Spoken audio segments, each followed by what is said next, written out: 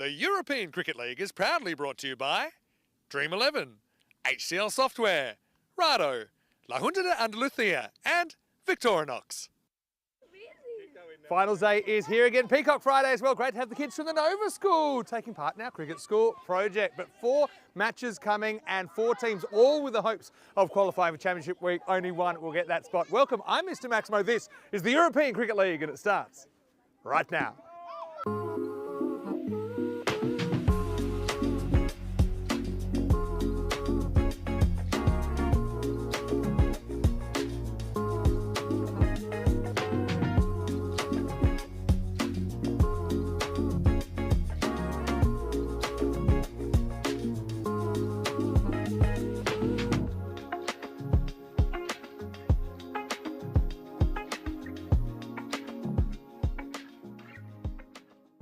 Buenos dias, good morning to you, wherever you're watching from around the world, and welcome to another huge day in European cricket. It's Group D here. Of course, it's the 4th of 7 groups. Only the 7 group winners make it through to Championship Week. So tonight we'll etch another name in Week 4, and we have some really cracking games coming out. It's been a really unpredictable group, maybe not so many close matches, but I think the actual results have been quite unpredictable. So we're starting with the Eliminator, and these are the 2 teams that finished in 3rd and 4th. It's the Budapest Blinders of Hungary versus Berno of Czechia. Let's see what happens at the coin toss. I know that Charles Croucher, the sheriff, he's in the house and he's standing by. Thanks, Vinny. Okay, Blinders, you're the home team. You'll toss the coin. Berno, you'll call. Dream 11. Dream 11's the call. European cricket. We are going to bowl first. Blinders won the toss. They're going to bowl. So it's the Blinders that win the toss, and the Hungarian club have decided they want to bowl first. They want to chase. I think they feel confident they can chase whatever Berno set them. Now, Berno have had a funny old tournament. They've only won 1 game to this point, but it was against the top team, actually, Nomads, who finished on top of the table. And I do think there's a lot of pressure, I think, on their opening partnership to deliver to keep this competitive. Now, what I will say, though, is that the Blinders, they've been a bit hit and miss as well. These 2 played last night. It was a bit of a dead rubber, so I think we'll have a little bit of a different feel today. Van der Merwe, always a big key with the bat. Let's see if he fires for the Blinders in the second half. Weather-wise, well, the Kartama Halo is still holding up. We've had rain around the area, but we've got sunshine right now, expecting 17 degrees, currently about 14. Corey Ruckers is standing by. Corey, looking forward to the start of another finals day. Maybe some stars of the future for Team Spain here, but let's go over to you now as we get ready for the start of the day with the Blinders in the Eliminator, winning the toss and bowling first. Thank you very much, Vinny Sandhu, for that lovely introduction, and welcome back everyone around the world. Another day of Cartomania coming your way as the 2 officials walk out to the middle. And great to see this cricket school program back again. The kids loving it. And it should be a fantastic day of cricket. Looking forward to seeing how this finals day in Group D pans out. 4 teams left in Group D, and all believe they have what it takes to maybe get their team into the final tonight and then go 1 step further into Championship Week.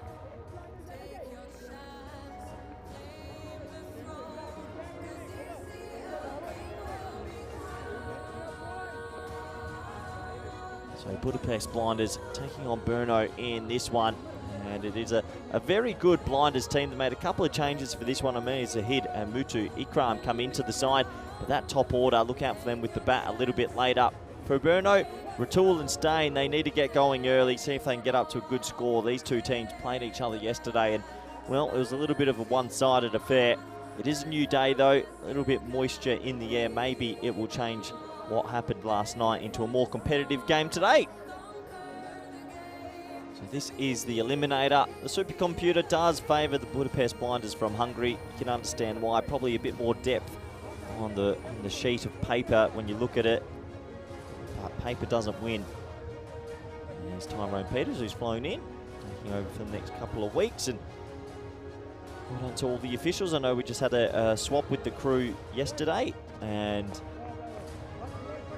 yeah, credit to all the crew that were around in the very first 2 weeks. There's Mars Baji. Warm welcome to everyone around the world, wherever you might be watching from. Hope you're doing well. Hope you're ready for plenty of cricket action. So it looks like a deep mid-off and a deep cover are the 2 boundary riders. We're almost set to go. Finals day in Group D.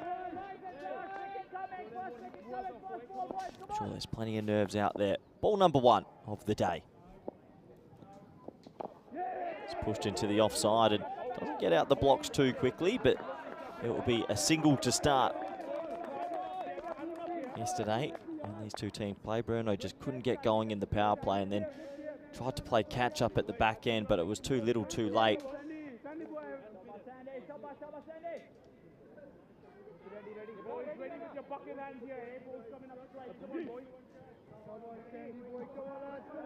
So Dylan staying on strike for the first time today.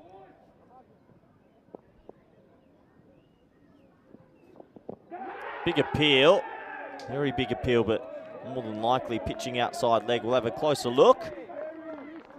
That was the shot he actually got out on last night. Just tapped it straight to a fielder that's pitching well outside the leg stump. So easy decision for the men in black, we call them, our officials.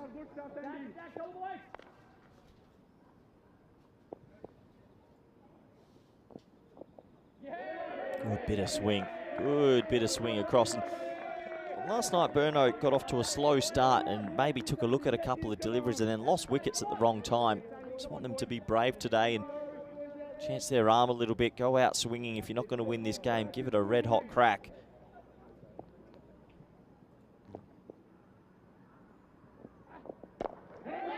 Pretty sedate-looking drive. So the first 4 balls they've chewed up with not too much intent just yet. Mahandas doesn't have too much pace. Swings it a little bit, though.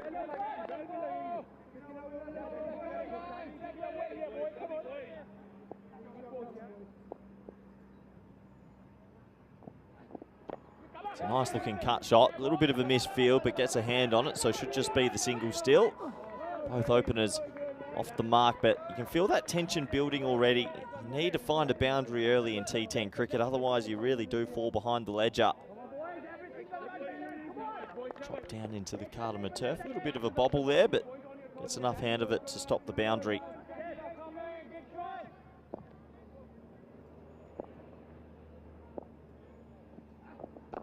Again, push to the offside. It's negative cricket. 60 balls with 10 wickets in hand. What are they doing? They've blocked 4 balls already.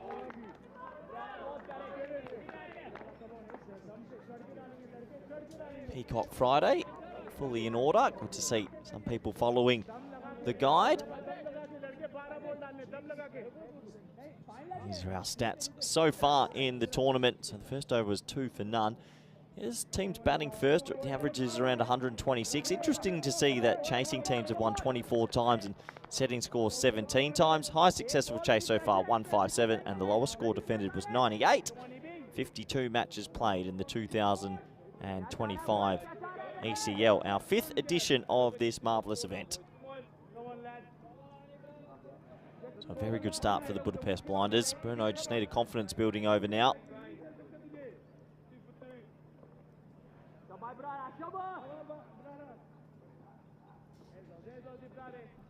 Looks like we're going to get a little bit of a bowling change. Sharing the new ball. This man's been pretty impressive actually, Ahmed. He's got nice pace, tall left armour. Uses his off cutter a couple of times on over as well.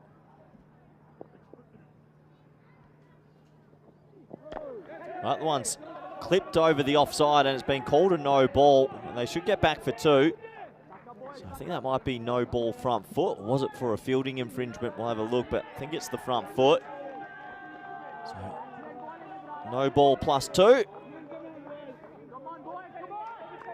Yeah, easy decision for the umpire there, well over the line. So that just releases the shackles a little bit, and this is going to be a free hit. Big opportunity. Got to find the boundary here to Stain. Get his team believing again.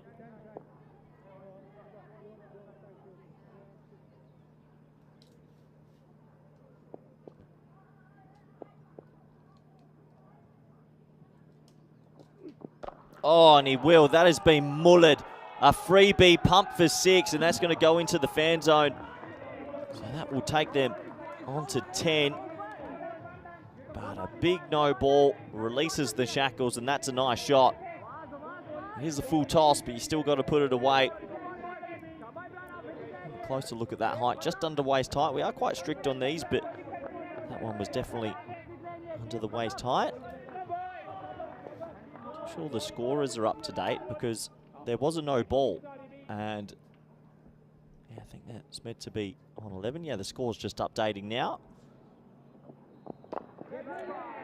Down the ground for a single. Yes, sorry about that. The scores will quickly catch up with us because it was a no ball to start the over.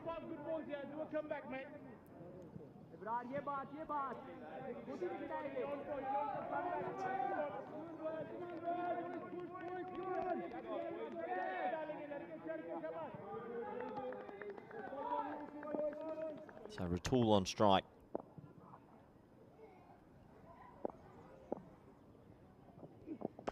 Well, that's miles high in the air. It sounded okay off the bat, but I don't think he's got enough of it.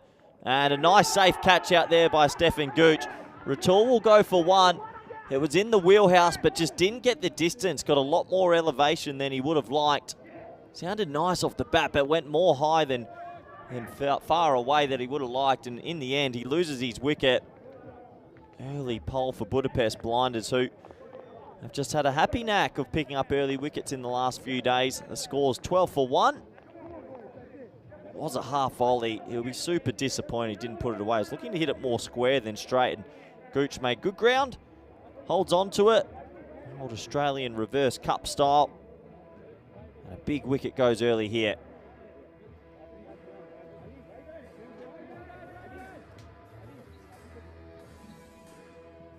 So 12 for 1 of the first 9 deliveries of the day.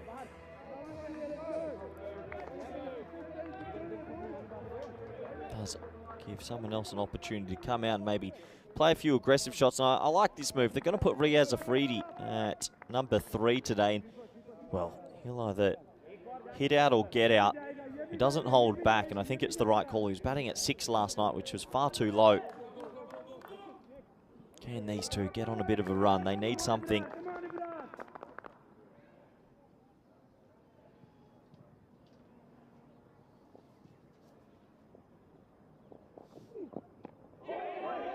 Decent length delivery, just cramping him for a little bit of room. Always good to have a left armour in the bowling stocks.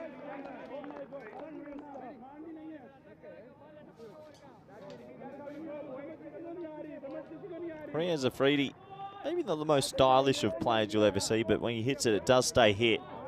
Highly aggressive.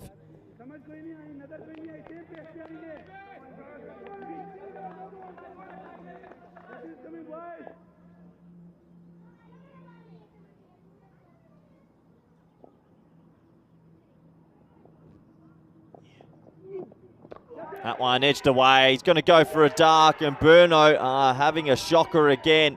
They just can't get anything going. Same as last night.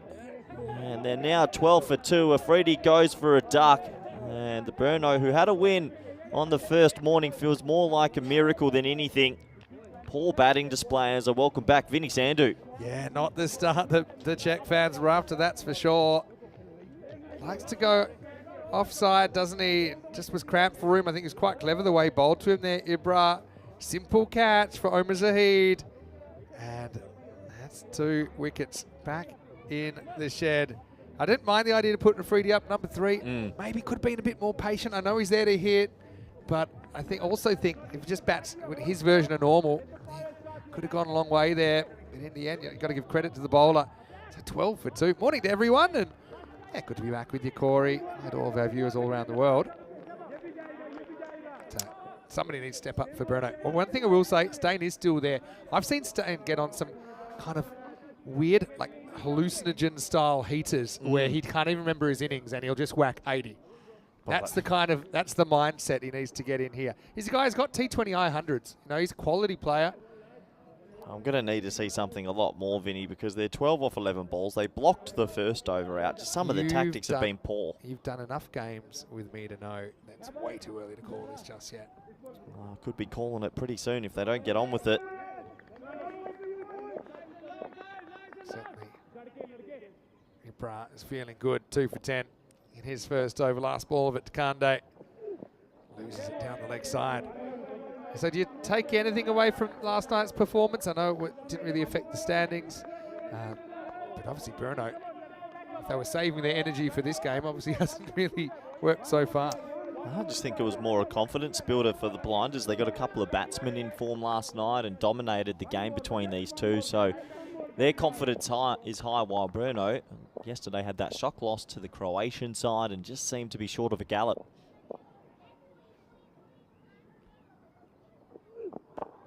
Pretty well bowled. Stain, he almost overcommits. Where's it? End of the second over. Check's getting checked in the first two. It's 13 for 2. Yeah, they're miles behind. We know in these power plays you want to be in that 45 region, so 13 for 2 puts them under the pump. Just that first over, Vin, was a nervous first over, and in T10 you can't just block 5 deliveries. You just can't. That's the thing. They maybe don't have the confidence in the middle order, and so it affects the way they play. This is where the table ended up, with the Blinders taking all 4 points last night to secure third place. If there is any weather and there's no result, then Blinders will win this game. Nomads finished top. Bit of a net run rate. Brain teaser in their last game. They went over the Assassins. Assassins, of course, out of the competition. But as you said, I think they captured the imagination of the viewing public with their spirited display. They won the hearts, Vinny. Won the hearts of the neutral. It is. A lot of places in the world, they eat hearts. All right, Mohandas. Getting that ball to swing, but it swings straight on the middle of bat of Stain. And the result, 4 carreras. Well, you've boomed him up. Maybe he's going to click. He really needs to go big here for his team, you'd have to imagine. They're going to need plenty of runs on the board. The reason I bring that up is when he did make a score in the ECS final and against their arch rivals PCC, I said, geez, you batted well yesterday. He said, I can't remember any of it. He said, I had to go back and watch it. So let's see. There is a certain place that he can take himself to. Mohandas he's a swinger from way back. He can get to go both ways.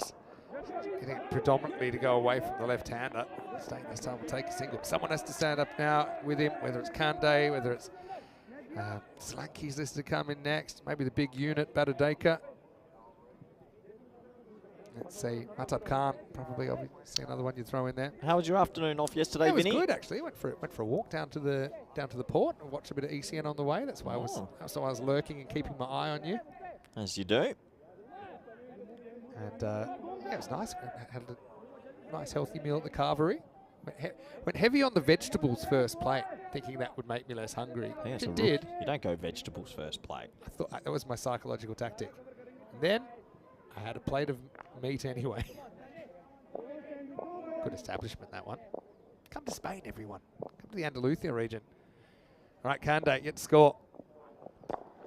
It's down the ground pretty well. But the result's only be a single. 2 very good fielders down the ground. Generally, you've got Mulder and Gooch. Gooch already taking a very good catch. Yeah, those two down the ground always patrolling. How about this from PG Lang in the comment section, saying he named his pet hamster Gooch. Is that the animal that you would be naming after Stefan Gooch? I'm not sure I'd have a pet hamster personally, not my preference. What would you be your go-to pet? Exotic pet. Exotic, probably peacock. Nice. Good segue. Wish I'd thought of that.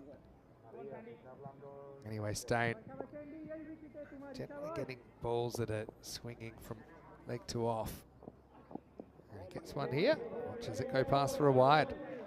You know, if they can somehow build a partnership, Vinny, and get to that 115 sort of score, you never know. It's been a bit more of a low-scoring group, I feel. It seems like every team has been extremely reliant on the top 3 or 4, but not much batting depth in this group. That's the way it's panned out. It's well bowled. That's his spot right there. Stays just inside. The movement takes it away from the edge of the bat. And it's not going to get easy either, because they're going to go Mulder to come on next, and that's why just blocking that first over, I think, sets the tone for how they're playing. Kind of reduces their ceiling. Expected score looks like it's having a snooze today. Just got the run rate up on the board.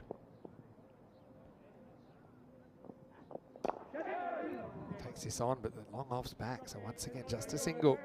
Look at spell this is from Sandeep Mohandas. Yeah, pretty sedate start. You're right, Vinny. They blocked the first. Their ceiling isn't there. The overall sort of run rates have been around that 12.7 region, but this group especially only at 11.7. Yeah, lowest scoring group so far. You can feel it though. Just feels like the batters haven't clicked so much. Nice ball of the second over then. Checks his shot here, Kande. Throws a bit of a wide, but doesn't matter. Still a very, very good over. Boundary to start the over, but then after that, we just had a bunch of singles, so 9 off it. And at the end of the power play, Berno struggling at 22 for 2. Yeah, more of the same. Another team struggling, losing early wickets and not getting on with it enough. Credit to the blinders of just putting the ball in the right areas. 22 on the board, only going at 7.33. How's the Cardamom Dome, Vinny? We came in again this morning, rain pouring in the car ride, and once again, pure sunshine here. Early shout, though, just to set everyone's expectations. Tomorrow, the forecast is from midnight to noon that it's going to rain pretty heavily. So fingers crossed that the halo stays tight. Hey, today's the day we'll probably go past 10,000 runs in the series. Already had over 800 maximos. And I mentioned that rate, 12.7 and over. So an average innings has 11 sixes. It's normally a pretty good barometer to go count the sixes between the teams. Now here's Jacob Mulder, the flipologist, to bowl over number 4. First one is worked away by Kande. So yeah, it's true what you said. They didn't really look to attack the power play. And that was before we've seen Mulder. Mulder has been bowling kind of second over. I don't mind holding him back, especially if you can defend the power play with other bowlers. Yeah, it's all about their balance and when they want to use him. So he's started at the top against some teams, but today he's going to come in the middle overs. He'll probably bowl potentially 4 and 6 here and really strangle his opposition. He's been a wily customer on the network, got a great flipper. How do you play him? Do you play him as like not a normal leg spinner because you're just so many on pace deliveries? Almost like a medium pace. Yeah. It's tough. He's a tough player to cut. It's tough to pick. That's the thing. So the thing is that the actual delivery of his flipper and his leg spinner are very similar looking. So then if you just play it as a kind of medium, then he might just rip one past your outside edge. All right, good contest. This is the sort of contest that could decide this game. Staying against Jacob Mulder. Draw card against draw card. Here we go. Oh, he takes him on, goes slog sweep, but does he have the distance? He does not, but it doesn't matter. It's been put down. Mahandas in the deep, had most of it, but then grassed it. Yeah, he's got to catch that. That's a sitter, really, and well, the dugout's woken up after that dropped opportunity. Yeah, went straight to him. He had to move a couple metres maybe to his right, but drops a bit of a goober to start the day, Vinny. Yeah, Mahandas, normally a pretty good pair of hands.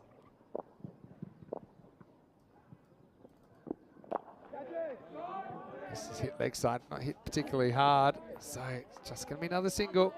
Yeah, they're being choked out of this game at the moment. This is where, you know, using a free hit as they did, which I can understand, with it not working out. Normally you feel that he's kind of in reserve and you'd love to unleash him, but you can only bat once.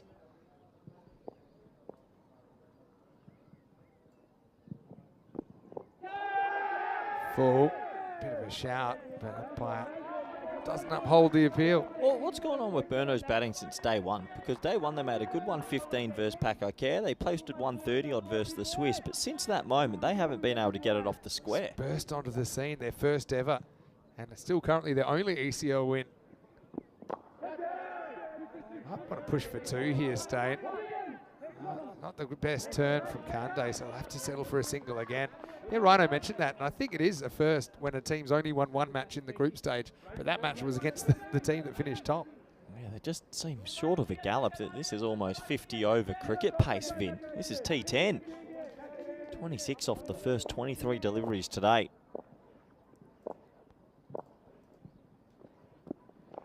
There's another one that just slides on, chopped over the keeper. And Mulder, miserly as ever, just 5 singles off that over, and the score 27 for 2 after 4. Yeah, 27 on the board after 4. Budapest Blinders doing everything they need to do, and, well, unless Berno switch it on for the next 6 overs, I think they're going to get eliminated pretty comfortably this morning. Not looking great at the moment, but hey, let's wait and see. Hello to everyone that's watching. I know I had people messaging me from all around the world, and if you do want to send me a message, you can get me at Mr. Maximo on Instagram. I'll open my inbox and give out a few shout outs. I know that Mike McKechnie has messaged me. He said, keep up the good work. He loves the excitement of Euro cricket. Well, Mike, great to have you with us, and hopefully you keep enjoying it.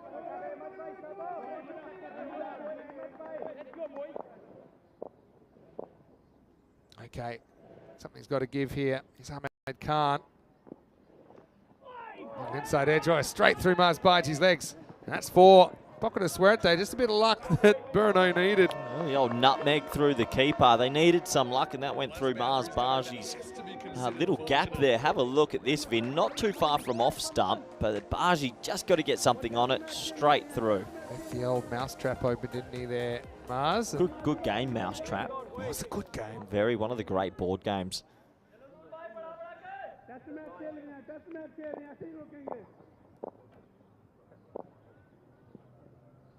Zahid, a real kind of slingy action, slingy release. We'll move the ball around a little bit. Typically, he'll move it right to left.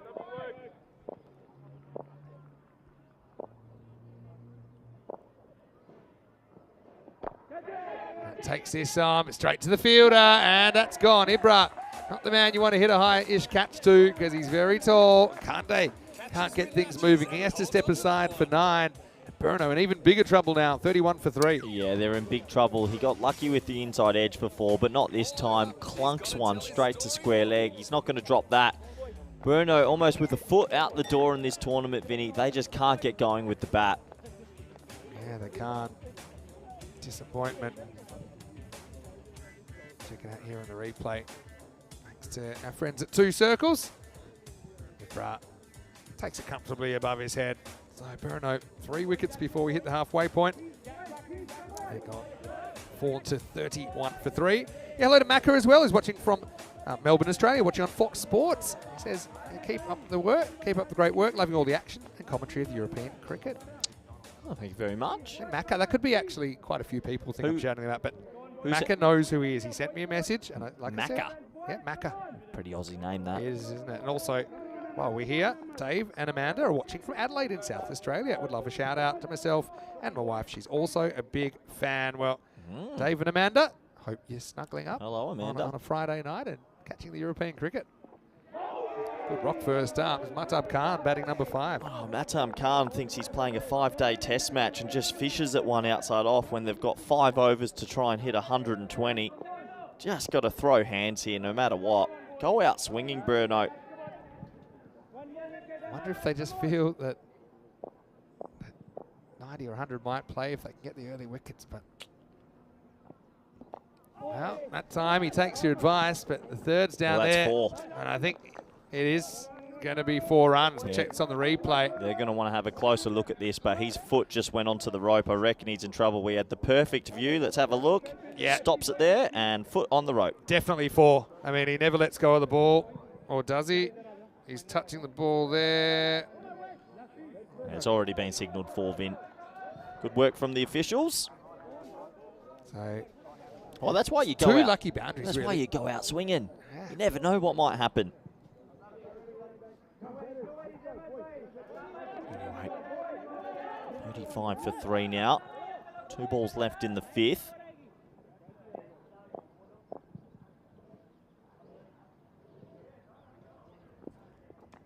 Oh, another edge. This time it will be stopped by Mars Margin. Nice work by him. And so, Berno, they've had some lucky edges. They've had some less lucky edges, but there's been a lot of edges.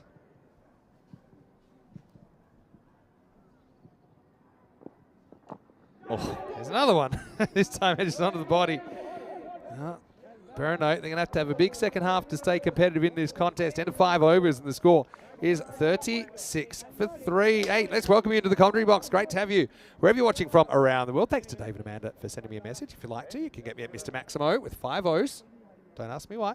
On Instagram, you got CRuckers_28. You get a lot of hate mail, don't you? So I know you find it a little bit, you get a bit anxious opening your inbox, but you can send Corey some messages anyway. yeah, every Christmas Eve I sit there and read all the hate mail, and it's a great way to get me into the spirit of the holidays. Feliz Pavo Real Viernes. Sorry, Happy Peacock Friday. Peacock Friday. Yeah, great to have you with us. And We've gone we've peacocked it up. Quite flowery today. What are you wearing? Famous last words. But get bright, get breezy. It's nice and easy. Peacock Friday. Get on board. Wear something interesting. I'm glad I remembered this year. I thought you would have forgotten this morning. Anyway, you press back. Bowl over number 6 again. Just kind of prod it out for one. Yeah, not a fan of these random defensive shots in a 60 ball game, Vinny. Just feels like they're playing a bit coy, if anything.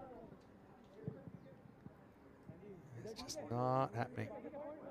It's not going hard enough. They've got 29 deliveries left. Try and hit all 29 to the boundary and see what happens. It's really up to Stain here. Can he pull that big over out? So we'll change to the field. Mid-wicket's going to come in surprising. Deep square will go back. Another change. They're going to bring cover up and deep mid-wicket will go back now. So a ring field on the offside.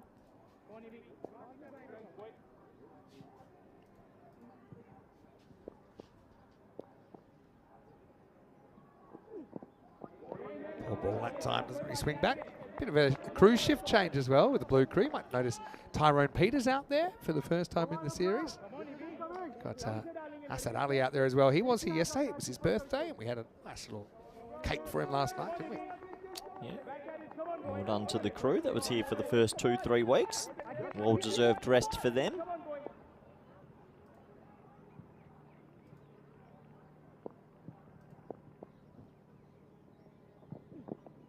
Cut of that time, Stain. He picks it, he stays deep in the crease and puts it over the fence. Maximo! Seis carreras. That's a nice shot. Surprising he went to the cutter considering he's bowling to a left-handed batter, but boy, they needed that. Just something to get them going. Lovely shot, clip off the hip, 6 runs. He absolutely needed that. Don't advise him to bowl that cutter into the left-hander. Just keep it wide, maybe hit the wide hole if you can.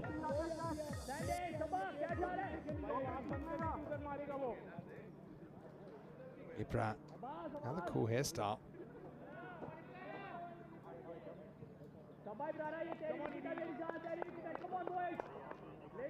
Still, one boundary doesn't make an over at the moment when you're this far behind in the game. No, they need that big over, don't they? Just getting on a little bit of a run.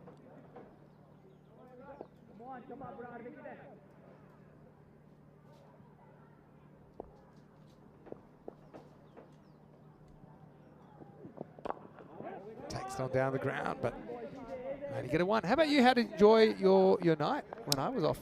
The R&R show seemed like it got good ratings again. Yeah, it was exhilarating cricket last night, Vin. Good to have Andrew Ryan in the comm box with us again. Obviously, while Rico takes a well-deserved break. But no, looking forward to this finals day. Always finals day. There's always a few twists during the day. I'm sure we'll get a couple again.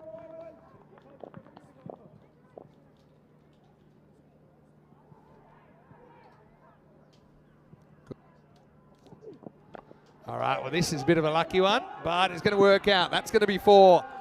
Another accidental boundary, but a boundary nonetheless. Well, the way they're batting, they look like they're going to get more edges than out the middle, so I think you've got to probably bring that third a bit finer, because that's probably the second or third one we've seen fly down there, but nonetheless, it's 4 runs, starting maybe to find a little bit of T10 mojo.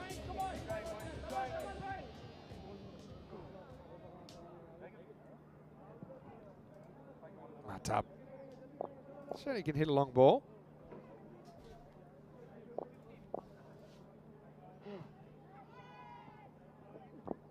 That one goes very close to knocking his leg stump. But it gets away on the second bounce from Baji to get away for a bite. Yeah, Baji finding it pretty tough at the moment. That's the 50 up, Vin. It's a sedate 50, but they finally get there. You're a keeper, these ones, when they just bobble in front of you. You just got to try and cover as many angles as you can. Don't know if we ever get it here. But it takes a hop right. I always just tried to block what I could, but then keep my hands really loose. So almost like it's just a reaction. So you're not setting up your hands where they're going too early. This last moment, maybe you can still snap your wrist to your right in that situation, make the stop. Just outside the line, I think. Again, not able to get it away. So this over's been better, I suppose, but they kind of need better than better, don't they? Berno, in the end, there's 15 off that. 6 overs down. The 50 is up for the Czechs. It's 51 for 3. Yeah, 4 overs to go. You go at 10s, it's 91, well under par, but if you can go at 12s, get to near that 100 mark. potentially take a couple of early wickets in the second half, you might be able to make a game of it. A lot of work to do though, and the supercomputer agrees, Vinny, 5% shot. Good to see the scores back. Sorry for the slight disruption to that, but yeah, staying 25 off 17. They just need him to go a bit quicker, don't they? Still no Gooch, who might have had a little bit of a shoulder injury. Not too sure we'll see him bowl. Surprised they haven't gone back to Mulder, actually. I thought Mulder might have bowled his second already.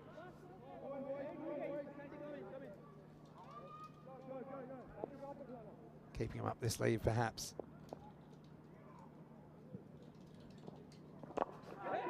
Staines frustrated himself here as well because he wants to get on with it.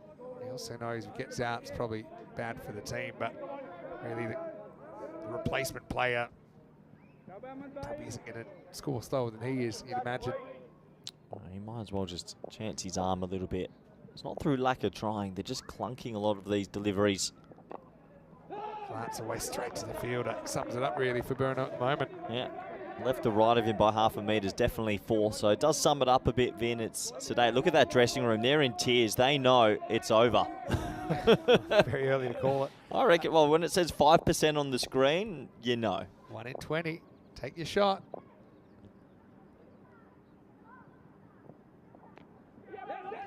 That's down leg side. This would have been run out.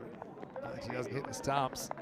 I think maybe you have to make a strategic change with one. Maybe Matab's got a couple of balls. This has been the biggest drop-off I've seen of a batting unit. From their day one, I was like, wow, Berno here to play. But since then, they haven't been able to get anything going with the bat. Miss hit again. Is that just a single? Yeah, what a difference 48 hours makes, hey? I mean, yesterday they got rolled by the Zagreb Assassins, and then they got rolled again in the evening game. And right now, look at that dressing room. He's in tears. It's over. Yeah, he's not happy. Get the camera off me, please. It's like Yuk there. Yuk's not happy. Yuk in the squad. I haven't seen him on the field yet.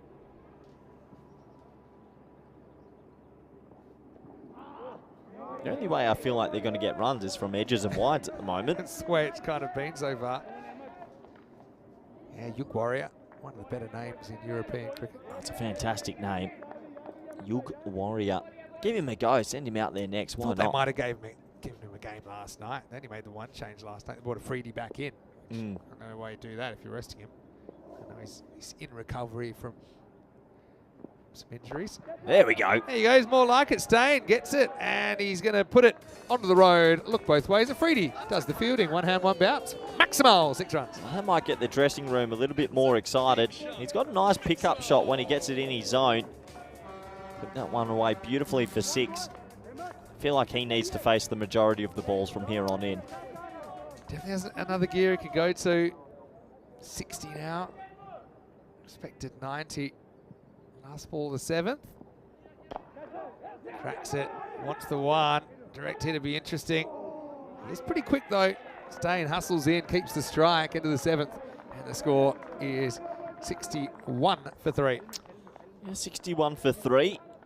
Trying his best to get that run rate up. Just lacking the back-to-back boundaries in this innings. Direct hit would have been pretty close. Yes. Speedy between the wickets, of course. This is final day of Group D, and we're starting with the Budapest Blinders taking on Berno. Zurich Nomads did qualify in first on net run rate ahead of Pakai Care Badalona, who they beat yesterday. So that's Qualifier 1 for a chance to go straight through to the final. The team that doesn't win Qualifier 1 will play the winner of this game in Qualifier 2. So there's the start times as well. Nice easy start times for you in the ECL this year. Settle in. It's going to be a big day and a big night. European cricket. Mulder comes back in the 8th. Stain takes him on and gets him. Maximal. No, Stain, I know you can criticise the fact that he hasn't scored so far or whatever, but he is still there and he's still got the ability to up the rate. Well, there you go. 6 first ball over. Can they turn this into the 20 run over they desperately need? He has looked good with that sort of pick-up shot and the slog sweep, that's for sure.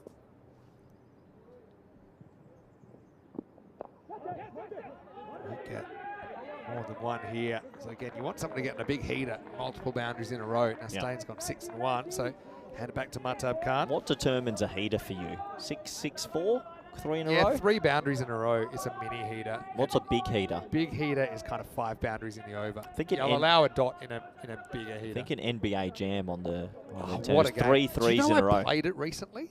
Ooh. I found it. Flipper. Straight through. Call him off. Yank him. He's 11 off 11, Vin. Time to get the retired Problem card is, out. You retire him out, you get someone out there to face Mulder, he'll probably deer in the headlights. Well, I don't think Khan's not a deer in the headlights. He's 11 off 11, Vinny. Oh. Yeah, well, Corey Rutgers, sometimes you're right, sometimes you're not. Beautifully struck down the ground for 6. Maximo, as the hook is quietly put back in the back of the commentary I box. always double down. Hook him. No, fair play. Nice shot. He didn't look like he could get it off the square, and then out of nowhere, bombs one straight for 6.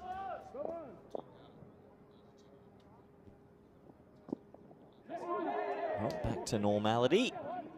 That'll be a leg by, I imagine.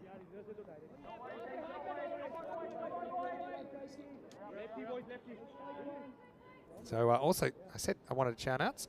Hello to Brad Payne, who's watching from the Gold Coast whilst riding out Cyclone Albert. So he's saying it's a welcome distraction. So hello, Brad. Good to have you with us, and hope you're enjoying what you're seeing. Right now, Stain's going to enjoy this because he moves to 44. Gets the ball off Mulder. It's a little bit short. Puts it away. Oh, well, dare to dream, Vinny. 79 for 3 after 8. Maybe they've finally awoken as they shoot up to a 12% shot. You love an early write-off, don't you? I Corey? love an Right, early here's write-off. his- It's like when you're on the track and you see your horse like 23rd out of 24, you just rip up the ticket and walk away. Yeah, so end of the over, and it's 79 for 3. So what could they do here? I mean, a couple of magicals, 119. Seems a long way off at the moment. You've got Abbas Ghani to bowl here. And he is a very good cricketer. Seemed to be coming good last night, Abbas Ghani. He's a player of the series in the T20 Tri-Series in Malta. Big over this, Vinny. Big swing and a miss. I'm back on the hook. It's like when you've got a fish and you just off the think coast that- of Karatha, you red emperor, you get a nibble, it swims away, reel it back in. I think the charge is the most overrated tactic for batters trying to get on with it. Yeah, but they watch Virat Kohli do it and then they feel they can do it. Stans gets hit by it. Yeah, crack at it. I think he actually wanted to be running. Yeah, out he there. almost. So when you're 18 or 15, I mean, what's that, 72? If you faced every ball in the innings, I think you just got to be brave and make the decision. He's trying to be aggressive, or, get out or go big. I think that's when you get one on the elbow and you say, yeah, that actually hurt a little bit more than I thought, and you walk off. Could do that. Just think retirements in this format are underutilised still. Agree. Staying on 44. Well, he'll go up and over the top. Maximo and 50 for Dylan Stain. Probably not the most technical shot he's ever played, but he's giving his team a heartbeat in this Group T eliminator. Well, they moved the third finer and he got the old Baximo over the top. 50 to Dylan Stain. He started sedately, but now he's in. He's got 9 balls. He's got to try and face all 9 and crunch at least 3 more sixes. He's got to try and touch the sky. Berno, a really interesting team. You know, when we have the European Cricket Series in Prague, it's about 2.5 hours away from Berno. A lot of them will actually camp at the ground overnight and stay. It's Wow. commitment to the cause. Oh, and it's been a great day as Stain bombs that for 6 into the tower. What a shot. We had the closing And music the closing come music, on. The closing music from 2024 as well, not even the current closing music. But Stain, well, he does get this and he nails it back to back now. Berno to 92. Is this the magical over that the Berno fans were all hoping for? Vinny, are they going to do a Steve Bradbury? Everyone wrote him off. No one gave him a shot. Back to live. Up and 6. Oh, Heater activated as Stain swings his way into the 60s. Maximo. oh, we're back, and all of a sudden it's like NBA Jam. That grizzly ball's on fire, and whenever it hits Stain's bat, it's going for 6. He's awoken it up here, and, well, 7 balls to go now. Can they get another 20 runs? Lovely shot, that one.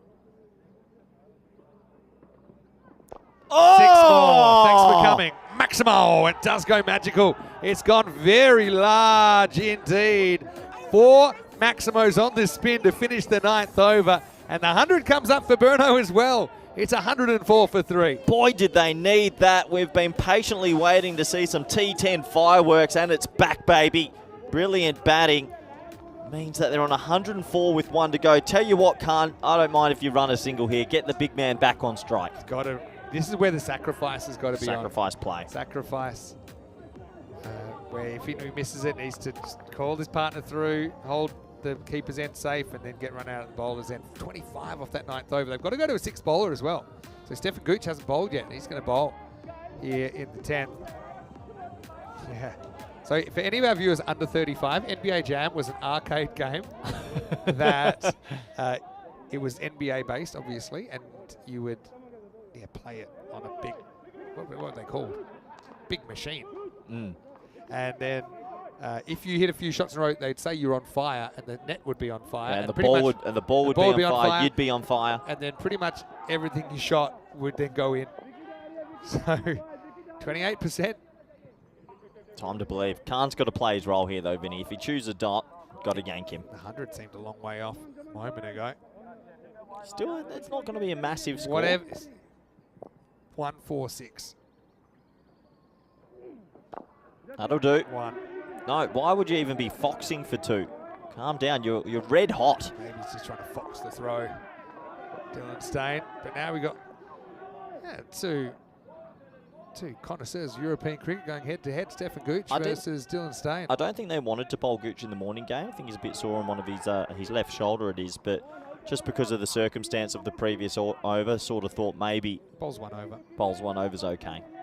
But also they limited their ability to only bowl 5 bowlers by bowling out the first 4 bowlers in the first 8. Anyway, Stain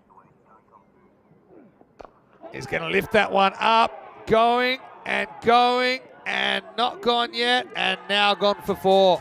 Well, there was a gap at deep mid wicket, and in the end, Stain, even though he doesn't quite get it, he'll get another boundary. 5 boundaries on the spin for him. He must love NBA Jam because he is just on a heater all of a sudden. He went 4 sixes in a row, then he's gone bang with a 4. So he's made 28 off his last 5.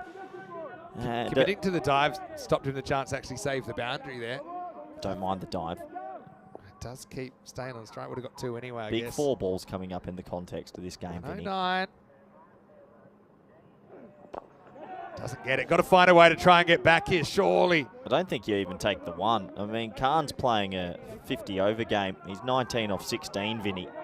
Even if he was 25 off 16. Maybe it's his time to shine. You know, it just takes 1 ball. We've seen him hit a good 6 down the ground. But again, same thing. If you miss, you got to run. Absolutely. Play the sacrifice.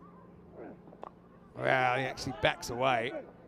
And he's cut off down there by Omar Zahid. So I don't think you take a single this ball. Just let Stain face. Or you...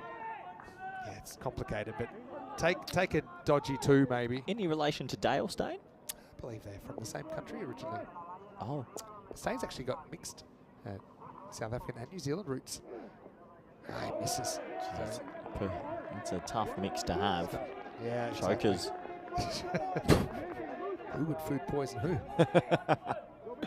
No, he's a lovely guy, Dylan. He's made a home for himself in Berno now. Berno, the second city in Czechia. Last ball then, here we go. Not last ball, make that 112.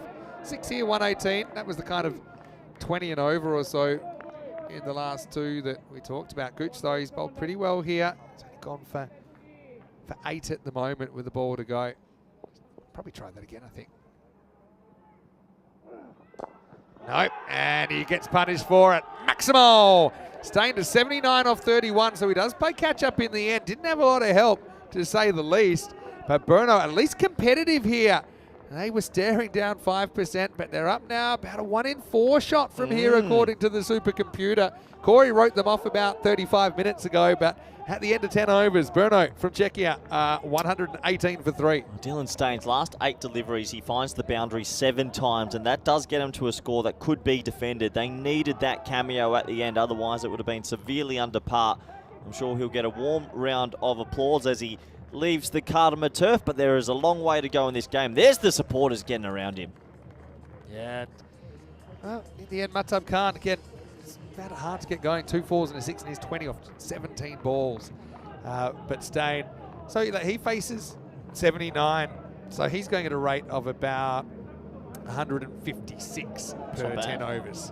Sometimes I think we should do the strike rates as per 60 balls because it reflects what a total would be if that batter batted the whole innings. Anyway, let's get into it. And they did have an early cause to shout there. Yug Warrior, he was enjoying what he was seeing from the bench, but that was a great catch by Gooch, wasn't it? To get the dangerous Muhammad Ratul for just one, running back and taking it with a very good technique. Then it was a bit of a gamble with a Freedy sent in at number 3. He would only last 2 balls. He's got cramp for room. Zahid with that catch. Kande came out, and we know he can hit the ball pretty well. Was able to hit 1-4 while he was there, but he actually fell to a little kind of pop catch to square leg. So that was actually the last wicket to fall, and it fell in the 5th over. So actually they batted the last 34 balls without taking a wicket. Took a while for them to get going, but those last 2 overs, 25 off the 9th, 14 off the 10th, at least have given Berno something to bowl at. It's almost as if it took him 7 overs to get in on this wicket and then sort of capitalised in the very last moments of the innings.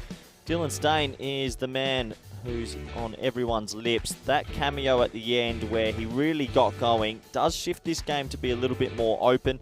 He was with Khan, who tried his best to get going, 2 4s and a 6, but a lot of dot balls in his innings.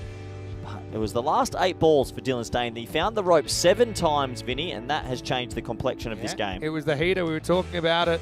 His bat was on fire. The Grizzly was on fire. And Berno just know they've got a shot at this. They probably know they're behind in the game. But this group, 127 has been the par so far. And we have seen the blinders batting fall over on occasion. I know they've got some very good players in there. But they've definitely got a shot, don't they? Well, in the end, Stain walks off with 79. Some of the Czech fans in the house, but they're going to have to work pretty hard if they're going to stay alive in this competition. Yeah, we'll have to wait and see if they can stay alive. Let's have a very quick look at the scorecard, shall we? And, well, it was a sedate start. It really was. They felt like they were well behind. They blocked the first over. They couldn't really get going, but a late sort of flourish of boundaries. Dylan Stain, 118 for 3. He made 79 of 31, and Matab Khan 20 of 17.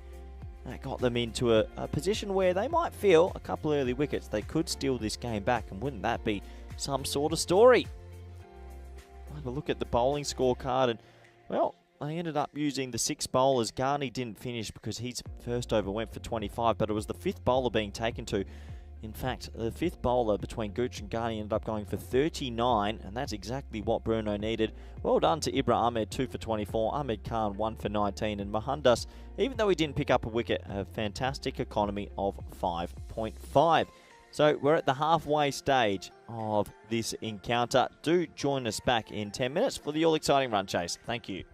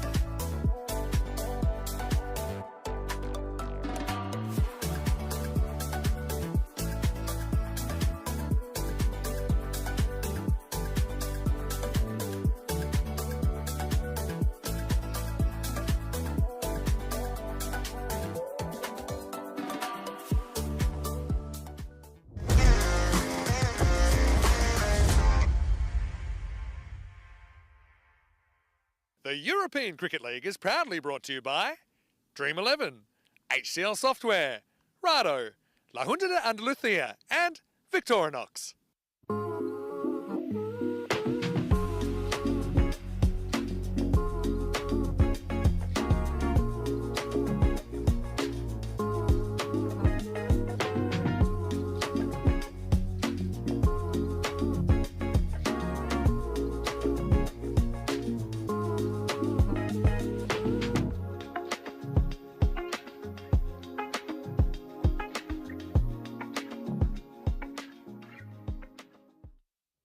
Hello everybody and welcome back to Kardama Oval. We're at the halfway stage of this eliminator between Berno versus Budapest Blinders, and well, it was an interesting first half. It was very sedate for 7 overs, it felt like, where the Budapest Blinders were completely on top of Berno, but in the end the last 2 overs went for plenty and they got a score 118 on the board. Would still say at Kardama Oval it's a little under par, but in a final you never know what might happen and chasing's never easy. Very thankful for another day of no rain. There's been plenty of rain around this Andalusia region in the last 3 days, but it seems to keep missing this beautiful ground. Aren't they nice pictures there with the drone shots? Here come the players with the officials for the second half. Both these teams know their tournament life is on the line. One of them will be saying goodbye in 40 minutes time. I'm sure they all want to progress and get into the next qualifying match. The next match is between Pakaiker Badalona versus Nomads from Switzerland. Only those 2 teams have earned the double chance. So we'll wait and see how that goes. But this opening pair is very dangerous, and if they get going, they could chase this down very quickly. Van der Merwe, we know plenty about.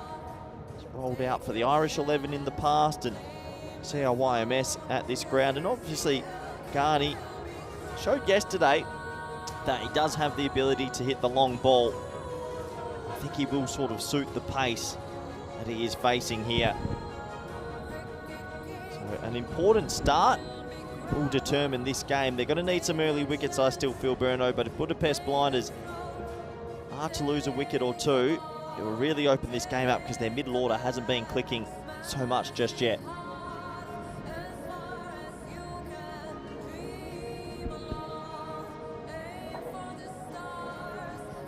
So 118 on the board. Good opportunity to welcome back all the viewers around the world, wherever you're watching from. I hope you're doing well. I hope you're tuned in. I hope you're ready for some finals cricket today. Looks like Riaz Afridi's going to bowl over number 1. Deep third, deep cover, the 2 boundary riders. It's going to be Garni on strike. Here we go. Big contest early. This power play could determine a lot. Well, it's high in the air. Oh, they don't have a deep mid-wicket back. Well, could have been trouble. Oh, Garni's going to run himself out, is he? Oh, he almost does again. He just helter-skelter. But I tell you, they've been operating with this deep cover. A deep mid-wicket there would have been caught. Just getting back in time. That's a nervy sort of start. Van der Merwe on strike. High in the air, there is deep cover. Caught! Well, it's a big wicket. Van der Merwe goes for a golden duck, and it does pay off in the end. He hit it pretty nicely over the cover region, but unfortunately for him, there was a fielder situated right in that very spot, and we've got a game on. It's 1 for 1. What a turnaround. That 5% only 30 minutes ago when I rode them right off has gone to 35%. I'm going to welcome back my good friend and co-commentator for the day, Vinny Sandhu. How big is that? Half the day. But Van der Merwe, he's a big fish. Don't get much bigger. It's been a bit of a bogey part of the ground as well for Berno. Dropped a couple of catches out there, but Norkande, he stands tall, and that's a golden derrick for Jason Van der Merwe in this cutthroat eliminator. Riaz Afridi, we've only actually seen him bowl in the first game. He bowled quite well. Never saw him bowl again until now. And now he's going to be horning into Stefan Gooch, who's batting 3. Well, fair play. I was just saying I'm not sure about the deep cover because I don't often see a catch there in the power play. I went straight to him. So Gooch comes out, lefty-righty, big partnership. Can Afridi get it right? The Stallion. Down leg side off the pad. But means they won't get a wide. Sorry, Vinny. One thing they have done, because of those late overs, they've brought themselves back into the game. They've got a lot of energy. They are fizzed up. Just a kiss off the pad there. Good umpiring. Gets away with the wide and the tickle 4, to be fair. He's got his pace up. You like this guy, don't you? He's going to give me 2 good overs, Rias. That's what they'll be saying. Loses his down leg side, left to bowl it again. It's got a strong action, sort of comes loping in, but decent pace about him. Yeah, he's got all kind of shoulder and arm. So even if he does bowl off half run, he can still get a good pace. I see this at club level. The lefty-righty does this a lot. Gooch just walks out, two balls down the leg side. Yeah, that's the other thing, you know, Gooch. we know that he will also, a bit like Dylan Stain, he won't be afraid to keep a few out and to just, you know, make sure he establishes himself. What's Garney with his backing up? Always seems a bit tense. We have a look at the batting first versus batting second, and in this Group D, it's the first time we've seen a real big swing. 8 times the team chasing have won compared to 2 setting. As he gets that one all wrong, that's going to be another wide and 1.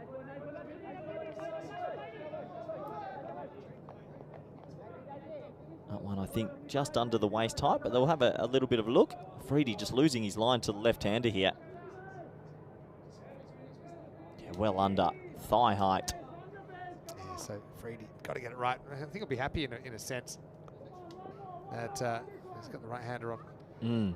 There's David Robson helping out. Well, he does get it straighter. Not really timed cleanly from Garney. Well, that's twice now. They've not had anyone at deep mid-wicket, and there would have been 2 catches in a row. So I do wonder, I know the cover one paid off, but maybe they bring the third up and protect that boundary as well.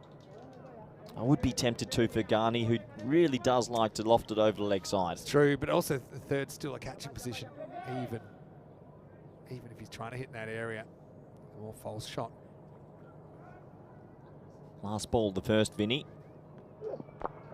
He does take this on. That one is going to fly into the jungle. Maximo for Abbas Garney. Is he coming good at the right time for the Blinders? That's the end of the first over. Game on. Afridi goes for 12. Does pick up a huge wicket in there as well. 12 for 1. Yeah, it's a big wicket. You take that if you're a Berno supporter, but that's a poor ball to finish the over. Just right in the wheelhouse, half volley, and he puts it away. I think the worry I have for Berno is they've got a lot of medium paces, but Afridi's their main pacer. If they had a bit more pace, I'd say they're well ahead. True, but we also know that, you know, with the exception of Gooch, I would describe the Blinders batting lineup as reckless. So no matter who's bowling them, they might give you chances. 49 matches since a golden ball. I guess we'll be raising the bat after this game if it's not a golden ball. But will it be a golden ball? I guess time will tell. So it's a question, is Shub out there today? Well, I've got to say we've had a bit of a shift change with the umpires. So big thanks to all the umpires. They've done such a great job so far. No, Joe Foster is done. Shub is definitely done now for the tournament. Suleiman Saeed's done. Yeah, proper crew turnover. Yeah. And we're lucky to have a good team. It's a little bit of a kind of transition. So Asad, who was here yesterday, is here today as well.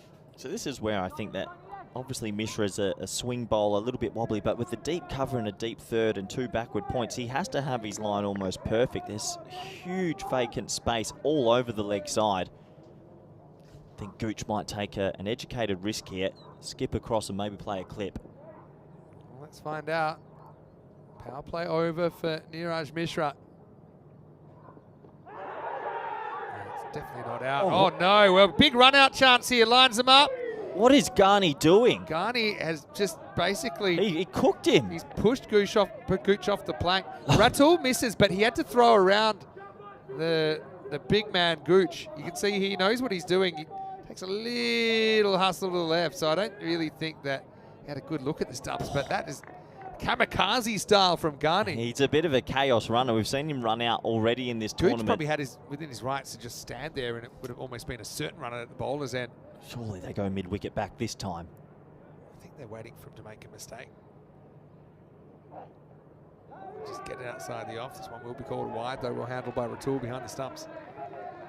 So I bet you didn't think there'd be this much tension in this game after 2 overs. I Corey. always knew there was. You checked out. I don't check out, Vinny. You checked out. Never checked out in my life.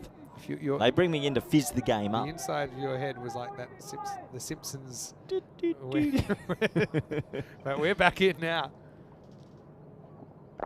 That one is going to be hit nicely over backward square leg this time. That's going to be 4. Just a little bit too short there to Ghani.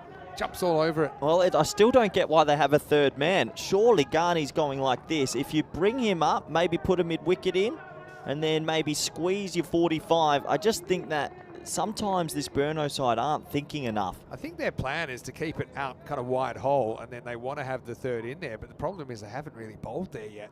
Well, that's 3. You got a 6-3 field. You're trying to bowl a wide. You know he likes the leg side, so you don't want to give it to him there. So don't give it to him. Don't get short. Don't get too straight. This is a nice shot though from Ghani. These are the little things. I think he's hit 3 falls over the leg side that have all been one bounce, and on another day, 2 falls over the leg side and a 2, but on another day they're catching opportunities. So the captain feeling the pressure as well. Dylan Stain thinking about all these combinations. Got him. Well, the old 3-card trick works. He goes after one that he probably shouldn't have. Mishra hits the middle pole. And, well, let's just say it was a risky tactic to leave leg side completely blank in the outfield. But in the end, Ghani shoots a blank. He's out, bowled by Niraj Mishra. It's 18 for 2. Oh, it's in the slot as well. No one back on the leg side, but he just plays around it, and Mishra picks up a big wicket in the context of this game. Wow, can you believe this comeback? They've won the last only, I would say, in this match, 4 overs. 2 with the bat, 2 with the ball. Just lost his shape. But you can see why. I hear what you're saying, 100%. It comes down to whether you want to entice the shot. You could argue with Ghani, you don't have to entice the shot. He's going to play it anyway. So, unfortunately for him, he goes for 13. And Mishra having a pretty good series. Gets a big wicket, 18 for 2. Well, Mars Baji comes out, and last night he showed a little bit of prowess. He got a little bit of luck with the drop, but then after the drop, he cashed in against this team, Vinny. So he'll be more confident. He was uber aggressive, though. Same field. So there's only 3 on the leg side. We know Marzi loves to hit leg side. And they're dangling the carrot for him. Mishra to Mars Baji. Oh! Nervous little shuffle down the wicket first up. That is a nervous shot from Mars Baji. He's gone walking in no man's land. The one thing he did do last night, which was interesting, is he went uber aggressive. He thought, I'm not going to play tiki-taka like he did on first. He tried to whack everything. So maybe if he does come off quickly, he could get his team set up. Mr. J. Grant watching from Scotland saying Corey scrambling to piece together that betting slip he tore up. Oh, no. Last ball the second. That's a good comment, that. That's it, but not too much. End of a brilliant over from Mishra. And he goes for 6. And after 2 overs, the Blinders are 18 for 2. Yeah, 18 for 2. Question from in the chat. Who is the best medium pacer you've ever seen in ECL? Great question. Because it's, where are you from? Church of the Ignorati. Medium pacer. Great question. Would you say kind of Baba's in there? Because we're basically ruling out anyone that's fast. So it's medium. It's a very good question, because we got a lot of mediums on the network. How long you got? Prakash Mishra, it's got to be in the Oh, conversation. that's awful. That is one of the most honking calls I've ever heard. Hello to Prakash, probably watching from Bulgaria right now. Just thinking of you. Lack of. Okay, you just clearly thought of the first Bulgarian. All right, Freedy, they're bowling him out here in the 3rd. Actually, don't mind that decision. Sometimes you hold a player back and then the power play last over goes for a lot, but they've gone to a free. The one thing is, though, Gooch will enjoy the pace on the ball. He does enjoy facing quicker bowlers. As you can see, he had time there to drop it into the offside. 50-50 on the supercomputer, but still a lot of work to do here for Bruno. We know the Blinders bat deep. Great bowling. Yeah, I think he's a rhythm bowler, Riaz, so I don't know if it's worth the gamble to hold him back here. Did you want to get ahead in the game right now? It's a 50-50 game. Oh, give me that betting slip back, Vinny. I was off him in a long way. It's just good length so far. I think Gooch, though, is ready to see a couple. I think he'll open the hands up in a moment. bounce. Beats the top edge of Gooch, who's 0 off 6 now. Well, Gooch is a different type of player. He won't sort of go crash, bang, wallop straight away. He'll give himself a couple of deliveries to get going. He'll be disappointed with that one. That's one of his more favoured shots. But he can catch up. There's only a few cricketers out there that can. He definitely can catch up. This time he will get off the mark, and he'll get off the mark with 4. Towards the end of the bat, Gooch is off the mark. Well, that's his shot. That's the shot he really likes. He's good through the offside, and if you get it's a little bit too full, he'll punch you over mid-off. Freddie still has bowled a good over. I think the length he's bowled's been immaculate. And that might just stem the dressing room a little bit, who need a bit of confidence. While we're here, I just want to say a big hello to Kerry Yates, and she would like a shout out. Hi, Kerry. To the Bairnsdale Cricket Association, the Lucknow Magpies under-13 cricket team. Wow. Who tonight won the grand final. Well, they've gone on the hit a little bit, but if you go straight away, you'll get the single. So a special shout out to Darcy Buffer Johnson and Bo Williams. They won by 20 runs, and also winning the inaugural Andrew Gibbons Shield, named after Andrew Gibbons, a club legend, but was better known by his nickname, Ferret. So hello to everyone. Rest in peace, the Ferret. Saying that, award is very much alive. Oh. Last ball, the third. Does him. So, this is game on here. Berno, unbelievably favourites after 3 overs of the chase. The blinders 23 for 2. A sensational spell from Afridi as well. He got his length 10 out of 10 that over, and Mars Bargy just fishing there, but I still think this game's very much alive, Vinny. The field will spread a little bit now, but look at that. They've really come roaring back. It was only after the 7th over. They went 18, 25, 14, and then they've won over number 1, 2, 3. They've won the last 6 overs in the game. I've got 4 words for you that I think have defined this chase. Jason Van der Merwe. To get him first ball is complete game changer. Complete. And you wrote him off. You wrote Berno off about 30 minutes. You were telling me this game's over. If you just want to get an insight into who is a bit more long-term thinking versus short-term thinking out of Corey and myself, just go back to the first 2 overs of this game when you said they had no chance and they might as well pack their bags now. Anyway. That's the coaching 101 coming out of me. You're coaching him, you've already gotten on the bus. Mishra's back, bowling out their openers. How long can they afford to be careful? Baiji. Oh. Overcommits in a way. It's one in the tush. Hey, listen, I did tell you off air that I had some bad news for you. Would you like to hear? Yeah, sure. No, Istanbul KSK are coming up, the Turkish champions. Unfortunately, to be continued after this ball. Rolling cutter, and misjudged there by Riaz Afridi. Came in off the fence, and it went over his head. 6 runs. Well, that could have been a huge moment. He came running in, but I think that bounced over the rope, and he should have probably caught it.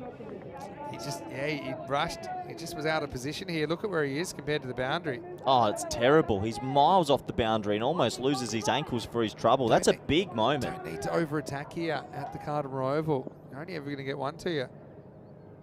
I wonder if that's a bit of a circuit breaker as well. Anyway, to finish my bad news for you, the player affectionately known as the Sherpa, Murad Ozbek, left arm opening bowler, is not able to make the trip. Are you kidding me? Istanbul KSK. He's the greatest left armer on the network. Murad Ozbek is out of the squad. I'm not watching. But I can too. Actually, I've had 4 late changes, but you get used to calling some new players, and you can say hello to Habibullah Shamurandi, Hassan Yanar, Emin Kuyumku, and Razit Turkman. Wow.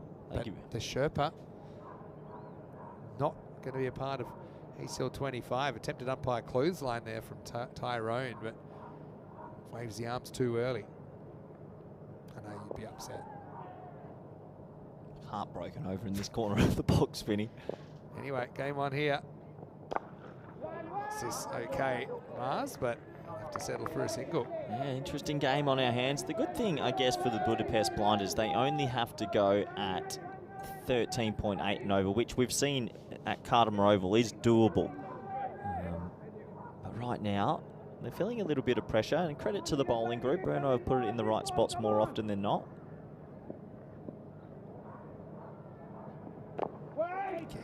good zone. They've bowled a very good Yeah. length to Gooch. They've bowled one over pitch ball, and he ended up getting it just over a freebie, but their length has been good. And Gooch is 12 off 12, and if usually you'd be saying, oh, well, it's going, but he is a player that likes to catch up. But the thing is, he's got a simple mantra, I think, at this stage of the game. Block the good one and go after the bad one. Just hasn't had a lot of bad ones. And now this beats him outside the off stump, keeps a little bit low. So Mishra, what an outstanding spell from him. 1 for 13 off 2. And the blinders having to come from behind now, 31 for 2 after 4. Well, they've got these two batters just a bit tense at the moment. They're 13 off 17 between them, and credit to the two opening bowlers, but now you're going to get into bowler number 3, bowler number 4, and bowler number 5, and that's not going to be easy. I think Baji might go and hit out here, see if he can get a big over for his team. Yeah, it's Funny old game, like this a long one. way back, doesn't it? I mean, they can definitely do it. I mean, what's the required rate? It's about 15 and over. I think it's 14s, right? 14.66. It's definitely doable. I don't think they're it's not like point of no return. I don't think we'll ever see a point of no return in this innings. It's just this partnership. One of these two has to probably be there by the 9th. Comes down to the fact that they're going to have to take a risk sooner or later. I think Baji will go now. I think he's going to try and launch a couple of big ones. Right, Matab Khan. Straight over the tram line, so that's not going to be a wide. So yeah, the importance of the 3rd and 4th bowler now following up the good work from the openers. You look at Riaz Afridi and Mishra. Afridi finished 1 for 17, Mishra 1 for 13. Matab Khan coming on here. Whoever they go to, they need to keep it up. That one big over could swing things back to the blinders. This misses spot by a little bit. I don't mind that. I think Tabaji just trying to make him fetch the ball from outside the off stump. Doesn't really like elevating over the offside. He can hit a cover drive along the ground. Right, really likes his sixes to mid wicket. Just missed the mark again. Well, this is one thing that we've just noticed. They've bowled their 4 best overs up front. So there will be a little bit of comeback to parity where you might get a few more wides now and a few more looser deliveries. They've gone the openers 2 and 2. They've gotten ahead, but now the rest of the bowling group really has to turn up as well. Hits this straight, hits it pretty well. That's going to be 4. It was kind of tram line, and Mars goes the old flat batter and picks up a boundary. Well, he desperately needed that bat just for some confidence, because before that he was 1 off 5. That's now 5 off 6.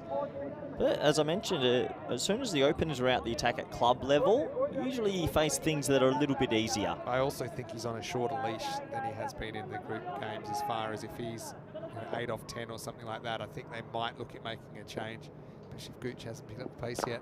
Well, that's more like it though. Never mind that, says Mars. That's a brilliant shot. I just think the improvement in his game has come from the fact that he's now looking to kind of hit the line of the ball a little bit more. Earlier in the week, he was trying to hit that to mid-wicket. That was a very handsome shot. Maximal over long off. It's a confidence-building stroke for Mars Baji, who first few balls looked a bit nervous. He was walking a lot and sort of looking more leg side. You're right, Vin. When he looks on the offside, he can definitely play the nice shots. 2 sides to every coin. Game on. Now he gets one that's a bit more in his zone, and he puts it away. Maximal, back to back. Or is it a Baji heater that could bring the blinders back into contention? 50-50 match. Just takes one player to get on a heater, but Berno went top heavy with the ball. And if you go top heavy with the ball, the other players have to step up, and this is gentle medium pace. And Mars Baji, he is going to cash in now. He feels this is his opportunity to get them right back ahead in the chase. Wow, high. Really high. It's a big moment. Outfielder coming in. Drops it. Oh, that's their own personal kind of Bermuda Triangle out there. Berno dropped a lot of catches in those positions. Nor puts him down. Well, that has to be caught in a final. It's a sitter. Baji should be back in the sheds, and that could be match. That could be a huge moment, because we know the middle order's been struggling a little bit for the blinders. So a big drop in the context of the game. Tried to take it fingers up, but hadn't quite got to the drop of the ball. I think he was also conscious of the infielder coming back there. Norkande. Gooch. Face the last ball of the 5th. Charges. Skies it. Another catching opportunity. This time it's taken. So it's Rahat Ali, the slot machine 777 that takes it. Goot's a big fish, uses 14 balls for 12, but doesn't get that one out of the middle. The pressure telling on the experienced blinders batter. It's 50 for 2. Two sides to the coin, isn't it? He likes to give himself time to get in and then play in the catch-up, but if you get out, it hurts you big time. So unfortunately, he didn't get going in this one, and this is a good game. 50 for 3, I should say, after that wicket of Gooch. Let's check it out. I mean, Afridi was there for moral support, but I was worried he was going to spook the fielder, Rahat Ali. In the end, Rahat takes it, and he's heard the big footsteps of Afridi charging him down. Disappointment for Gooch on this occasion. 50 for 3. Quick look into the commentary box then.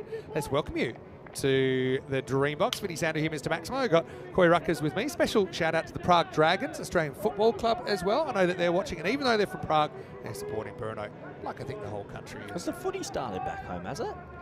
Well, they're in Prague, so their season I don't think reflects the Australian football season. But I think it starts tonight. There you go. Tonight, Australian time. Hello to everyone. Looking forward to seeing you soon. And hopefully you're getting behind the boys here. Hello to all the Hungarian fans as well. I know that there'll be a lot of people watching in Budapest and outside Budapest as well, where we've had many European cricket series. I'll be hoping the blinders can fly the flag for Hungary. This is interesting. They're going to go to right arm off spin with a 6-3 field, Vinny. Look at this field. Naveed Ahmed. Wow. So he takes on. That's a bit unlucky, actually. He finds the one person at deep mid-wicket. Yeah, interesting game. Mars Baji's got himself ticking a bit, but I think he'll need some support. Farasat comes out. So a bit of spin. Spin's always high risk at Cardama. Good bowling. I mean, Naveed's a very good bowler. So again, one of those people that's kind of like T20 bowler, but hates T10. Question, would you take the trade-off? The Gooch got caught, but Baji got dropped there? Probably, just on weight of runs on ECN. Maybe not, though, because he's lit that one up, Mars Baji. Maximo launched that one over the trees. Nice shot that time. I just think that to bring a right arm off leg side is just going to feed the wheelhouse of these two right-handers. I'm not sure of this tactic, and it's a crazy field. 3 backward points. Yeah, you don't need that many. So you're talking about in the top left. Short third, backward point, and another backward point. Thing is, it's not like he ever really wants to hit it there either. Definitely drop one of them. That's going to be a single into the hole, but yeah, Eddie's kind of miss hit won't go for 4 over there like that. So maybe it's just trying to get him to play that shot and taking the gamble he doesn't hit it over the ropes. But you definitely could take one of those backward points. And we'll take the one that's standing in front of the other one. Oh, missed dumping. I think that's a missed dumping, Vinny. Ratul, he had a good look at it. You're a keeper, Vin. Talk me through. I don't think he had that much time here. He's out of his crease. He's got all the time in the world, Vin. Get off the fence. That is a missed dumping. That's up. It's in the end. It's going to cost him straight away. Maximo saves Carreras. Yeah, going back to what you were saying there, he did feel it was one of those ones he had to rush. I think we saw it in slow motion, but because he had to kind of snatch at it, he fumbled it, and of course, next ball is pumped up and out of the ground. So this game just continues to deliver, doesn't it? That's 6 overs down at 65 for 3. The blinders from Hungary need 54 of the last 4 overs to win this game. A missed dumping and then a 6 the next ball always cost you. They got through a very dangerous top 3. Baji's still there on 26. Mulder can wield the willow. I think we're going down to a last over finish in this one. It feels like it's going to be very tight indeed. Okay, so here's Rahat who's going to bowl. Just again, they're going with the 6-3 field. I get what they're trying to say, but I think as a batter, you just love looking at a field like this. Maybe it's tempting Mars into leg side thoughts that are impure. But it's got to be in the right spot. If you get too straight to him, adios pelota. Rahat, experienced campaigner. He just misses his spot. But that's what he's thinking. But even if he cuts it down, it's 1 to one of them. You don't need 3. Oh yeah, I agree. I definitely agree that I think at Rahat's pace as well, I don't think you need to go back on the boundary. To be honest, even the last over, I think it would have had the boundary rider out there, out on mid-wicket or square leg. So the keeper comes up now. Not sure on this either. The ledge now goes for 4. I reckon he's thinking dab here. For all the people that are in that top left corner of the screen, little dab past the keeper. You beat the guy at short third, and that's 4. Pretty low risk. Well, goes to the man that we said was completely redundant, and it saves a single. Actually, to be honest, I can think of 3 or 4 times you've been blatantly wrong this morning already. One of the bright minds of the European game. Nah, still don't rate that. There'll be runs on the leg side that are just freebies. It's well bowled by Rahat. That's going to be almost straight. It's the greatest field setting in the world. To the other guy that I said was completely redundant. What do you think Mars should be doing? Batting miles outside off and sweeping everything. He should be batting with his heels on off stump and daring Rahat to bowl at the stumps. Absolutely. Needs to take that tram line away. Remember, the line's a hard line on the offside.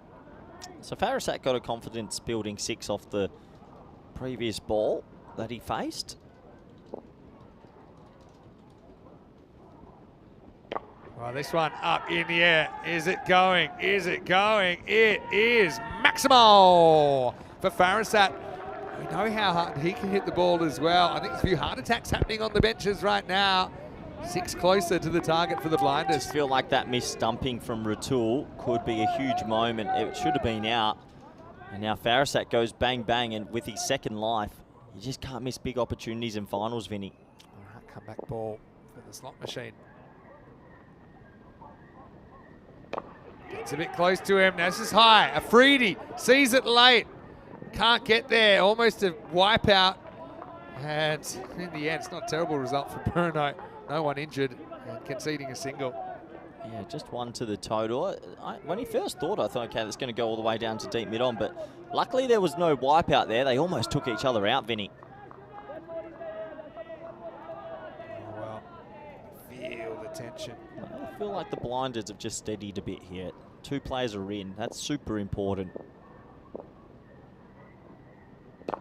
That's 6. That cracked off the bat. Kind of slot length there from Rahat Ali. Maximal, saves Mars. Well, it's gentle, isn't it? It's a slow, slow half volley. And, well, he's in now. They've given both batsmen a life, and these two are cashing in. A couple more 6s here almost kills this game off. I know there's a lot of work to do, but I just feel like if you don't take your 10 opportunities, batting teams will always chase it down. Steady, yeah. Still work to do. Still 39 to get. Last ball of the over. And he goes for it. He skies it. Again, who wants it? Oh, it's going to fall into the hands of Rahat. Wow. What a catch.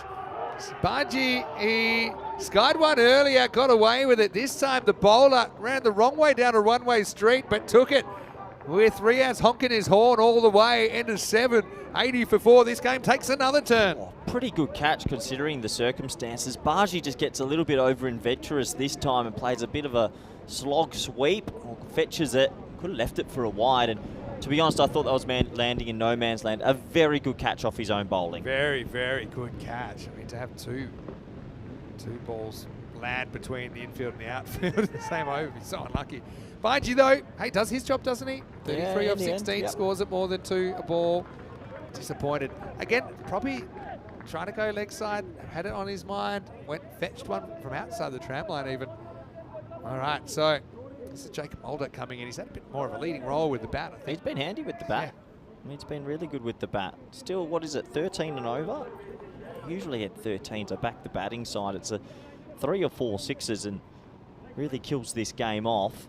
But Berno have been plucky the whole game. They've just found ways to stick in it. Could be a big finish. What's the golden ball tingle? I don't have a huge tingle. Summer Mahmood comes back for the Nomads against Pakai Care in the 1 versus 2. That's coming up in around about half an hour's time. Nomads bowling first. Back to the now. And his first one. Oh, it's going to get away from Naveed Ahmed. It got tattooed at him. It just faded, a bit like a drive off the tee.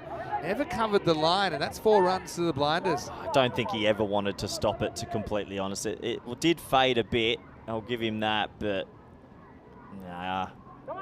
In a final, that kills you. Just got to get the body behind it. Doesn't help the Hope for bowler who best. bowls his first ball as well, goes for a boundary. Suresh Ramara, the bowler. That's 6 as well. Picked up and smashed over the leg side. Maximo! Blinders in front now. Yeah, Blinders definitely in front now. Just half volleys, and they're putting him away. Farasat, who got that early life from the keeper, cashes in. 29 off 16 seems a lot easier. Yeah, Farasat coming good at the right time for Budapest Blinders. Farasat finding some form, and you can see it's shot back up to an 80% chance now. Those boundaries really helping. Steadier here, Berno.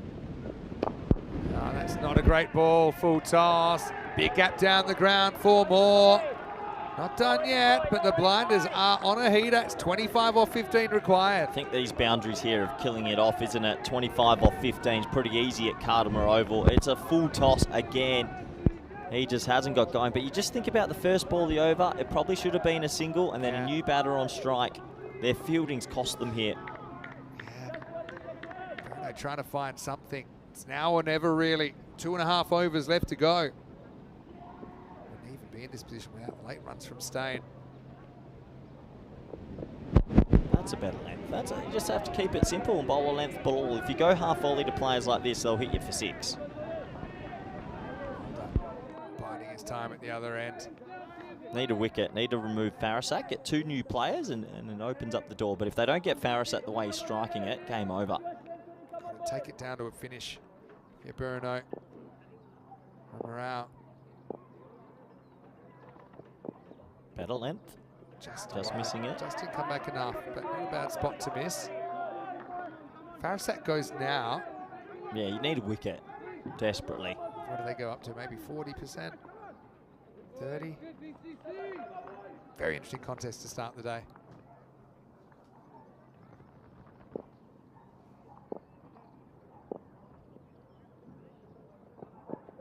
Or bold. It's all the length. Middle kind of length. You've seen what Farasat does. It's not a kind of natural cutter of the ball. And Morales fought back well in this over. Went 4-6-4. So then he's gone dot wide dot. It's perfect for him. Huge ball, actually, in the contest. This goes for 6, it's almost buried. If this is out, it's game back on. Huge ball, Vin. Too short. Lifted up and out of here. Maximo just missed his length there. That over ends up going magical. 21 off at the hundreds up as well for the Budapest Blinders, who are in the box seat now. It's 18 off the last 2 overs required. 101 for 4. That missed stumping is going to come back and haunt them. It was an easy one. Farasat would have been out for an early wicket. And, well, the game has swung very hard to Budapest Blinders now. You just think about it. You have your whole year, which is kind of gearing up to this moment. You win your domestic championship. You start season 2024, and then you work hard. You win your championship. You do what's required to qualify for this European Cricket League. Obviously, we did see the Blinders winning the ECS, and Berno won the T10 in Czechia. But then it all comes down to these 2 overs. So everything has come down to this. The new season doesn't start for a couple of months in both of these, or at least a month in both these places. All right, all happens in the ninth. They're going to go to Mahtab Khan. It's not a bad single, that. You just get the hot hand on strike. I think it's about just trying to keep the gap between runs required and balls remaining. You can handle a 1. Obviously, love to get a dot net. They're going to need a wicket at some stage. Otherwise, Farasat will at least get 2 out the middle. So at some stage, if they can find a wicket, it might open the door again. But I think Budapest Blinds have just done enough here.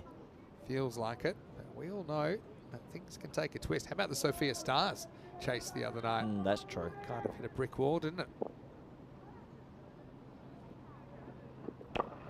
Lifted up in the air. Fielder can't get it. I like the way he was attacking that Rahat as if he wanted to turn it into a catch. In the end, he just had to pull up, take it on the bounce. Yeah, you're exactly right, Vin. If he takes that, almost it could change and shift the game. I think Mulder's got license here to have a crack as well, because 1-6 really hurts you. It's been good hitting form, Jacob Mulder. looks at this, but will be called a wide.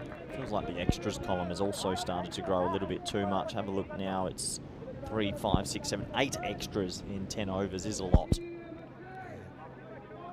fact, it's 9 wides in there now. It's a lot. Including that one.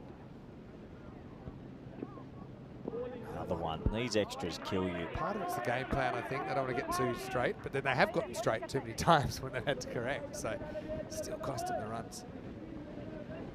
What happens in the 9th? Is there one last twist in this game?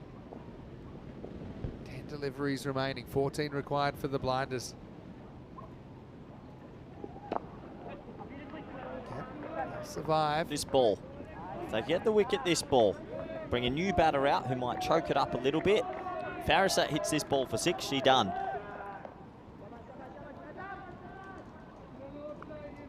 Tension around now. This is the ball. It's 6 or out. What are you thinking, Vinny? Just feel like Farasat's on song. And he'll get a little edge here. That's going to go for 4. So they had plenty of protection in that quarter, but nobody that fine. And the blinders surely now, they're miles in front, just 9 off 8 required. Yeah, crazy to have that many people through backward point, but no one fine. So any bats 4. I think tactically they've been the worst team, Berno, with their fielding positions and so forth. So looking down the barrel at finishing 4th. They'll always have game 1. Now I feel I've written them off, but all you have to do is take a wicket here, maybe sneak a dot, take it to the last over. Hit straight. Oh, Riaz has had some interesting moments down there. Only be a single that time. I think this is another free swing here for Mulder. 6 kills the game. I think we'll be going for it. Plenty of wickets in hand. Still good hitters to come here. Braz listed next. He's been in good form. Goes for it, slices it up in the air. Don't think it's carrying. Oh, it is carrying. That's a real turn of pace there to come in and grab that catch. Norkunde does very, very well. So it's a wicket, but probably more importantly, it's a dot for Berno. And the blinders lose Mulder for 2 with 1 over remaining. We're going to the last. It's 111 for 5. I guess the good thing for the blinders is they've got Farasat on strike because that catch has been taken and Mulder will go back. So Farasat will have the strike. Good catch in the end. Vinny came screaming in and held it at full pace. Yeah, I actually thought there's no way he was going to get there. But caught it in the inner ring. Yeah, he's got the afterburners on. It's good anticipation and didn't have to dive. Couldn't organise it, just had to sprint and take. So Mulder not able to find the fence. Last over. I don't know. Got 7-7-7. Rahat coming on. If he concedes 7, it'll be a golden ball. I think Farasat facing really helps them. If they can get him out, you make it 8 off 5. But yeah, not easy. Definitely not easy for Berno to defend One this. boundary kind of kills the game, doesn't it? One boundary kills the game. If we do get 7, and we've had overs go for 7, we've had overs go for none, and we are going to golden ball 72 to decide who stays and who goes. Well, Farasat's going to try and lace a 6 here, and it could kill the game. If they get him out, game back on. Here we go. Keeper stays up. 10th over. Goes for it, up in the air. Going, gone. And there's the boundary. Blinders surely home and hose now. Just 2 runs are required off the last 5 balls. A terrible ball. It's a slow half volley, and Farasat munches on it.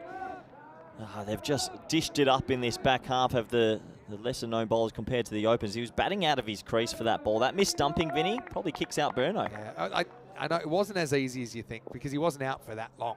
Anyway, 2 to win. Wow, that could be it, you know. They go for 1. Will they go for the winning run here? They think about it. They hold up. They decide not to.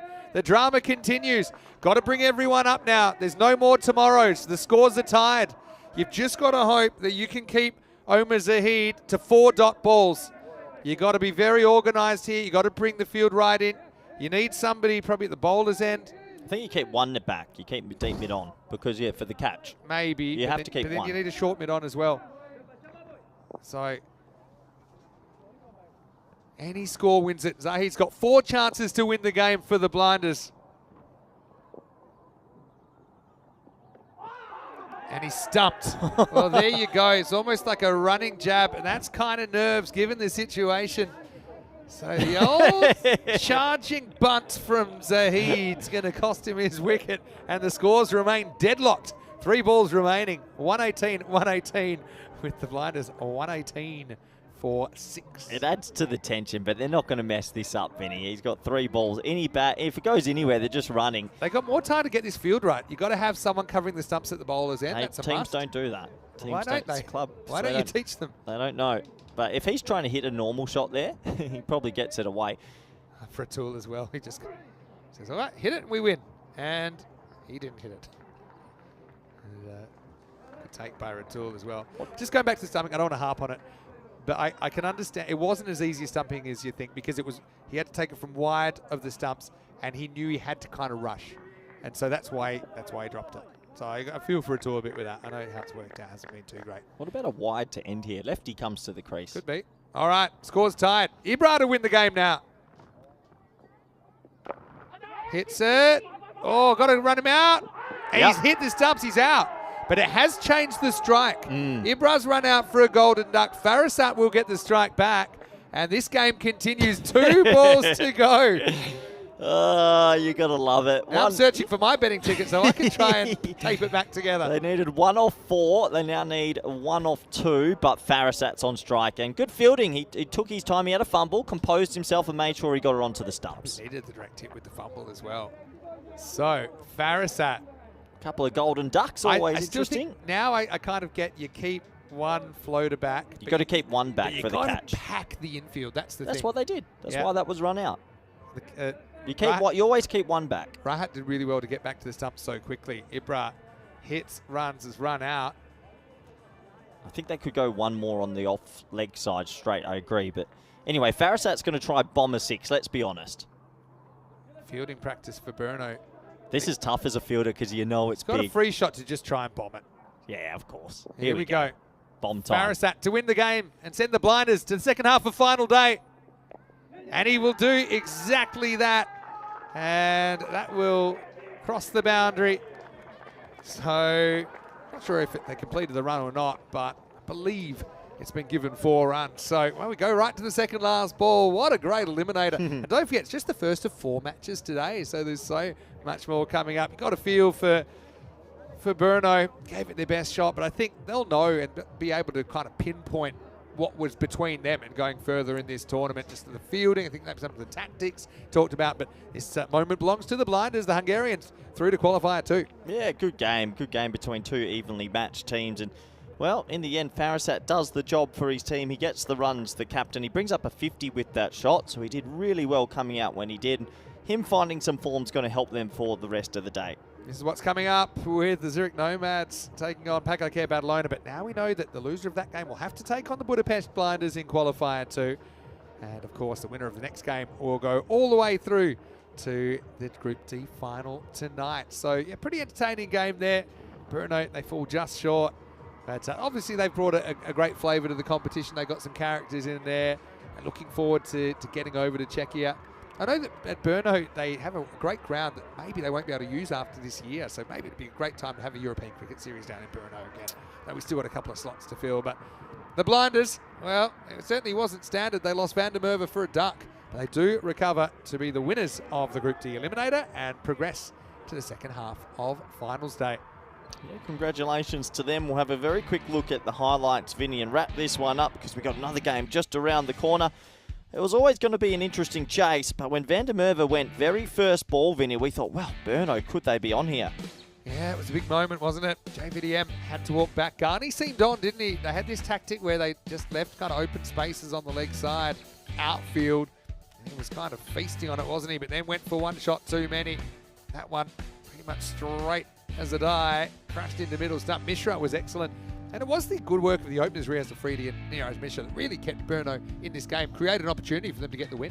Yeah, absolutely. And well, Berno, they tried their best. They picked up some big wickets. This was a big moment where Stefan Gooch probably should have been caught, but in the end, Afridi completely misjudged and it goes for 6. Yeah, it's another one that probably go back and wish they had again. But yeah, Gooch and Baji, a little bit tough to get going, Gooch in particular. And Baji broke the shackles, didn't he? Actually ended up with 33 off 16. Played some really nice shots in there. I know they were very happy that he was up and going last night. They know that he he didn't have the best start to the tournament. Raihat took a good catch to get Gooch for 12. 14 balls used, so Stefan just not able to get going in that one. That's cricket, I suppose.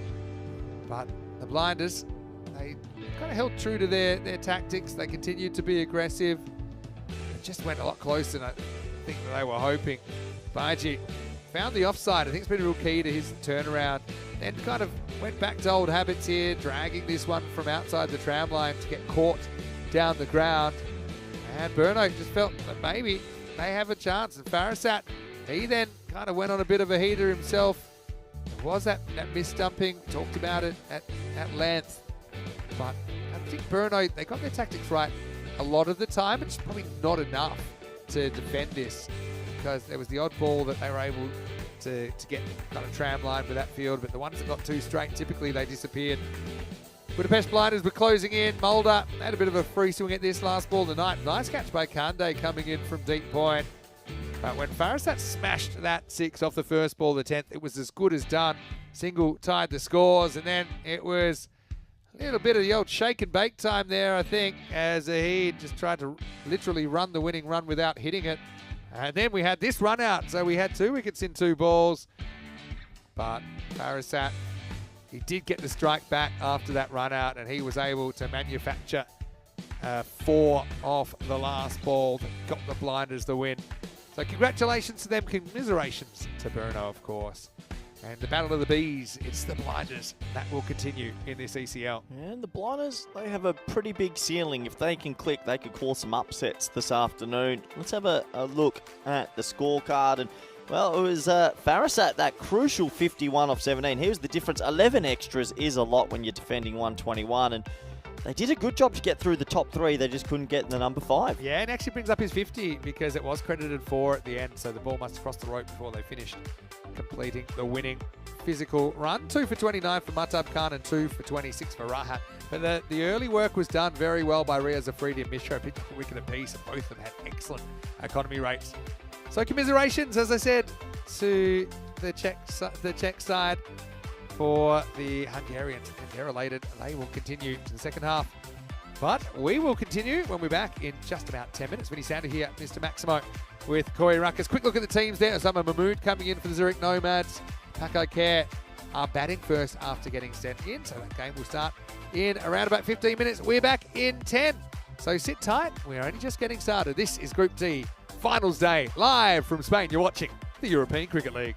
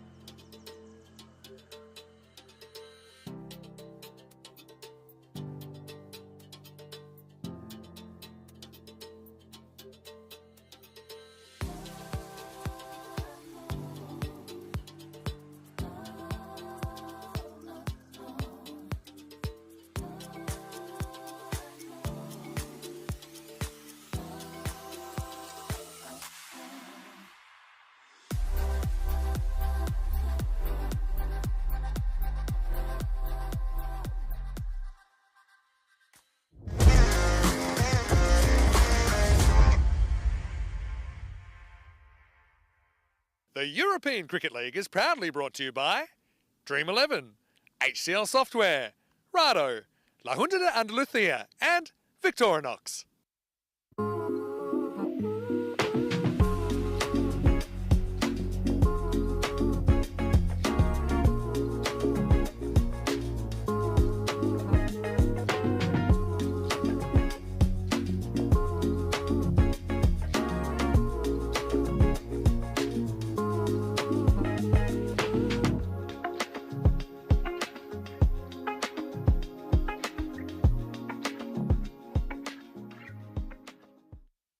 Action continuing here at the Cardama Oval in Group D Finals Day. It's in full swing. Coming up now, we have Qualifier 1 between the two teams that finished in the top two positions in the group. It's the Zurich Nomads of Switzerland taking on Pack Badalona, the former ECL champions. The Sheriff is in town, Charles Croucher. Now we'll conduct the coin toss for Qualifier 1. Thanks, Vinny. Zurich Nomads, you're the home team. You'll toss the coin. Pack your call. Andalusia is the call. It's European cricket. Nomads won the toss. They're going to have a bowl.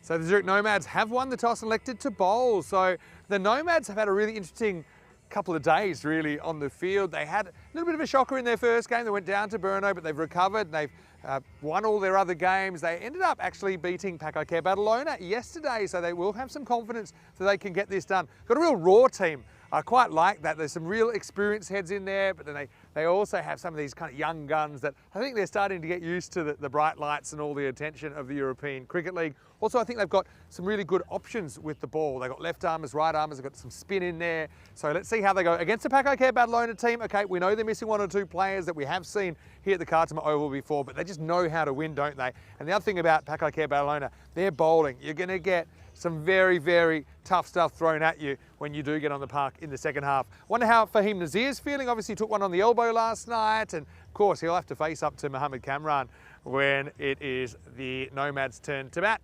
Well, Corey Ruckers is in the commentary box. I know we've enjoyed it so far. I know you're going to enjoy this one too. And it's the Nomads to bowl first after winning the toss in Qualifier 1. So Pack maybe some bubba time with the bat. Over to you. Let's get ready for the start of this big match. Thank you very much, Vinny Sandu. Welcome back, everyone around the world. Looking forward to this game between the Zurich Nomads taking on Pack Badalona. The winner will go through to the final tonight. The loser will be playing the Budapest Blinders in the next game. There's our wonderful clock as it ticks over and gets close to 1 p.m. local time. Our officials ready for this one, and this should be a good game of cricket. I think the Zurich Nomads are on a bit of a heater. They've got momentum, they're bowling and batting well. They'll probably go into this as slight favourites. Pack Badalona, we know, are very reliant on their top four this trip, and if they pick up early wickets, that sort of depth in the team will be tested. Looks like Mohamed Babar, and they've gone back to the left-handed Mohamed Yassin at the top. So expect to see Zain Naqvi listed at 3, Mohamed Kamran at 4, Bikramjeet Singh at 5. But after that, it is a bunch of youngsters that aren't known for their batting ability. If you look at the Zurich Nomads, I think there's a bit more depth there with the bat and also with the ball. It'll be a good contest. We've seen in this group that on occasion, it's not really the 150, 160 sort of group. 120 sort of plays here. Supercomputer favouring Pack Badalona. They're probably going on history a little bit, but if we look at how this tournament's been going, Zurich Nomads had a pretty comprehensive victory yesterday over Pack Badalona. And I still think the three teams left in this group have a genuine shot of making it through. There's Mohamed Babar. Found a little bit of touch yesterday, but he is probably the barometer for the day. If he has a good day with the bat, I think Pack go through. If he doesn't, they are a little bit thin. Mohamed Yassin's a bit more of a conventional cricketer. You won't see him slog too much, more a timer of the cricket ball. He's opening. I've really been impressed with this man. I think he bowls magnificently. Shiraz Sawari bowls a heavy length, a heavy ball, and he gets it through, and he has made it very difficult for majority of the opening batters. Big contest early. If they can get through the top 3, I think that will go a long way for them to winning this game. They did it yesterday, and that's what helped. Can they do it again? Warm welcome to all the viewers around the world. Hope you're ready. It's finals day, Group D. The Swiss taking on the Spaniards. We're almost set to go, just waiting for it to tick over 1 p.m. local time. It does. The umpire says play. Here we go. Ball number 1 of this contest.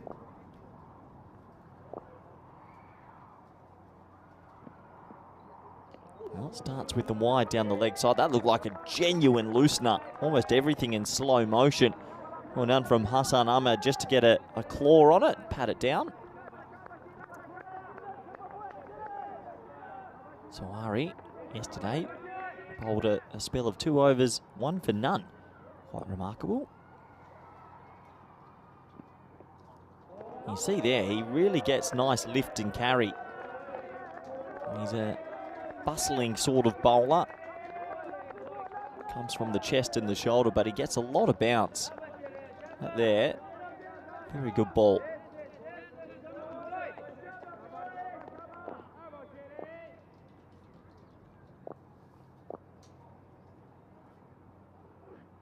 Goes full up. Bubba watches it pretty closely and clips it into a pocket of space, but gets picked up. So that'll just be the single. The first run off the bat. That'll bring Yassine onto strike, who has made a couple of 20s in the tournament so far. I think he'd like to convert one of those 20s. He's particularly strong through mid-on, actually, and hitting straight along the ground. If you keep it back of a length, you have your best chances against him. But big contest early in this game. You can already feel a bit of tension.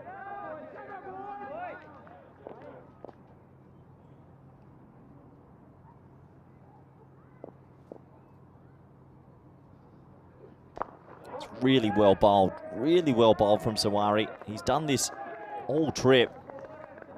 I'm not too sure how the fielder missed it. Having a bit of fun with the fielding now, but it's a seriously good ball to a new batter first up. Jars in the Yorker. Almost tapped it further away. Good start again from Sawari. He's been on song this trip.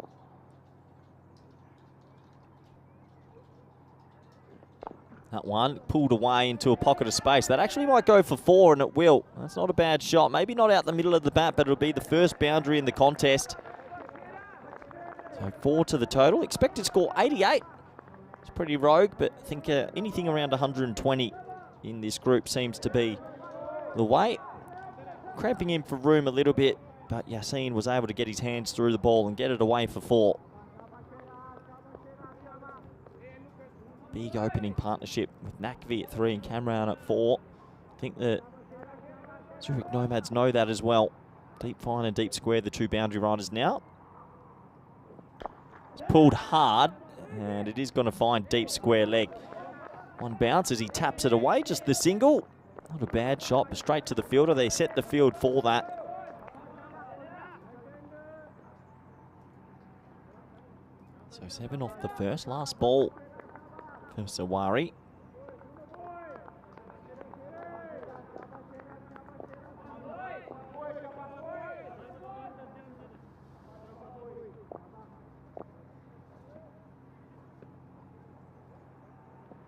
Good ball, really good ball. He's got some genuine pace, and Baba, well, make sure he runs it out this time as it comes off his body. It'll just be a single, so the over is complete and the score is 8 for none. You can see that genuine pace there, hurrying up Mohamed Baba, and good opportunity to welcome back Vinny Sandhu. Vinny, you're back now. What are you thinking for this one? Kind of think obviously Paco Care relied on their top order, but they've got a lot of experience in it. Even the younger players have had a lot of experience in the format, so that. And they're probably used to the cameras a bit more as well. Nomads, had a couple that haven't played too much on the network, but... do you think the cameras on day 3 matter, though? No, I think they're settling a bit now. I think Nomads have won every game since that first loss to Berno.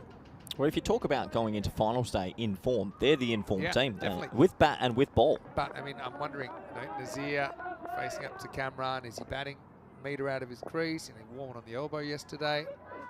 Dawood Zai, and he's going to start by getting one very, very close, and he's gone. I got to say, I was waiting for the sound of ball on stump there, but we'll have a good look at it. Baba's going to have to go. Got to say, I only had it kind of corner of my eye, but It did look pretty adjacent to me at first look. Let's have a look at it on the replay. He goes for his famous flick shot. If you miss it, bad things happen. Let's have a closer look. I think it clips the back. Yeah, pad. it's such a weird one. I think that's hitting the stumps. Yeah, that's fair enough. I don't see it missing leg. I don't see it being high. Definitely not high. You can actually see where it hits there. So then when you look at the main camera now, you can kind of just imagine that that pad's not there. Is that ball hitting the stumps? And I think it's one of those times, even though you can see middle and off, I still think that's hitting some leg stumps. So I actually think it's a good call. Hasn't got his flick shot going this trip, and that's a huge wicket in the context of the game. Bubba goes back to the sheds. It means Nakvi comes out at 3, and all, like we've been saying, there's a soft underbelly for Pakai Care this trip. 2 or 3 wickets, and this Swiss team, they'll be thinking about the final tonight. Yeah, what a good piece of bowling from Dawood. Just didn't give him room to work with.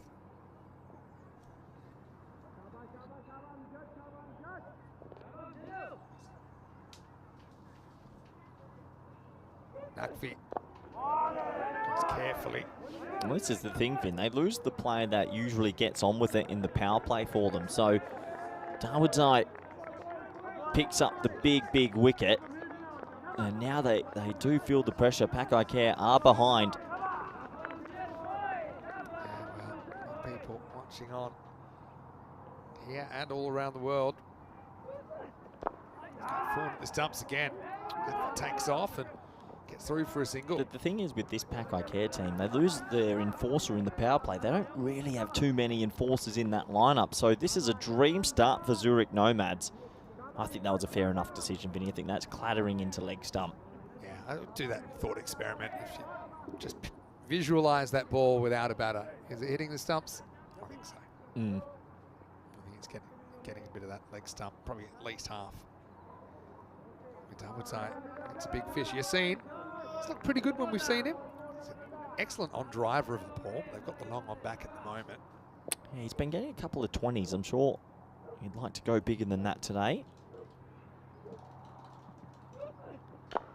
Cracked, but straight to the fielder. Yassine's gone. 2 of the big fish are back in the pavilion. It's Kamwal with the catch. Double strike for Dawood and Pakai Care in early trouble. 9 for 2. Well, we've been calling it, Vinny. If they lose early wickets, they're in a lot of trouble. He cracked it, but straight to cover. And cover isn't going to drop that. They had 5 men in the ring on the offside. And it's now 9 for 2. This Swiss team, Zurich Nomads, they are just on song in this tournament. Hit it okay, but didn't try and keep it down. It was one of those, didn't really try to go over the top, didn't try and keep it on the ground either. Got to hold your catches. As Cameron gets out of his seat. Ooh. We'll have a very unusual look at Yassine, but there he is. Walks past the righto clock for 5. And it's 9 for 2. They're 1 wicket away from getting into players that aren't so well known at Cardimer Oval, at least. And they know that, Zurich Nomads. They're well ahead in this game. Cameron comes out, but he's still trying to find his batting flow. We'll say he's pretty well known at Cardimer Oval. Yeah, I said 1 wicket away. Yeah. But batting-wise, Cammy's a good batter, but I wouldn't say he's one of those players that you see making huge scores consistently. Oh. Oh, he's going to walk at the first one, and he's going to get it over the top for 4. So Cameron is a naturally gifted cricketer, isn't he? So it doesn't matter what he's doing. Just put the pressure back on the bowler there. It's a brave shot first ball. It's a counter-attacking shot and a nice shot as he gets it over cover for 4. So a much-needed boundary, but to play a shot like that first ball, he's high risk. He gets away with it.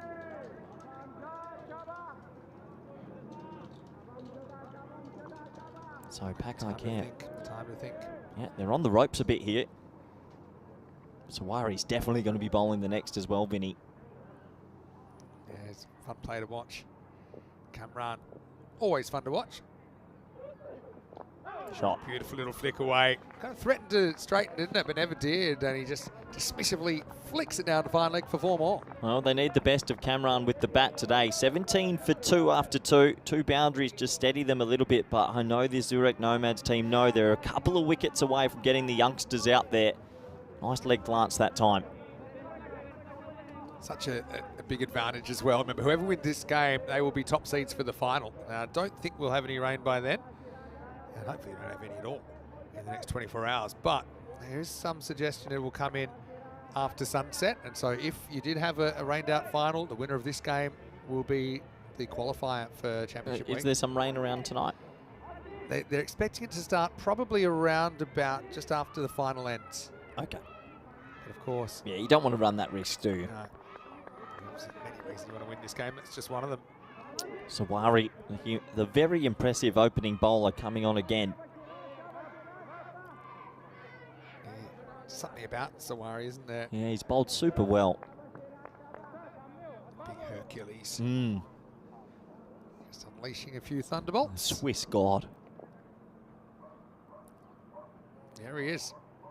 Over 3 last of the power play.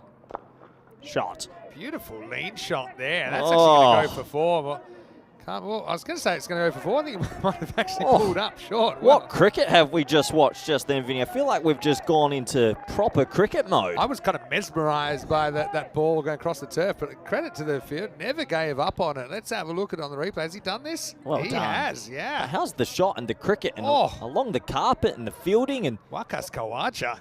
he just went into test match cricket professionalism. What a great stop. Why is the umpire looking at the ball? It didn't even go over the rope. Maybe he got a bit of fingernail stuck in it. I'm not sure, but I think the bowler threw it to the umpire, just querying something. Lovely shot for 2. Wasn't it? Nakvi faces up again. Now he's got this wrong. It's up in the air. Can the fielder get there? Oh. He does, but he can't hold on. Huge moment in the game. That would have been 3 down and into the soft end, and he's heartbroken. His heart is in pieces. Oh, Kamwal did well to reach it. Had to track it back. These are never easy, kind of over the shoulder. Just misjudged at the last moment. That's a big moment, Vin. That's the thing with Sawari. It's difficult to pull because it hurries you up. Kamran, pace against pace.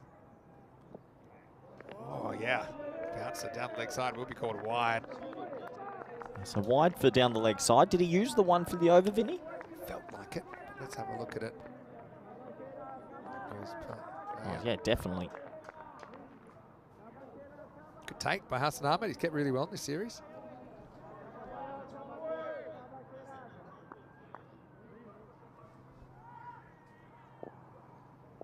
Kamran. This is up and over the top. That's going to be 4. So Sawari is pace in, pace out. Kamran, maybe this is a chance for him to build a bit more than a cameo.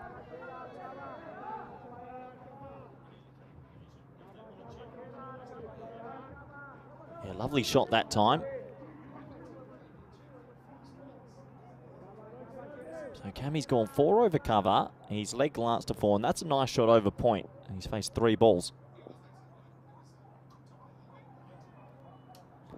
There's another short ball, well directed. Just the one in the offside. Cammy's looked good for his 4 deliveries. Nakvi, I don't think we've seen the best of in this group stage just yet, Vinny. He's been a little bit hit and miss. I know they're reliant on him making a lot of runs, but if Nakvi can find form, they'll be okay. But he just seems a little bit late on things this trip. Just a little bit. Yesterday versus Mulder, and he's just not got into full flow. Had some interesting challenges while he's been out there. We know how good he can be. Pitches up, nice looking cover drive this time. Bit more work for the outfielder. Just a single, so it's a dream power play for no match. What we're seeing is, because they don't have that batting depth like the old days, you're seeing shots that are a little bit more cautious, where in the past they would have tried to pump those for 6. So that dressing room's probably a little bit twitchy. A couple of big fish gone. That was a big drop though, really big drop. Yeah. How many times out of 10 would you expect him to catch that? 6. Thought he made good ground, to be fair. 5. Down leg side again, just bounces off the keeper. Does at least stop top of him going to the boundary. So 2 runs for free there. Yeah. 2 free runs down the leg side. If you're really on fire, then probably gets a little bit of glove and maybe got a caught behind opportunity there. Boy, there's such a big moments in this game already. You want that fast track to the final. Supercomputer's packed up for the day. Started at 88 and hasn't moved. I think it might be. Well, up in the air again. Fielder's going back with the flight. This time no one's got a play on it. Plugs. Again, Nakvi, another one that's just not out of the middle, but he gets away with it. And it's the end of the third over. Pakai Care, 31 for 2. You know what it is? I think people are trying to pull Sawari quite straight, when actually you need to maybe get the hook shot out a bit more and go with the pace. Well, then you have to go get your body more inside You the got to line. be brave. Yeah, you got to be brave. Yeah. Anyway, good games. 8, 9 and 14. A little bit of a counterpunch from these two who have come to the wicket together. But yeah, those two big wickets, especially Baba, who hasn't got firing just yet. 31 for 2 after 3. And now the expected score's gone back to 0, so it must be thinking again. So we'll wait for it to fire up another score for us. I think that obviously they would love that 150 score, wouldn't it? But this just isn't that sort of team. I think they're a 120 team and then rely on the bowlers to do the job. Looks like the keeper's going to come up to the stumps here.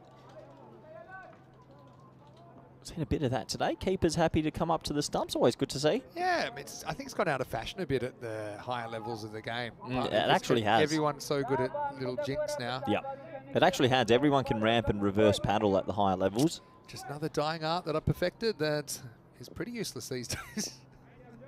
No, it's an important skill still. I think they would really set the field. Hassan's still waving his arms around from behind the stumps. Dawodzai coming back. Remember his first over, he took 2 for 9. It was in the second.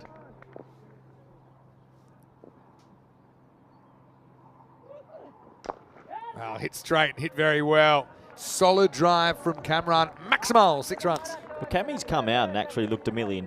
He played a cut shot, a drive over the covers, a leg glance, and now one straight. So we'd said that. Obviously, he's known for his bowling, but when he is on with the bat, it is nice to watch. I think with Cameron, it makes him a bit different to some other cricketers that we see, is that he makes very sound decisions at the crease, and he actually just plays the right shot to the ball that's bowled at him. He doesn't really have any tendencies. So that one was kind of pitched up. Can hit straight, he will. He'll hit over cover, he'll flick to leg, but only when the ball kind of dictates that.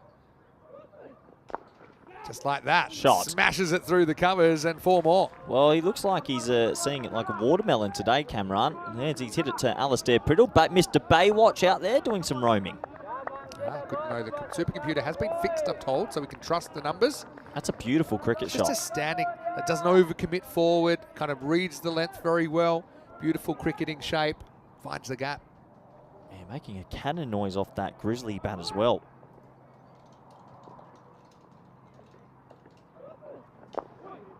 This time, I have to settle for a single down the ground. Well, Cameron's got going, but can Nakvi find his touch? Just a little bit of a counter punch from Pakai Care, but this partnership has a lot of pressure on it. This is the partnership they need to go hard. Zurich Nomads know they may be 1 wicket away from getting into that softer underbelly.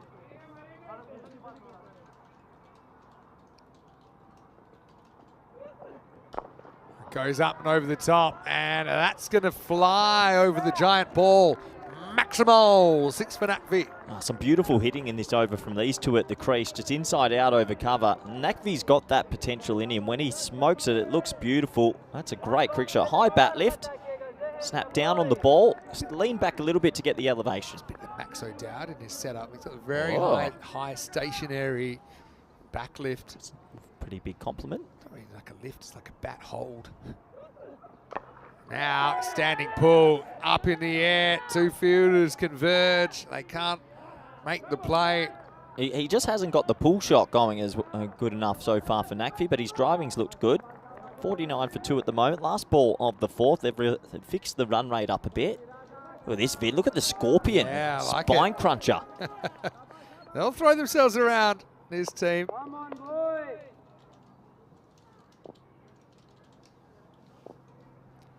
Last ball for Dawodzai.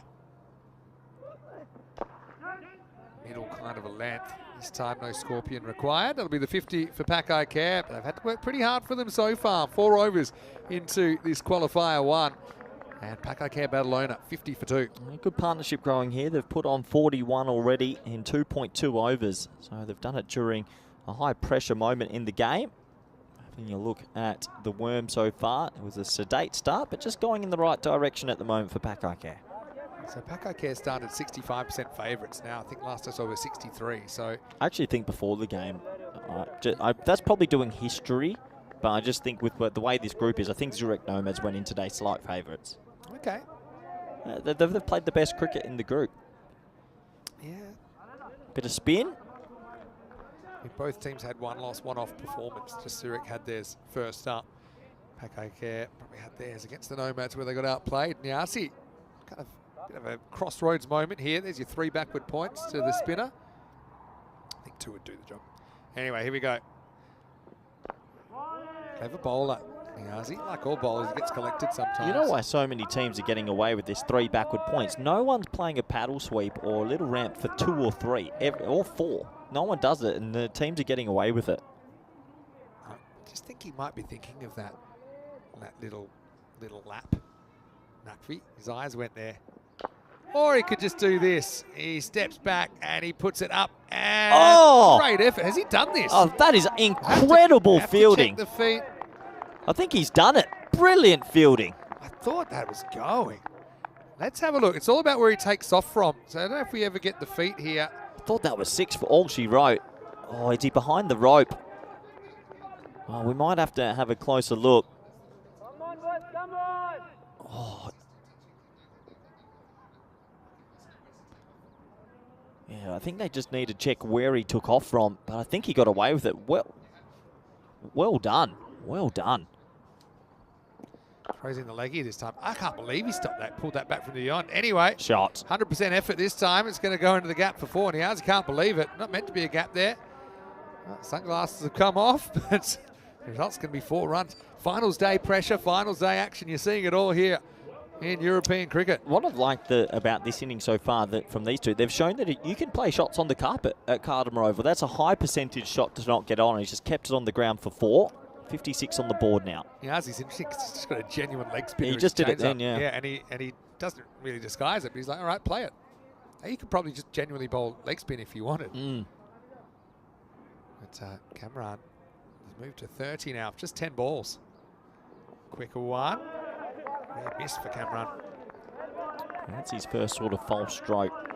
Geez, that was such good fielding, Vinny. If that's a 6 at the start of the over, you're always playing catch-up as a bowler. I love this comment from Pramod Yadav in the comment section. Pretty simple. Just Nakvi cross emoji. Lucky tick emoji. Well, Kamran is going to go to the skies here, but he's in trouble. He's gone. There's the 3rd wicket. Niazi chips in. The move to spin works out for the Nomads, and Qualifier 56 for 3. Well, big wicket in the game. He finally missed times 1. He was looking good, and a big wicket, you're right, Vinny, because it does start to open up and end a little bit. The counter-attack has been stopped. 56 for 3. Knew exactly where to stand there to take that catch. Have a look at it on the replay. Goes and fetches it from outside off. I think it's actually a lack of pace, kind of tempts Kamran into hitting that leg side. It was pace on. That's a ball he's driving over mid-off or over cover. So he goes the hoik and pays for it. It's Abab Khan that judges it to perfection. Niazi with his first wicket. Kamran, pretty good looking 30, but he's gone too soon for Qualifier fans. 56 for 3. So he's out for 30, and now we get into some other players that aren't so well known at Cardamar Oval. Bikramjeet Singh at number 5 has a big job to do. Mention him as a kind of jack of all trades. He's a very versatile cricketer, Bikram. Bats with the sunnies on. Yeah, big fan. Just not a huge fan of the glare, so that's why he wears them pretty much all the time. Leg spinner. Okay, channeling his inner Shane Warne into the foot marks first up, but it drifts down leg side for a while. Hey, Bikramjeet missed out there, so there's only 3 on the leg side. Any bat that's running away for 4 just had to catch up, couldn't do it. Hassan does well to block the angle down the leg side. Oh, he does it. Just rocks out another leg spinner. Interesting. It's a horrific shot. 5 overs complete, Vinny. 57 for 3. Well, special comments there from Spanish national coach Corey Ruckers. Let's welcome you into the commentary box. Vinny Sander here, Mr. Maximo, Corey Ruckers with me. Hopefully you are enjoying the Festival of Cricket. That's the European Cricket League. There's no other competition like this in the world. We have 35 teams from all around Europe. They're not professional cricketers. No. 99% of cases, you're looking at, kind of regular people out there doing what they love. with the team that they love playing for, and obviously in front of a global audience. Yeah, that's the biggest thing, isn't it? It's like your local club cricketer now has 13 cameras, commentators, and the whole show, and they absolutely love it. That's why you see some of the best highlights, some of the more comical highlights as well. See it all here. Rhino will be in the second half of the day for Corey. He's going to enjoy the second half of his day, I'm sure. Here's Fahim Nazir staying with the keeper up. I think there's a little bit of the psychological about having the keeper up at this level sometimes. So it's just kind of, it's a bit intangible, but it makes batters feel a bit uncomfortable, like you're in their space. It's a pretty good take as well. A little bit claustrophobic. Obviously, you've always got the chance of the stumping as well. That goes wide hole, but he's going to pay the price. That's going to be 4. Just overcooks it a touch in his ear. I know he's battling that elbow yesterday. Took a real nasty one. If you've ever taken the ball in the end of the elbow, it's no laughing matter, even though it hits your funny bone. But that's a nice shot by Nutfi. Getting a high back lift. Just gets under it. Gets 4 runs. Up in the air. Flying away for 6 more. Maximo for Nutfi, starting to get into his work. Fahim Nazir has the ball back in his court. I think they've just misread the room here to Naqvi. Naqvi's played 3 or 4 cross bat shots and hasn't timed any of them, but when it's been on the drive, he's actually batted quite beautifully. Maybe it doesn't go in the direction he would have liked, but that flies away for 6. He's got to bring that sort of length back a bit.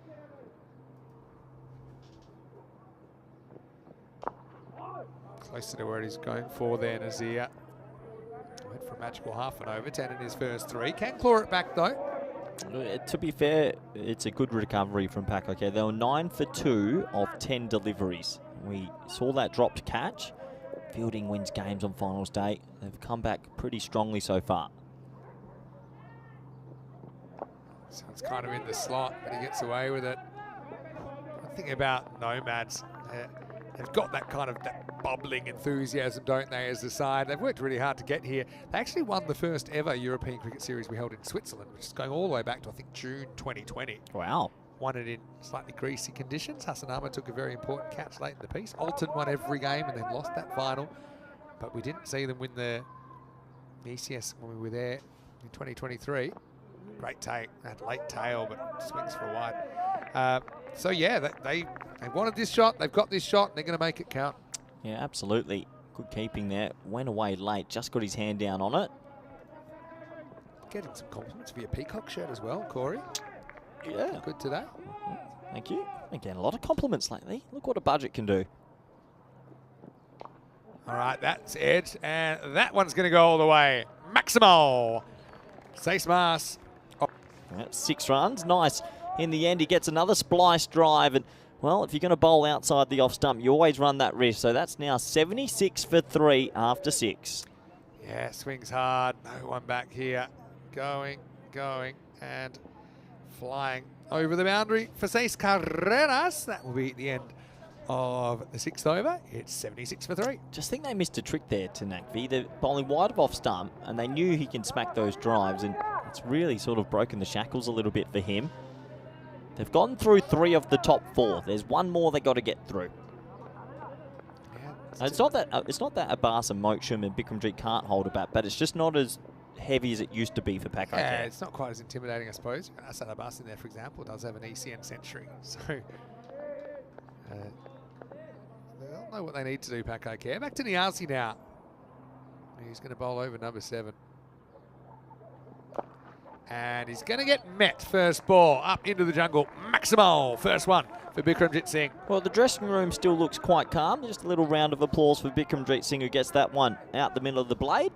Already thinking ahead, we're going to have a great contest between the top order of the Nomads and the opening bowlers of Pack Care. Well, yesterday they subdued the Pack Care bowlers by just seeing them off for 8 or 9 off and over, and then they capitalised later. Nazir had no problems with Kamran, but couldn't handle the power.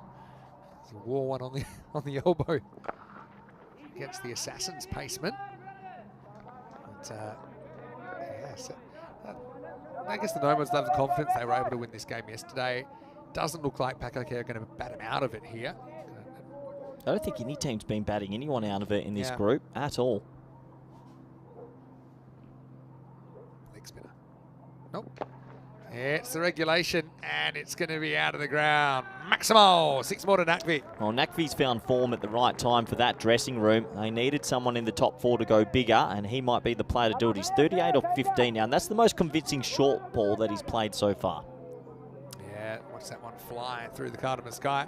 A lot of people are tracking various weather apps saying that there really should be rain here, but we just keep getting the cardamom oval halo. In the last 3 days, we've been so lucky. We're actually quite bright here at the moment.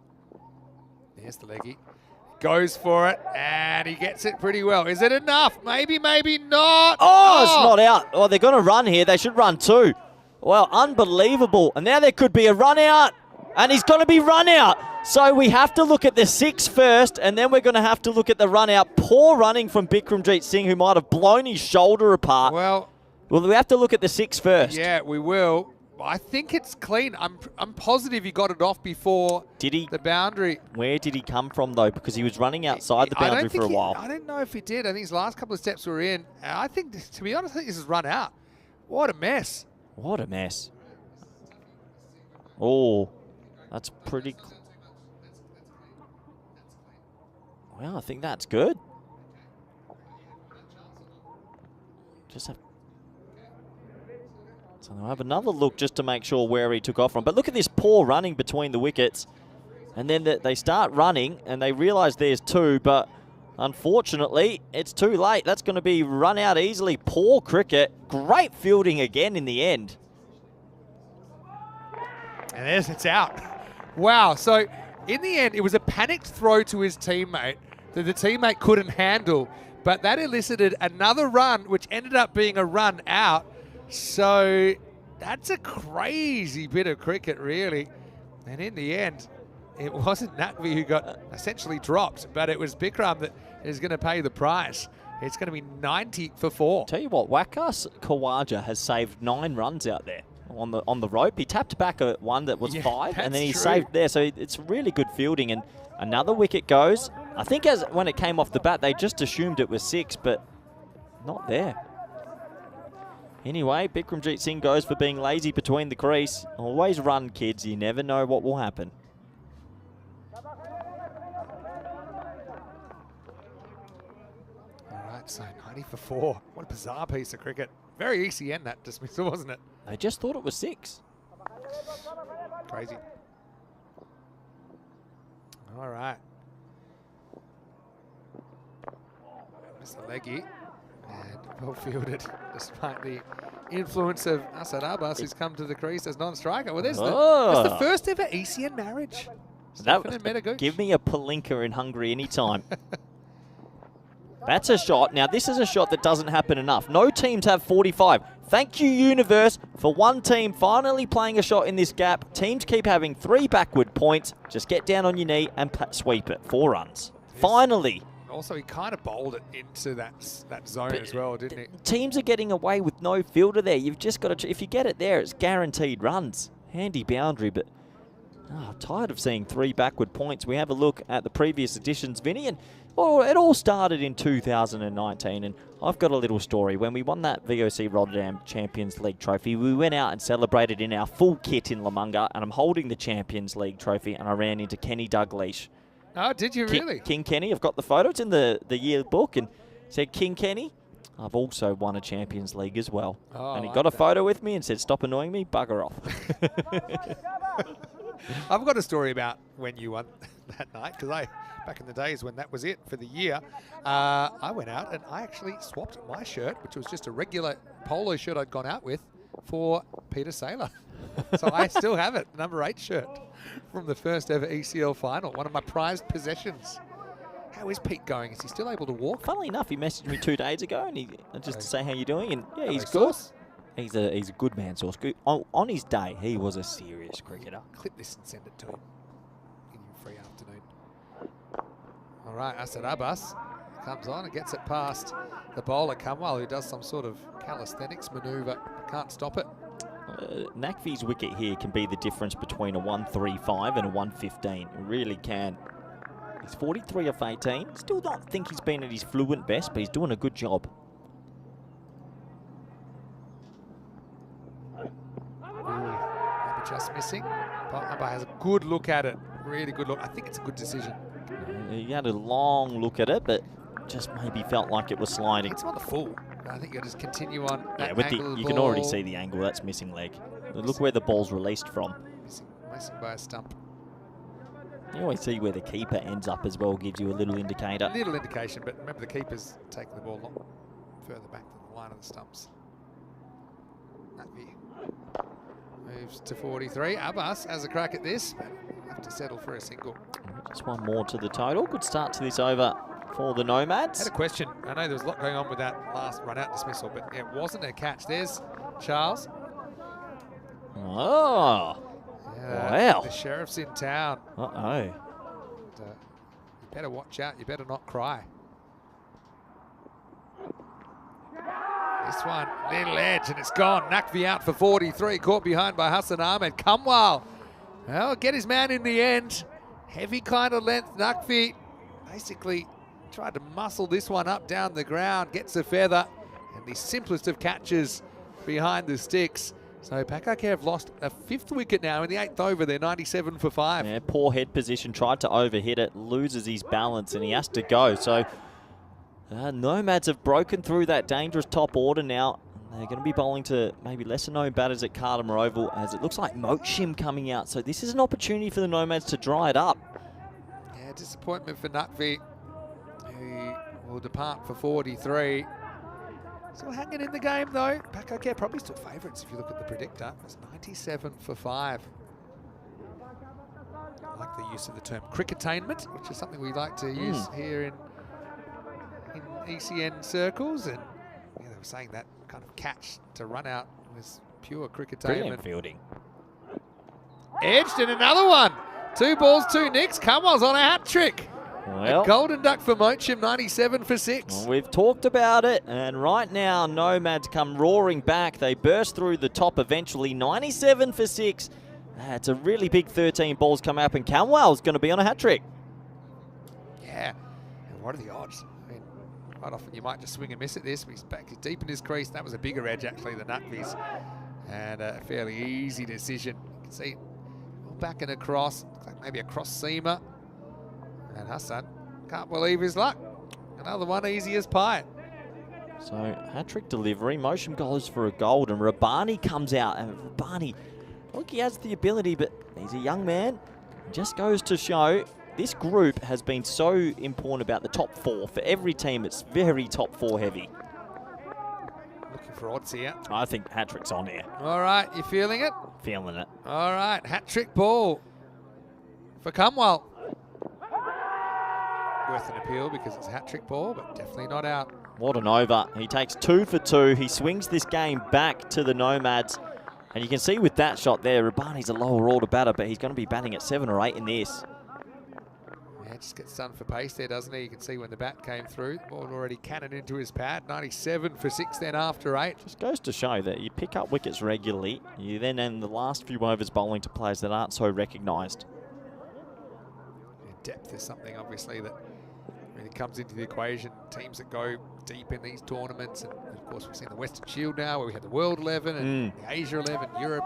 At ECC, you see depth. You see a gun batter coming out at 8, and it changes the game. Whereas here we're seeing top 4 heavy, and then it does fall away. I actually, yeah, the dynamics of the game, I kind of like it here because it does really reward you for taking those wickets more than just somebody else coming out and I saw continuing. in the Team Europe versus British and Irish Knights, I thought, oh, we've got them on the ropes, 6 for 115, and then Kevin O'Brien came out at 8. So, okay. British and Irish Knights, of course. I think Julia Samawira was batting at 9 in one game. Congratulations to the British and Irish 11 for winning the Western Shield, defending their shield, actually. Okay, well now we're going to have Osama Mahmood having 1 over. They're through, Vin. They are through to that brittle middle order. Let's just go back to Kamwal. Well, there was a leg behind that over. His figures were 2 for 2, and he's still got an over to come. So he'll bowl the 10th, I'm sure about that. Those wickets.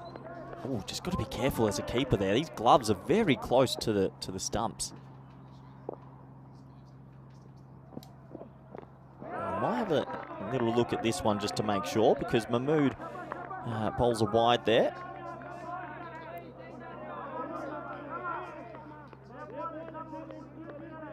Let's have a look again. Just make sure he's not impeding here. Can't tell on that one. Previous angle did look pretty tight.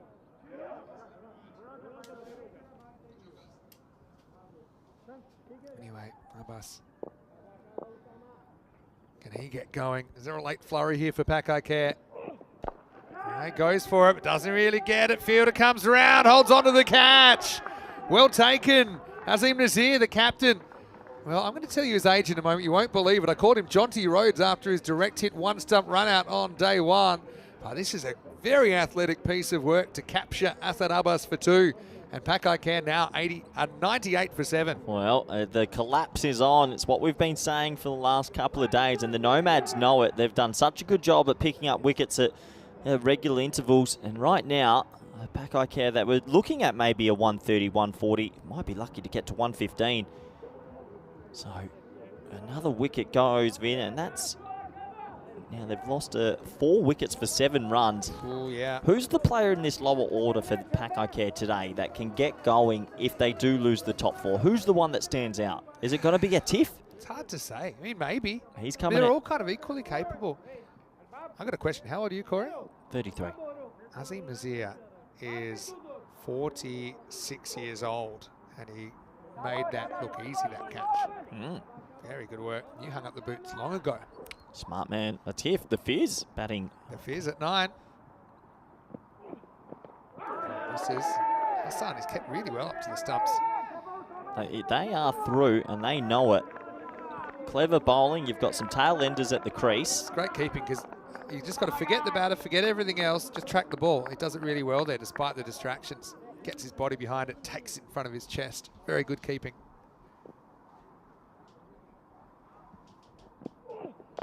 Oh, well, the Fizz goes skywards, but Midoff's up in the circle, camps under it and takes the catch. Another duck, and the collapse continues. Corey, it's 98 for 8. Well, big collapse on. They got through the top 4, and now it's time to capitalise as a bowling unit. And as soon as Nakvi went, we just knew this could happen, and it is happening. Pakai Care aren't as scary as previous years.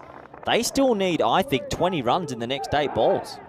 Yeah, running out of cattle as well, aren't they? Well, what I think the top 4 need to start recognising for Pakai Care, they don't need to go at every ball. They actually need one of them to be batting by the 10th. If they're not all batting by the 10th, like Nakvi getting out there, he actually can play some shots on the ground for a while. I don't think they're the 160 team anymore. Fizz goes for a duck. He's not alone, is he? The last 3 batters have all gone for ducks. Teef gets the second ball. We'll see him, no doubt, with the bat. With the ball, I should say.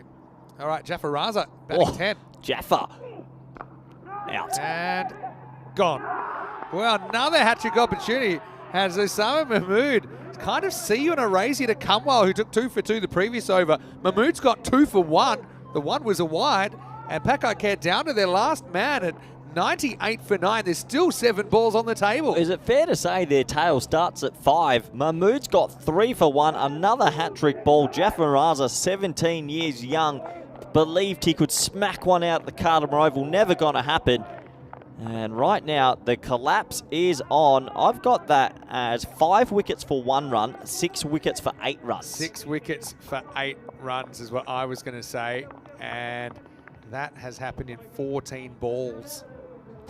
But yeah, you're right also. Well, who's batting at about 11? 5 wicket for 1. Khalil Ahmed is coming out at 11. And we've got a hat-trick opportunity here. We haven't had one since Group A, actually. Jeez, get it full and straight. Just get it full and straight. All right. Mahmood for the Hattie. Oh, he tries to kill him instead, and he's going to get away from Hassan, who has finger issues. That got him right on the end of the fingers. Wait for the signal. There isn't a signal, so must have been an edge. Right. So has he dropped the hat-trick then? Because I thought that was buys. Let's have a look. Pretty sure that's buys.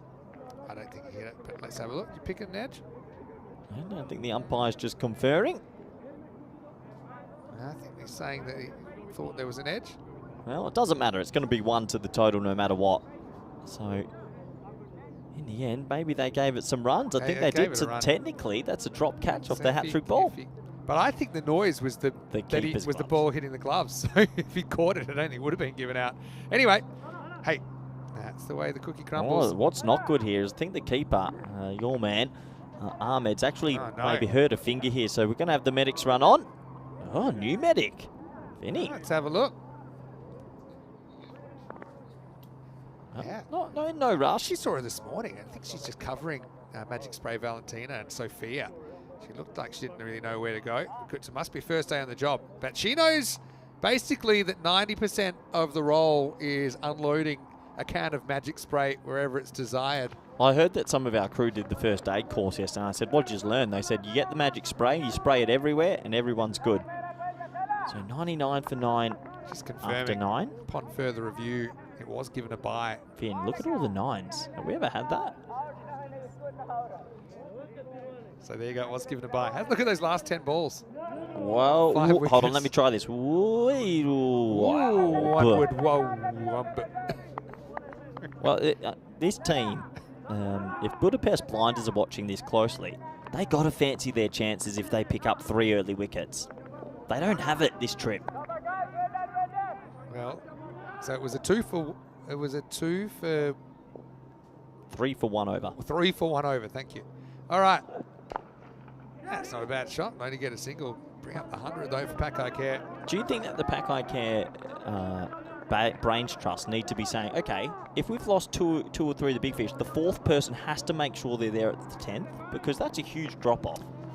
Depends. I think they just grip and rip. It's how they play. They'll still feel this is defendable with their bowling. Early Corey right off. Yeah, but you don't. So you don't think they should have any cricket education? You just think grip it and rip it and keep getting rolled. Well, that's not very smart, Vinny. I think that's how they got to gamble a little bit. No, look, I hear what you're saying. So you're talking specifically about the top 4? I think feel that there's a top 4. There's a top 4, and then it's sort of like falling off a cliff.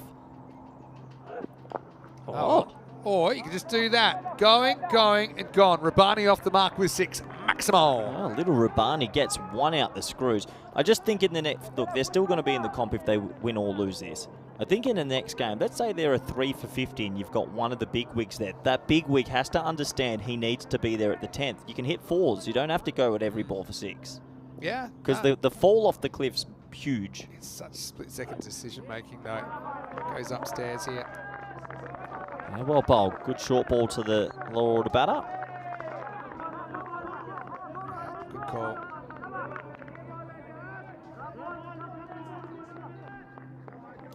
All right. Rabani get one more. That will be the one bouncer for the over. Can't bowl another one. Otherwise, it'll be called a no ball. Come on. Goes ultra full up in the air. Clark Fielder comes around. Great effort there. Couldn't quite find the drop zone. They'll hustle back for 2 and they'll get it. Good running from the youth at the crease. You've got to take every run here you can. That gets them to 108. Can Rabani find the rope one more time? Look at that. Gave himself every opportunity to pull that off. If this was an AFL match, you know, the Australian Football Saturday, would it be the West Coast Eagles versus Port Adelaide? Oh, what a terrible game of footy that is. Have a look at the colours. Ah. Last ball time, Vin. Oh! Pretty good one. That's going to go out of the ground. Oh. Maximo Rabani. Con dos máximos in el último over. And just like that, it's 114 for 9 off the 10. Probably not what they wanted, but it's what they got. And Pakai Care will feel they can defend it. Oh, Rabani. He hits 2 6s in the last over out of nowhere. The last wicket partnership puts on 16. Will that be crucial, Vinny? Credit to the Nomads, though. I think they've played a very good 10 overs. If you offered them 115 to chase in the first place, for sure, they are saying, yeah, we back ourselves to do that, even with the talented Pakai Care lineup. In the time they played each other in the group stage, Pakai Care made 120 batting first. Nomads got there with 10 balls to spare, so that will give them some confidence. The Nomads, their first trip to the Cardimer Oval for an ECL, and despite an early blip, they've won their 3 games since, including one against Pakai Care. Baba just had that flick his back pad. Umpire judged it was going on to hit, seemed like the right call. But this was the problem, wasn't it? Just losing that top order, even though Naqvi stuck around for a while, Kamran stuck around for a while. But the fact that they lost him well before the end of the innings just meant they had to scramble for every run in the end. Yeah, the early wickets really hurt them, and well, we've been impressed with this Nomad side, but I was really impressed with their intent in the field. Mohamed Cameron came out, played some beautiful shots, to be fair, over the top of point, through the covers, leg glances, had it all until he was dismissed by the spin. I think the dressing room started to feel pretty comfortable, but this was before one of the bigger collapses we've seen at the ground. Yeah, it was 5 for 1 collapse, 6 for 8. That's where the Nomads, I suppose, have kept this down below that kind of 130 or so. They held the catches pretty well. I know that there was that one. It was quite a tough one for Cumwell running back with the flight. But, yeah, just Pakaikai having a graft. I still think that this is very much winnable for both teams. Pakaikai, you know you're going to get 2 overs of Kamran, who's ultra quick. You've got the awkwardness of facing Mohamed Atif. You've got the very expert variations of Rabbani in there as well. So that's 6 top-class overs. This was crazy, where they thought it was 6, and well, maybe they did, maybe they didn't. In the end, it resulted in a run-out and a total wipeout. What an extraordinary bit of cricket. And yeah, Wakas, he saved a bunch of runs. That Superman kind of stop, and that time, even though he flicked it past his teammate, they recovered for the run-out. Then Cumwell came on. He took 2 wickets in the 8th over. Just mixing consecutive balls there. Not to be outdone, Osama Mahmood came on. He took 3 wickets in the 9th over, so it was a complete disintegration of the middle and lower order. And a couple of 6s from Rabbani in the last, just bringing things back a touch. But Pakaikai, again, they're going to have to bowl and field very, very well against the Nomad side, who fancy themselves, I think, to chase these 115. It's less than what they chased last time. And if they do, they'll be straight into the final. Yeah, if they do, they will get that progression through to the final. And you'd have to say at the halfway stage, they believe that little flick 6, very interesting. Will that prove to be crucial? The last wicket, 16-run partnership. We saw it in the Drew versus Darmstadt game. The last wicket partnership made it a game. True. They were 98 for 9. They ended up getting to 114 for 9. 15 runs off that last over. 43 for Zayn Naqvi batting 3. He was the top scorer of the innings, but very Pakaikai. Only 8 maximos in that 10 overs, so under par. 30 for Cameron, look good while he was there. Just got out at an inopportune moment. Rabbani with the late bang bang. At least got them past the 102, that 114 in the end. How about Osama Mahmood? Only bowled the 9th, so he could only bowl the 1 over. Took 3 for 1. Apart from that, Cumwell had a very good over, took 2 for 2 first over. Last one went for 15. And Dawood Zaid, let's not forget his early strikes, took 2 for 28. Niazi, the other wicket taker, the spinner, taking 1 for 25. Shout out to our boy Shiraz Sawari as well, who delivered another good spell, none for 22 for him. We'll take a break, back in just a few minutes. 115 required for the Swiss side, Nomads, to go straight into the decider tonight. Or can Pakaikai use all of their skill and class to defend this moderate score? Vinny Sandu here, Mr. Maximo, with Corey Ruckers. We'll take a quick break and see you the other side of it live from Spain. You're watching the European Cricket League.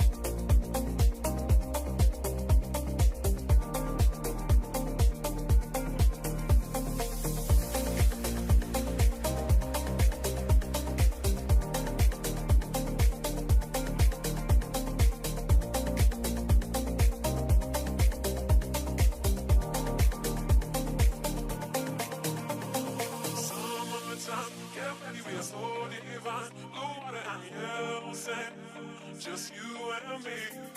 Summertime, get ready, we are so divine. Blue water and yellow sand, let's live our dream. Summertime, get ready, we are so divine. Blue water and yellow sand, just you and me. Summertime, get ready, we are so divine. Blue water and yellow sand, let's live our dream. Summertime.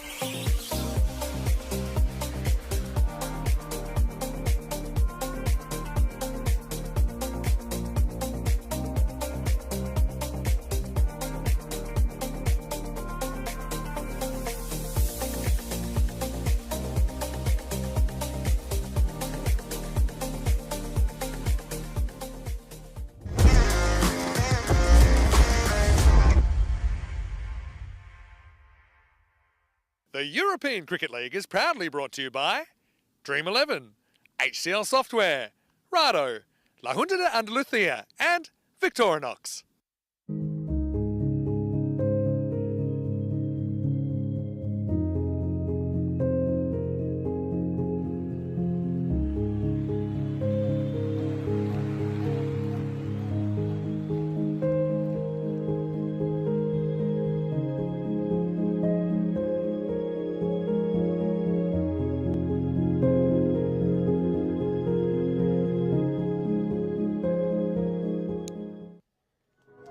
Hello cricket lovers and welcome back to the European Cricket League live from the Andalucía region. Just a reminder to support our official charity partner, the United Nations World Food Project. They do great work trying to get to those that are unfortunate enough to suffer from starvation around the world. So right now we're looking at Qualifier 1 between the former champions of the ECL, Pack Barcelona of Spain versus Zurich Nomads of Switzerland. And the story so far is that Pack have made 114 off their 10 overs. The Nomads will need 115 if they are to secure the first spot in the final tonight. Vinny Sandhu here, Mr. Max. Hello, welcoming you back to the broadcast, no matter where you're watching from around the world.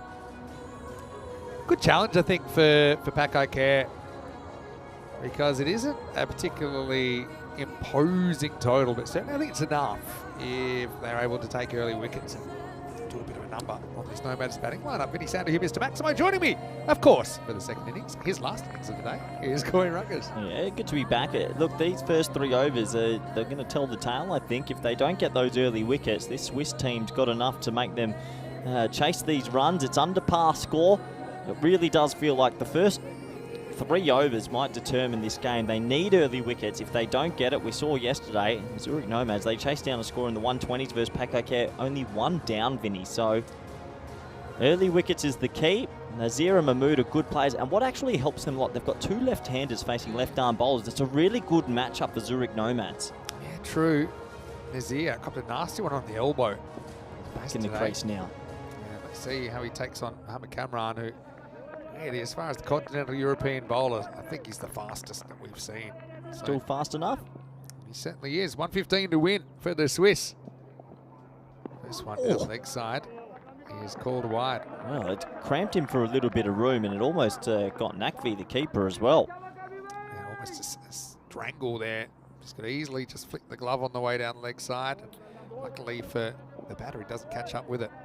A big contest early in the context of this game, the day, everything really, because I don't think the Nomads want to play another game versus Budapest Blinders. Another one down leg side. So really the lefty line just not happening for Mohamed Kamran. It suits them having lefties at the top. It really does. Really, really does.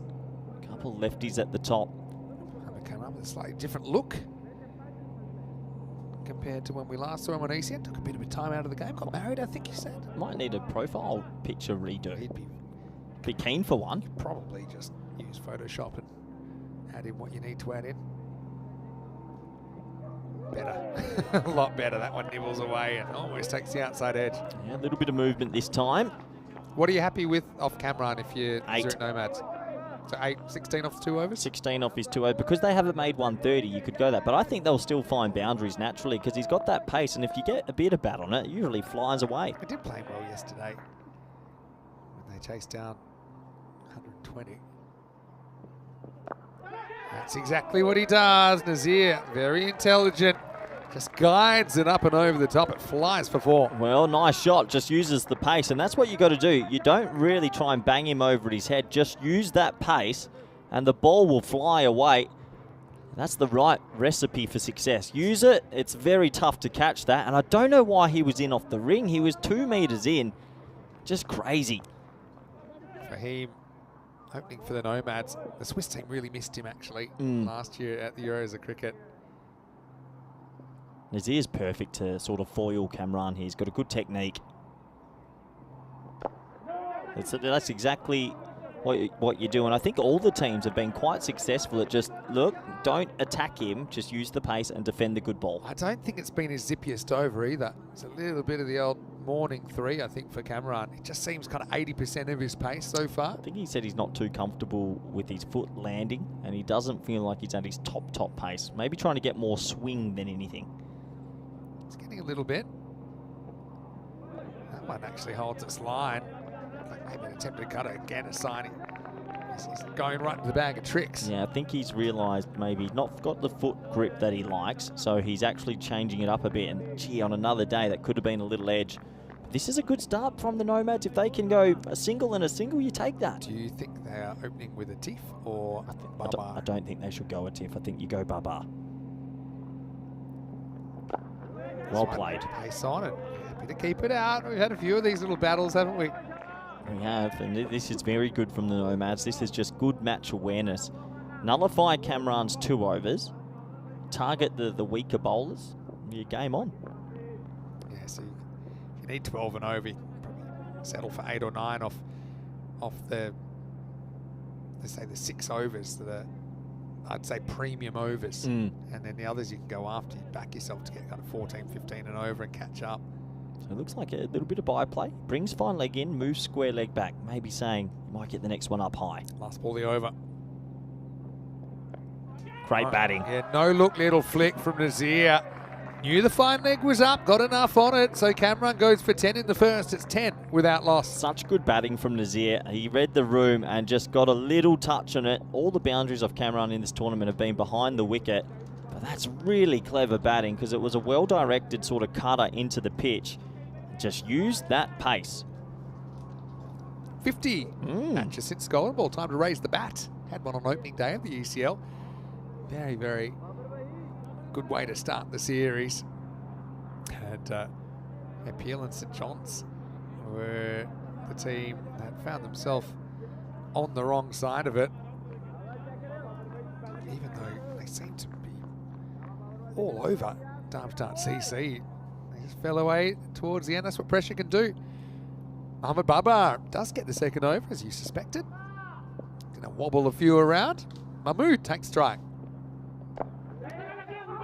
Push and run. It was a tight one. I think that would have been out. It was a full force throw that whistled in. Nasir, I think, would have been run out. High risk single. I'm not too sure it was on. And Rabani charged in. He got the throw away. Let's have a closer look. Oh, he would have been gone for all money. That would have been a gift. It's actually a real forceful throw from Rabani. But Nazir survives. Let's see if he has a slightly different approach, maybe a slightly more aggressive approach against Mohamed Babar. Good cut, straight to the fielder. They don't run. Oh, and then loose throw, probably maybe have been a run there. But no, Babar's the master of length, isn't he? He teases you a little bit. This is kind of length. You feel like you want to drive. It's actually not there. Not an easy ball to get a full-blooded pull or cut shot away either. I think Nazir wants to try and cash in here, though. He'll fancy this pace. He'll fancy this matchup. Power plays in session. And he's going to get some runs here. He'll get it going all the way. Maximo. Well, third was up in the circle. Babar got the full teapot going on as Nazir takes 6 runs. As a bowler, it's always the one that kills you the most. You get the false stroke, but it goes for the Maximo. 6 handy runs. Yeah, Jeff Araza, the youngster, just bemused as he Signal 6 to the umpire. Playing some good cricket, the Nomads. They're educated with what their decision making is. They're bowling well. You'll appreciate that Bubba's taken a lot of wickets historically because he's had Cameron bowling at the other end, figuratively speaking, for Spain and Qualifier. And sometimes batters will take more risks off him than they will against Cameron. A bit more conscious of losing their wicket. Ball might have gone under the tower, but I think they've got it back now. Nomad 63% in this chase. I think the Nomads also have, out of all the teams, been very, very lucky. Well, not lucky, sorry, very, very blessed that they've got their number 5, 6 and 7 hitting runs as well. Zabibullah as well coming in at number 4, looks in good form. So they've got probably the most men in form going into today. That's good length there. Right on the popping crease. So Baba, good comeback from him. Yeah, good comeback, a little bit full at that time. But you think of bowling in partnerships as well, not just batting in partnerships. Baba's got a good partnership with Cameron for a number of years now. Well, I just think that as this one skewed away for an easy single, you can't go at Tiff the second with 2 left-handers. You nullify him then. So when they did it yesterday, I tuned in and thought it's the wrong sort of matchup.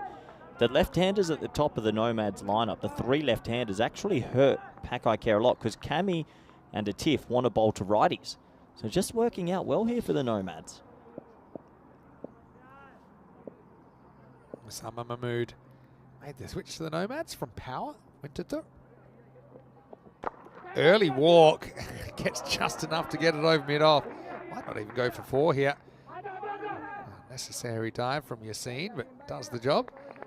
Tipped his hand really early there. Took a step before the bowler had actually released the ball. That'll take us to the end of the over. So get a long single off that, in fact. And at the end of 2, it's 19 without loss. I'd actually be tempted here, and I don't often say this, I'd hold Cammy back 1 in this occasion just because he's bowling to 2 lefties. This is how the tournament has panned out in Group D, 11 and 11, these 2 teams. Not too much between these 2, just net run rate. Nomad secured top spot with a quick chase against the Assassins in their final group match yesterday. We've already said goodbye to the Assassins, of course, in 5th place, although they were still in pretty good spirits, registering their first ECL win yesterday. I'd go Rabani now and maybe hold Cammy in the middle and hope that you've picked up a wicket or 2, but they're going to back the spearhead. I just think Mahmood and Nazir don't mind it. It's a good look. All right, Cameron is bowling out though. And that was an opportunity. Wasn't hit back as hard as Cameron thought, perhaps. It runs away for 4. Well, it was hit back pretty hard, Finn. It's gone for 4. And I thought he got in a good position to maybe catch it, actually, but it still races away. It was hit softly, but I've seen harder hit balls. He does get his hands there. It just wasn't quite the right position. Just instinct there from Cameron. It's a good shot. Yeah, I'll take it. The result's 4 runs. Yeah, I mentioned also this morning we have to say goodbye to Berno, who lost the eliminator, but again, they picked up their first win in the ECL during this tournament. Looks like he's going back to pace on here, just taking his chances. Well, that would have been out. Oh, could have a 5. Don't think they'll run again, but it should be stopped. Unfortunately, actually hit the batter as he was running through there, Mahmood. Oh, Ben Stokes, 2019 World Cup, where England cheated their way to the victory. Controversial, but it's an opinion. That was a proper wipeout, guys. Remember, I think both batters have wiped themselves out getting into the crease. He's got dirt in his eyes. Look at that. Bang, hits him. You got to get it off the bat. They fly a bit further. I think that came off the body of Osama Mahmood. They were never going to take an overthrow, even though he wasn't in position to do it as it was. He was flat out. Would have been out, though, with a good throw hitting the stumps. Nazir back on strike. It's really well bowled. He's gone back to just, you know what? I'm just going to try and let him fly. And that's what I'm here to do. And he does beat Nazir for pace, all ends up. Well, that's just one of those ones you wish it was an edge. That flew through. Bent his back this time. Just kisses the wicket and cuts him in half. Seriously good ball. Should stumps be taller? No. You should get rewarded for a ball like that. Yeah, it's a very good ball. Okay, they made the stumps bigger, around 1930. They used to be smaller. Really? High scores, they said, off enough's enough. Tries the shortest one, taking on another specious single. I'll get there. Yeah, so actually there were a couple of first-class scores, I think in Australia, of over 1,000. And I think Victoria got 1,100 one game. So they changed the laws. They made the ball smaller. They made the stumps bigger. True story. We used to play with a real bouncy ball in the backyard, and we would actually have the stumps on a waste paper basket to make them that much taller, just for fun. Looks like Osama just, maybe he's put a hole in his glove in that dive, so I think that's why he's making the switch. In the context of this game, though, this is a dream start for the Nomads. They have not lost the wicket. Cameron's trying to go a bit straighter and hit the timber this over. A couple plays of misses, but they're just doing what they need to do. I think a couple of more balls in the spell. See it off. Take your none for 18 if you can. Maybe none for 20 if you get another boundary in, and walk away. Yeah, you said you'd be happy with 16 off camera, and that's I what would. they've got. So these are kind of no pressure deliveries, except the pressure of staying there. Or you could just try and go after him. And not a bad shot at all from Mahmood. Have to settle for a single.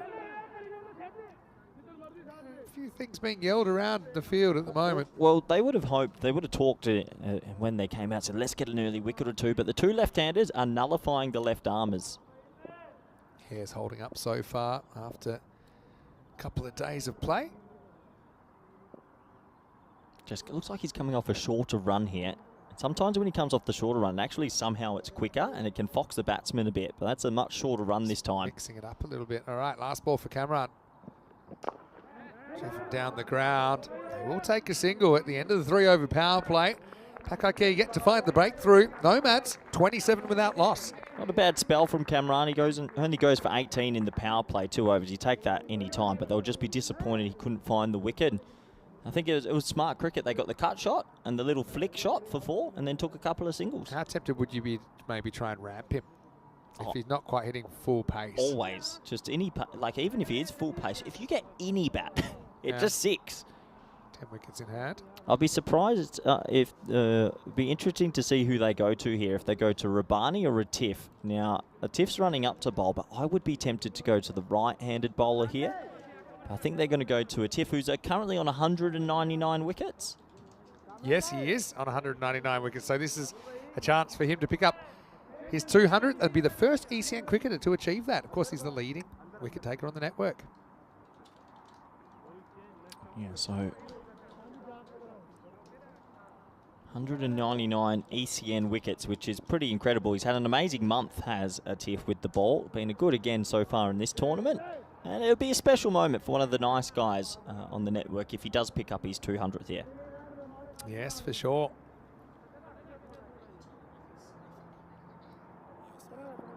So, contest coming on, and here we go. Bit of byplay.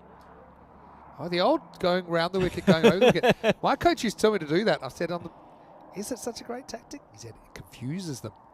Anyway, he'll go left arm over to Nazir. Just jabs him down in thin field for 1.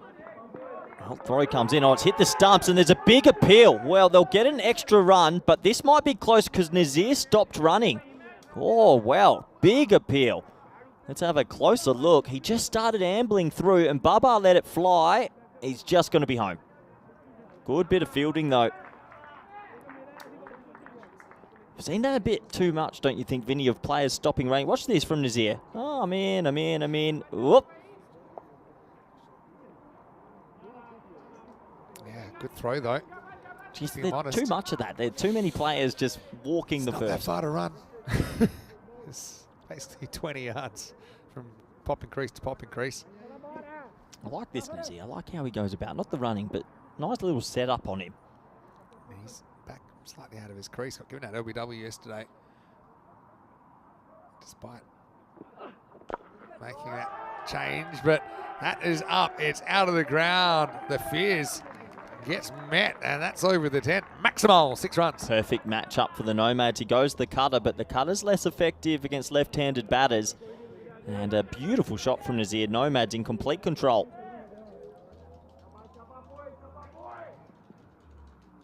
So a good start. Yeah, I was just wondering with the awkward bounce he gets, whether that is a good tactic or not. I think Atif was obviously good enough to adjust his length slightly Now he's just going to use the bounce to his advantage. Nazir up and ticking. Maximal, say smart. Beautiful batting from Nazir, just reading the room, and I really think they should have gone to Rabani. You nullify what a Tiff has by making him bowl to the left-handers, because that cutter doesn't work as much. But Nazir's looked really good, looked composed, and that's a great shot. Yeah, just got the perfect kind of line to play it as well. Got the kind of bounce that helped the shot over the fence. Atif, like all bowlers, occasionally does find it quite tough in his format. But he's got a very good temperament. I think that's something we've seen plenty of times. That if he goes for runs, he's not too bothered. He'll stick to what he's doing. Yeah, stand deliver shot or two at one end. Oh, wrong end. They go to the wrong end. Oh, geez, just no composure. That's a bust there at point. Just had to look to the bowler's end. That was definitely going to be a run out. Yeah, let's have a look at this. You get the bird's eye view. Kind of takes off and then changes his mind. And you can see, look where the other batter's standing. He's halfway down the pitch. Osama Mahmood.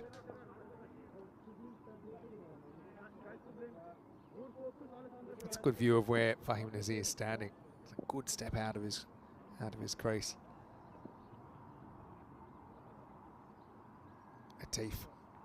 See if he bowls full pace or maybe rolls his finger. The thumbless ball. Well, that one's up, and that's over the top. Maximal, Sace Mars.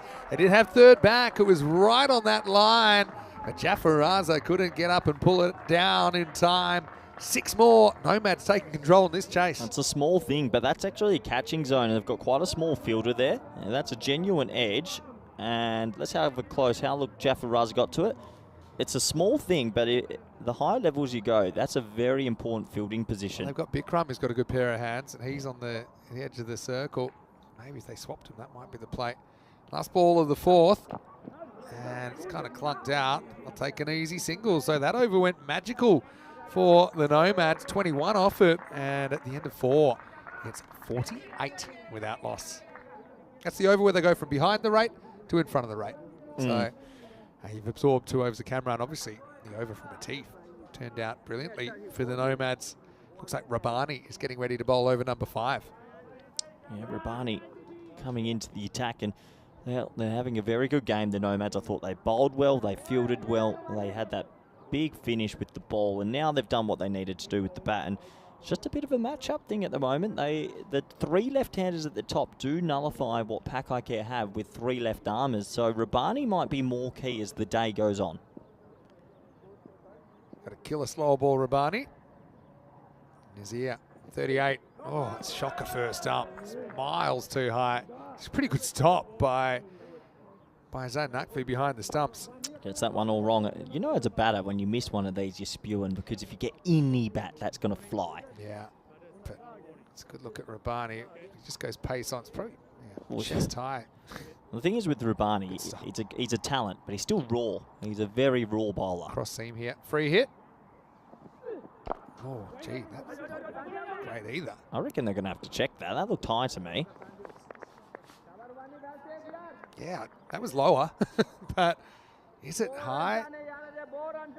Oh, yeah, I reckon that's a no ball if you ask me. It is a no ball. That means he's on his last warning as well. So now we're talking. Yeah, so no ball. Well, if he accidentally bowls another Noe, I reckon that's game, set, match, because then they do not have another bowler that can bowl. Yeah, he doesn't like it. It was actually pretty clear. It wasn't even marginal there. Yes, it was half the height of the one before. So now Rabani's going to have to deliver another free hit. And if he bowls one more of those, then it's curtain to him. They're going to have to find a bowler to replace him.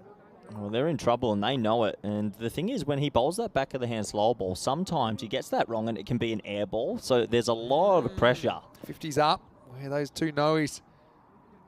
Free hit. No ball for front foot. Well, Rabani, the exuberance of youth is melting down. It's not the kind of hat trick that you want. Let's have a look at his bowling stride here. Oh, well, that's not a no ball. That should be reversed.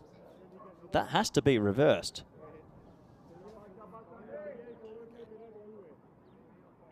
Well, hold on. I think they're going to use technology here. That was not even close to a no ball. Yeah. Well, yeah, we got the footage there. His foot was well behind, so that's good. Good work from the officials because his foot was well behind, and you don't want to make the wrong decision. So still a free hit. No, it's not. Sorry, it's not a free hit because that was obviously now just a dot ball. Yeah. So just being clear to the batter that that's a legal ball, so it's not a free hit anymore. So we went no ball, dot ball. Yeah. Correct. There you go. You heard it there nice and loud. A good use of the technology just to make sure we get the right call.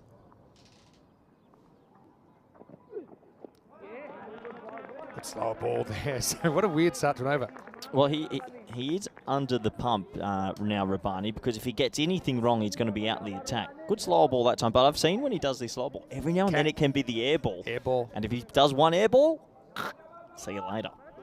Air ball. I think people are just realising this isn't the Pack Care of old. This team's a lot more vulnerable.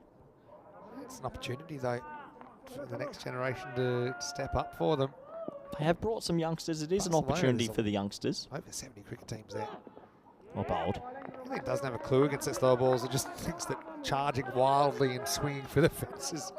I just think Mahmood just needs to take a breath here. They're in control. They've gone through Cami.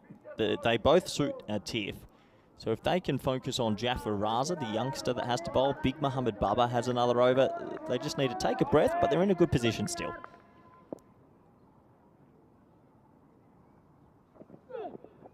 Oh, bowl. The thing is, well, he could be run out here. He didn't. Did he get his foot back? And appeal has gone up. He was just a little bit sort of lazy at the crease, and Naqvi throws the stumps down. Surely he's not out here. He's fine. That's a real... Seen a bit of that in the last few weeks. It's in club cricket. Get the kit bag, get the kerosene on and throw on a match. If you get out that way, time to give it up. So anyway, what a weird... Not out, by the way, just saying one to come. What a weird over. It's a no ball, another no ball, but they got a single off it. And then we've had 4 dots. It's actually 2 to come. We had a fake no ball. Plenty going on. Faster. Good punt. To be honest, a lot of credit to young Rabani here. He goes no ball, no ball. You're probably thinking, oh no, am I yipping up? And he's come back with 5 dots, hasn't he? Because it wasn't there a no ball 1. Yeah. So he's come 5 dots back. Well done, young man. And that's good to see that he's been able to compose himself. He'll probably bowl a no ball now, but... Yeah, well, hopefully not, because that'll be the last 20 balls if it's for height. All right. Mahmood finding it tough going. Gets a bat. Take a single. What a good comeback from Rabani. So 4 off the over in total. A bit of a strange one. This game takes another turn. It's 52 without loss after 5. Hey, let's welcome you into the commentary box. Happy Peacock Friday. What you packing today? Just a bit of a flowery number. Get a better look at the pattern there. Would you like to just look at advance yours as on well, the camera? Kenny. I've got this is one of my new ones. So that's nice, that. You've got kind of peacock lining as well of the old jacket. Big thank you to everyone that gets behind Peacock Friday. I know a lot of our viewers do. I get lots of pictures people send me, and I'm watching in my Peacock Friday shirt. So keep up the good work. And if you're not doing it, that's okay. We'll give you this week off. But next Friday, get on board. Pretty interesting game here, though. Pack Care just kind of storming back into the game. And it looks like we got a retired out here. Oh, I'm not sure about that. That's an interesting call. Maybe that's situational, but I think it just really struggled with one specific bowler, Rabani. So I think maybe I would have kept him. What was it? What was Mahmood on? 9 off 11. Yeah, okay. The only thing... He had Rabaniitis. The only thing I would say with the 9 off 11, now they're 1 wicket away from getting a right-hander out there. So I'm not too sure. I think I would have let him have another over, but if he hadn't got going and Rabani was coming back to him, I just think Rabani had him in his pocket in that over. Interesting. So it's a wicket. It's a wicket, 52 for 1 then after 5. Retired out, of course. You can do it in any cricket. Oh, look, fair enough. The brains trust think it's the right move. But I tell you what, if they pick up another lefty here and get a righty at the crease, I'm not 100% sure. I just think the lefties were the right matchup. Anyway, Atif's going to come back, and he's got to come around the wicket. This isn't something you see him do to left-handers too often. Hassan Ahmed, new batter. Misses the mark. First up to Zatif. Yeah, I think I might have given him another over. I do like seeing club teams get inventive. Yeah. It's pretty cool. It's a risk-reward scenario. The other thing is, the rate.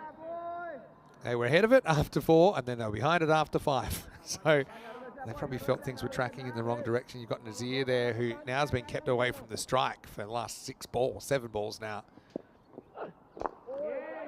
This is well bowled by the Fizz. I think he's thinking, you're not going to see an off-cutter here. I think you're thinking around the wicket, leg stump Yorkers, fire him in there. And he got that one pretty well. The field's interesting as well. They've got cover and mid-off up, back on the leg side. So, yeah, just trying to jam it in there. And it's high risk because if you miss your zone, this could go a long way. He's not really known for hitting over the offside, Hassan Ahmed. So they haven't got protection at deep cover, deep mid-off, as you said. Nope. Pitching outside the leg stump. Remember, Teef takes a wicket. Today, he'll become the first ever ECN cricketer to reach 200 ECN wickets. And recently, he's a player we've watched blossom on the network. I'm not too sure this tactic works versus Nazir. I could be wrong, but if you don't get the Yorker here, it's almost a freebie. He's not going to get an LBW from the angle he's coming out. It's almost always pitching outside leg. He's looking to flick. Oh, 100. If you flick, fine legs up in the circle. Deep in the box and flick it over the leg side. Teef, with expert coaching, he's probably thinking 3 steps ahead. He's going to get him. He's going to get him. He angles across, and it's wicket number 200 for Mohamed Atif. What a great moment for the young man. And so it's going to be a gamble that backfires for the Zurich Nomads. There's Mohamed Atif. Congratulations to him. The first ECN cricketer to 200 wickets. What a fantastic moment for the young man. Oh, well done. I remember meeting him a couple of years ago. He was pretty green, and to take 200 wickets on the network, well done. And out of all of his 200 wickets, I guarantee it's the first bowling around the wicket to a left-hander, because I reckon 199 of them were right-handers going across, but he came up with a plan. He's a great young guy. Well done, Mohamed Atif. That's a big one as well, because Nazir was up and ticking. He's out for 39. That ball could have flown to the boundary, but Bikram Singh hauled in a good catch. It's 54 for 2. Vinny, when we started this network, did you get 200 wickets on the network? It is crazy, isn't it? It is crazy, but it's a crazy world we live in.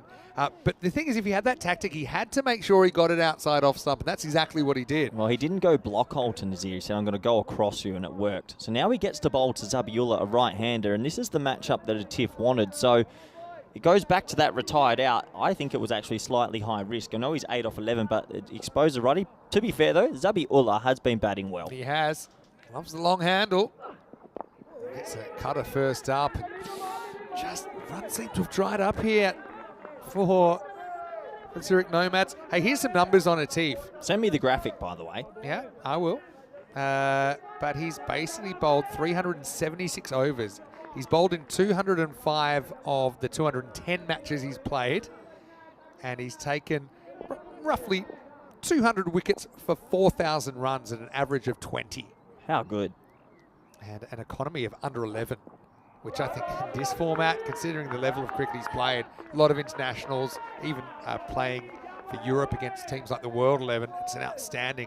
Well, he's played for Spain for years, and we made it pretty deep. Every championship week that I've been involved with him, he's bowled to some of the best in Europe, Netherlands, England, Ireland, Scotland, and he plays in Barcelona where the ball literally flies. It does. It does. So well done to Atif. He's come back well. His first over went for 21, I believe. So last ball for him.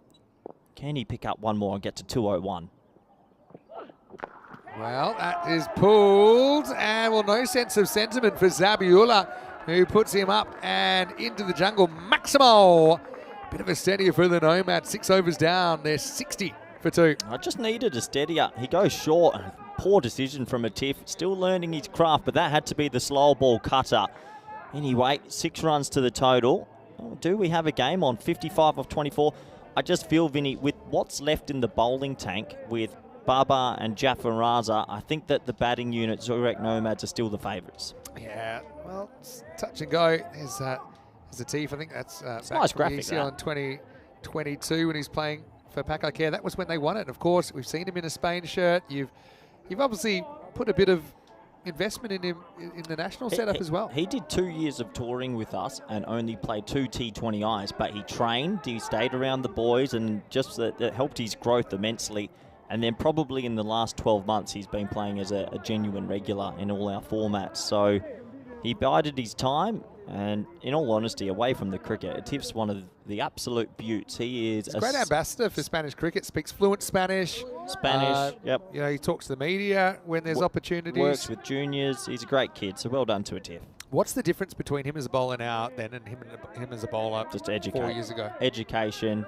His run-up's a little bit stronger, and he's grown up into a man. Rabani's back. Oh, good first over. Oh! Got him. Well, there's another left-hander that he gets the better of. Rabani is storming Pakakare back into this game. Hassan, it was full. It was pretty straight. He never moved his feet. He'll have to step aside at 60 for 3. Well, let's just talk about this youngster, Rabani. His first ball was a no ball. His second ball was a no ball +1, and he has come roaring back. That is an unbelievable back of the hand slower ball. Couldn't have landed it any better. Here we go. Look at the hand here. Right over the top. It's got overspin. Seam position's perfect.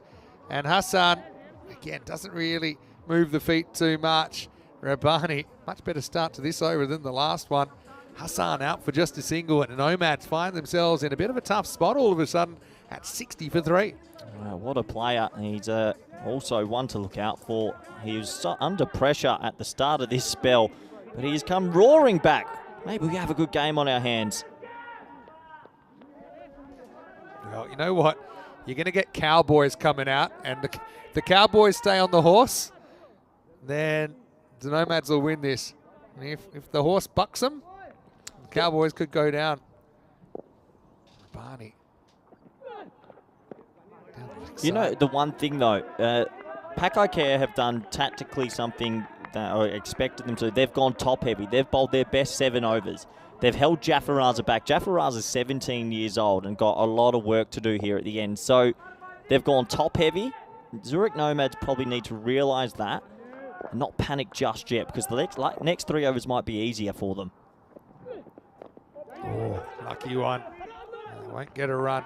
I just feel Pakakare have gotten well ahead in the last couple of overs. No credit to Rabani, because he had that shocker of a start. Oh, great comeback from the young fella. Skating on thin ice. Can't afford to bowl another high full toss, but he's feeling it. Oh, gee, that looks pretty close as well, and he's gone. I think that's dead. I think it hits him in line. He tried to clear the front leg. He got hit in front of off stump, and Rabani has done it again. What a sensational effort from the young Spanish bowler. I'm trying to describe him. I don't want to call him a fast bowler, but he's just got so many tricks. But I can tell you, that's a wicket. And it's 61 for 4. What a comeback from Rabani. And Pakakare all of a sudden truly believe it's been a Rabani show. After he sort of started with a no ball and a no ball, all the pressure were on his shoulders, and he's come roaring back. Let's have a close look. He skips across. It's the slower ball. That is plum. It doesn't get any plumber than that. So he's got 2 in the over. Oh, Rabani, just incredible. Vinny, after he went no ball, he's gone ... 1, Yeah. wicket wide, wicket. Yep. Incredible spell. Unbelievable, really. And this is another. It's been a game of 2 collapses, really. All right. Here goes the full one. His accuracy's been really good since that early issue. So he had none for 3 off 0, right? So it's a huge comeback, because if he did bowl another no ball, he was gone. Yeah. And I still think there's a twist in this game, because Pakakare, as I mentioned, haven't used the 5th bowler. Mohamed Babar's also got 1 over to go. Yeah. So they bowled 6, I call them premium overs. Correct. This is the end of it now, after this over. Zabiula takes him on and gets him. Maximo didn't quite get the Yorker that time, Rabani, and he's lifted up into the jungle. Yeah, it doesn't get it right. And Zabiula, that's a beautiful shot. This game has still got a couple more twists in the tail. He went pace on there. I reckon if he had his time back, he would have gone the slower ball. Zabiula, imagine he'd up the pace. If I'm bad at guessing Rabani. It'd be a nightmare for me if I'm always guessing wrong. This has to be a slow ball. Surely Zabula, who wants pace in. I think now you have to just... But then he knows that the batter thinks that, and then he does the opposite. Don't overcomplicate it. All right, here we go. Last ball. He does go pace on. Oh, fielding. Oh, well, hello. Oh, tell you what, this might be one of the great run-outs. Bikramjeet Singh turns into prime Ricky Ponting at backward point. Wowee, that is seriously good fielding. Well, he just took a long time to get going. So Wari's only faced one ball. How was the dive? I've got this as gone, live. The third umpire will have to make the adjudication, but what a great stop first up. Oh, he just didn't get going. There he goes, the dive, throws it off the ground. Takes his hat off. Oh! He's just in. I think he's just home, maybe. Wow. Oh. Bat's down there. Yeah, I think that the first frame that the bail's removed, he's just in. So I think you gotta give it in. It's wow. I could just see it was a bit of a plonk, but he plonked it just enough. That's a really good shot. The bail's only just out of the groove. Well, here's a piece of fielding. Well, here's an interesting move. They're going to go to Muhammad Baba, so that means they're going to have to find a sixth bowler. Fifth and a sixth bowler. To finish. So maybe it's something they've thought about already. You've got Jafar Raza, you've got Bikramjeet Singh. I think they realise this is a key moment and they don't want to show Jaffa just yet, but I'm not sure on that. Who's going to bowl the last? Because what if Jaffa comes and bowls a brilliant over? You can't re-bowl him.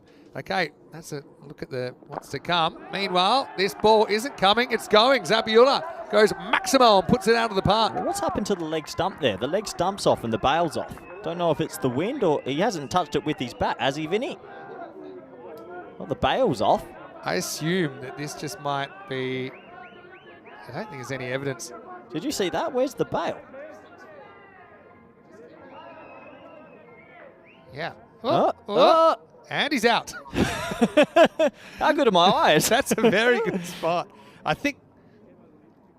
That was it. Yeah, I was wondering, has he accidentally swung his bat all the way back? He's created such air velocity that, the stump war has just displaced. I think this is a small misstep. I know Jafar is young, but now that you have to end with a fifth and sixth bowler, that's hard to do, And I don't know who their sixth bowler is. What, you think it's going to be Bikramjeet Singh? Let's have a look.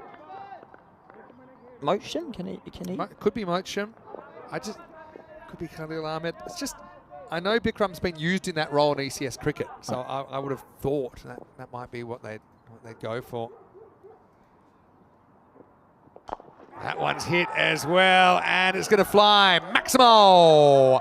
That's what I meant about the Cowboys being out there for the Nomads. They're going to swing for the fences. They hit the ball very cleanly. And there's a couple of bombs from Zabula. Well, Zabiula's playing a seriously good knock here. That's a lovely shot. He's gone bang, bang, and all the pressure goes back to Pakai Care. So, match on.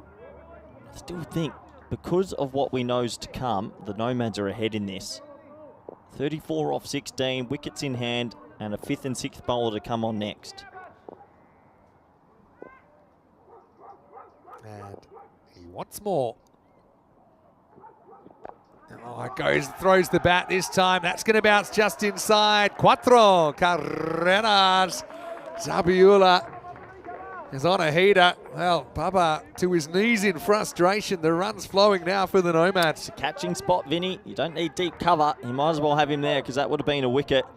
So this 3-ball cameo at the start of this over has now shifted things well back to the Nomads. Zabula, he's on a tearer. What an interesting group we've had here in Group D. It has been quite interesting, hasn't it? Zabula, he only knows one way. Oh, gets a Yorker. Oh, the young fella. Tries to put up the stop sign, Zabula, but with the fumble, there's always a single there. It's not a bad single. Get him off strike for a little bit. Like you walk him, like when Barry Bonds used to come up and you used to say, nope, don't really want to bowl at you. But here's the thing, Sawari, who was centimetres from being run out moments ago, get another opportunity. He's only faced the one ball so far. What a low-scoring group this has been. It's Very interesting group dynamic. Throwback group. Yeah, it is a bit. It really is. Babar, 2 balls to bowl. That's hit pretty hard. Sets a task with the fielders. They're not going to get there. Bisects the long on and long off. No Southern Star in place, and cuatro carreras más. Good shot, really good shot. Just smacking it straight, and he's going to get 4 for his trouble. Splits the 2 fielders perfectly, splits the umpire and the opposite batter perfectly. And I think with this over, knowing with what's to come, Nomads have taken control. The stumps blowing over reminded me of an incident in Malta where they had the stumps on the base, and they blew over as the batter missed the ball, and hence he wasn't bowled. We've played in all kinds of conditions. Right, last ball of the 9th here, or the 8th, I should say. That's hit very hard. That's a flat 6. I think that's gone all the way. And they love it. As I've got that as 6. We'll make the adjudication. It has been given 6, in fact. It's 96 for 4 after 8. I reckon that just carried the rope so flat and like a bullet. Yeah, that's rope. She hits the rope. Yeah, you can actually see the rope move. So 96 for 4 after 8. 12 balls left. They need 19. Have to fall over to lose. Babar bowling the 8th backfires. He goes for 27, and now you've boxed yourself into a corner. You need to bowl 2 bowls that haven't bowled yet. Jaffer Raza, the 17-year-old left armour, born in Spain, played all his cricket in Spain. Can he deliver a miracle over to keep his team in the contest? Maybe. Starts well. This is where you need one of these overs, just going for 4 or 5, like a tragical over. 1 wicket as well. You're not going to win if you don't get one of these 2 out. So you need a wicket somewhere. If they can get Zabiula to sky one, but then the last over, good luck. Whoever's going to come on a bowl, it's going to be someone they don't have. It might be someone we haven't seen bowl in the series so far. Yeah, potentially. Jaffa. Going nowhere. Well, they made a huge mistake because now Jaffa can't bowl the last, so they're in a corner. Babar is the captain. He's the one who decided he wanted to bowl himself in the 8th. So, yeah, just looking, it's going to have to be Bikramjeet Singh, but that's pretty gentle mediums, I think. And this is the thing with Pakakare. In the previous years, they had 7 or 8 bowlers, 7 or 8 bats. It's not really there this year. You've got to give Jaffa an opportunity to go well and then re-bowl him. They've taken that away. They've kind of shut that door on themselves. Pakakare. Oh, wow, that is smashed. Absolutely smashed up the hill. And thanks for coming. Maximo gets the Nomads 6 closer. Zabiula, when he hits it, it stays. He's played a pretty masterful innings. He's 36 off 12, and I reckon he chipped that. You know, there's a bit of love coming from the viewers for Wakas Kawacha of the Nomads in the first innings. Remember all those runs that he saved on the boundary? The 6 he saved, and then the other 6 he saved that turned out to be a run out. Every run's been precious. That one's going to fly as well, straight to the field, and that's gone. Oh. Well, Zabiula's 6 and out. There's a good field placing there. Khalil Ahmed will take the catch. May have a dislocated finger, but it'll be worth it. He's going to be changed over, but it is a wicket. It's 102 for 4. Well, they needed that. A new man to the crease, you could get a dot ball, but that's actually hit the end of his finger, and you can see a little bit of blood there. So he's going to jog straight off. But more importantly, I suppose, for his team, he takes the catch. So he does get Zabiula and get Jaffa. He's only got 2 more balls to bowl in this game. They're going to have to make a change. Uncomfortable catch, to say the least. But hey, Zabiula, he's a real kind of renegade, isn't he, with the bat? He'll go for 36 off 13, 5 Maximos and a 4 in his knock as he departs at 102 for 5. Yeah, good innings, though. If they go on to win, that might be the innings that sort of stole it back from Pakai Care. So a wicket goes, subfielder on in a hot spot, the young man. Kuram Shazad. Pakai Care have played the same 11 in every game in this tournament. Yeah, they're thin, Vin. All right. Nazir, the captain, comes out. He's a very classy player. It's a guy you'd normally expect him out at number 3 or 4 for them. Big ball this. If he can get away with this, Jaffa, well done. But it does mean they could leave maybe 10 plus for the last. But they've messed up the bowling order here. They're going to have someone that's cold and hasn't bowled barely in the tournament to bowl the last. Big mistake. No way around saying it. It is a big mistake. Jaffa love to bowl again. You can't bowl 2 overs in a row. One of the You can in the 100. in the 100 you can. Are they quintets, not overs though?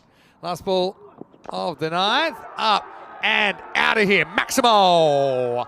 Well, as it is, maybe it won't matter because that makes it just 6 required off the last 6. What a shot that is from Sawari. Maybe it was millimetres from run out. Well, are they stuck? Oh, They're lodged. Well, they've somehow got a little bit of a cheeky kiss and got stuck. I've never seen 2 batters have their helmets get stuck. Oh, first let's have a look at the shot. Sawari hammers it. And then the old, this is where hello. It's like one of those puzzles. Actually got stuck in each other. Well, Lionel Richie would be humming Stuck on You, but really I think that the Pakai Care side is stuck now. Who are they going to go to? They are going to Bikramjit Singh. If there are only 5 off this over, seems a bit far-fetched, but this is ECN cricket. And we will go to a golden ball and have a 1-ball tiebreaker. I would be surprised. They've got this now. They're 1 hit away. They're 1 hit away. Nazir, the captain, I wonder if he will just kind of be happy to take the one unless it's really asking for it. Well, maybe you can finish it off because that's the Nomads through to the Group D final. Maximo for Azim Nazir. Pakai Care will have to go the hard way. Bikram only bowls 1 ball. It never lands. It's the end of the match. And Nomads now 2-0 against the 2022 champions, the Swiss team, through to their first ECL Group final. They are playing the better cricket in this group at the moment, Vinny, and well deserved. They go through to the final. Pakai Care, they fought hard in those middle overs. It was Rabani really brought it back, and Atif who picked up his 200th wicket, but they couldn't get through the last few overs without conceding too many. And Zurich Nomads, Vinny, tonight when they go into the final, they will be favourites. Yeah, the thing with the Nomads as well, they'll obviously have to conquer their demons under lights. I guess we'll see who they're playing. But hey, what a shot from Nazir. He, like I said, doesn't look like a guy that's in his mid-40s. He comes out there. He's been brilliant in the field. Obviously, that little kiss worked. The grills got intertwined. And we have a look at what's coming up then with the Zurich Nomads to play the winner of Pakai Care Badalona versus the Budapest Blinders. The next game's coming up. Starts in about 1 hour and 10 minutes, so we're back in about 1 hour and 5. Set your alarm. Whatever you have to do, make sure you come back and join us because we're 2 matches away from having another team decided in this ECL Championship week. Credit to the Nomads. I think they were put to the test. I think they did the job with the ball in the first place. With the bat, they had to weather the early storm, didn't they? And they managed to do that. They were able to get a magical over off Atif. Speaking of Atif, though, congratulations to him with his 200th wicket on ECM. But I know it'll be a little bit bittersweet because it comes in a loss for Pakai Care. But it does create another opportunity for him to get out there and show what he can do. So yeah, just confirming to everyone that it will be the Pakai Care Badalona side of Spain to take on the Budapest Blinders of Hungary in Qualifier 2. And Nomads, well, they can sit tight, they can rest, and they may have a few weary bodies at this stage, but yeah, the Swiss feeling sweet after this Qualifier 1. Let's have a look at some of the highlights. Nazir, early on, he had to kind of deal with Mohamed Kamran. No one really enjoys that, but Kamran, to be fair, probably didn't quite find the kind of pace, the zip that we've seen from him on many occasions here at the Cartmore Oval. It just was selective, I think. I like the way they used the pace against him at times. That was a nice drive. Maybe a quarter chance, if that, to Kamran in his follow-through. Now, some of the mood, of course, he opened the batting, and let's not forget, they had to make a hard call. They decided to retire him out after he didn't really deal with Rabani too well in his first over, and it looked like the collapse was on.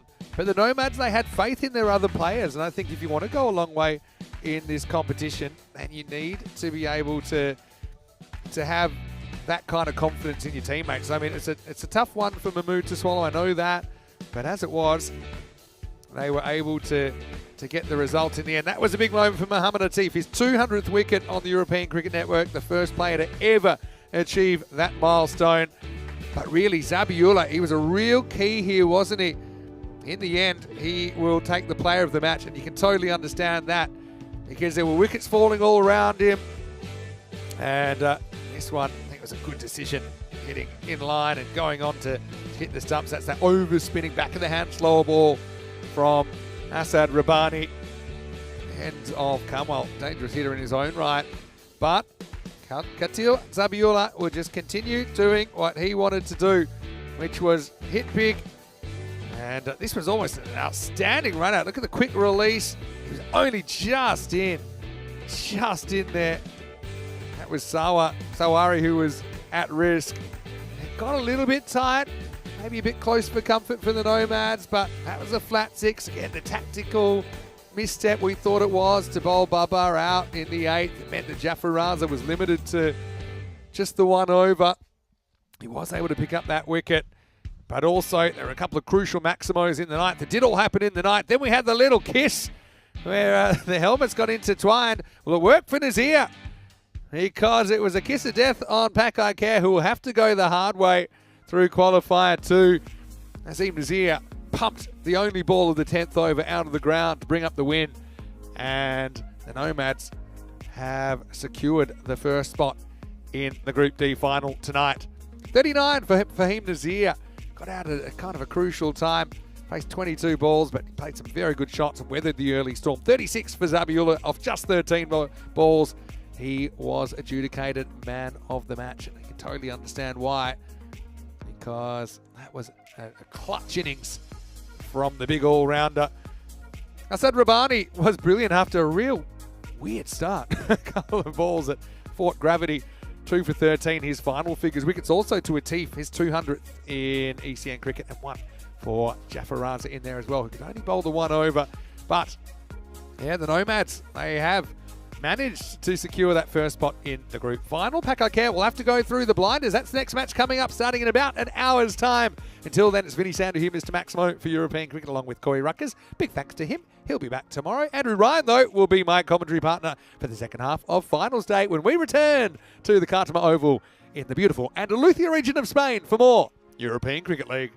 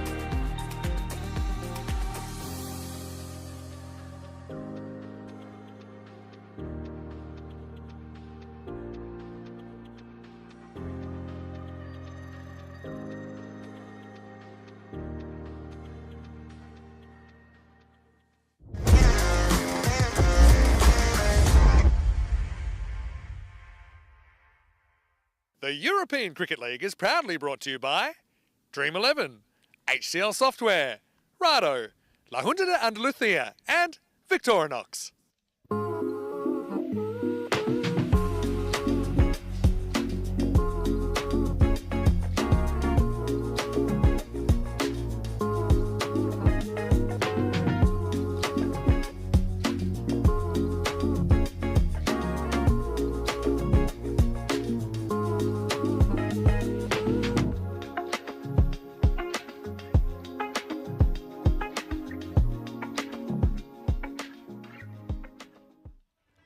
Hello, cricket lovers. Welcome back to the Cartama Oval. We're halfway through Group D finals day.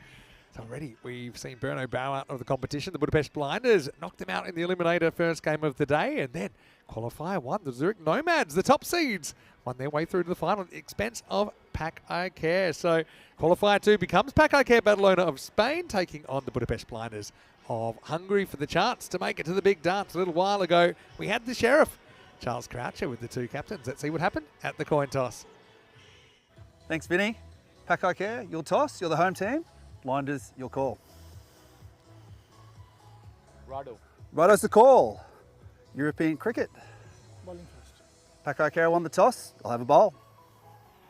Thanks very much, Charles. So you heard it there first with Pack I Care deciding that they want to have a bowl first. That way they will be on the chase. So they had a bit of a struggle batting first in the last game. Just lost some of those key wickets. And I think that obviously they're a very competitive team, but not quite the same kind of depth that we saw when they won the European trophy here in 2022. Let's have a look at the two teams.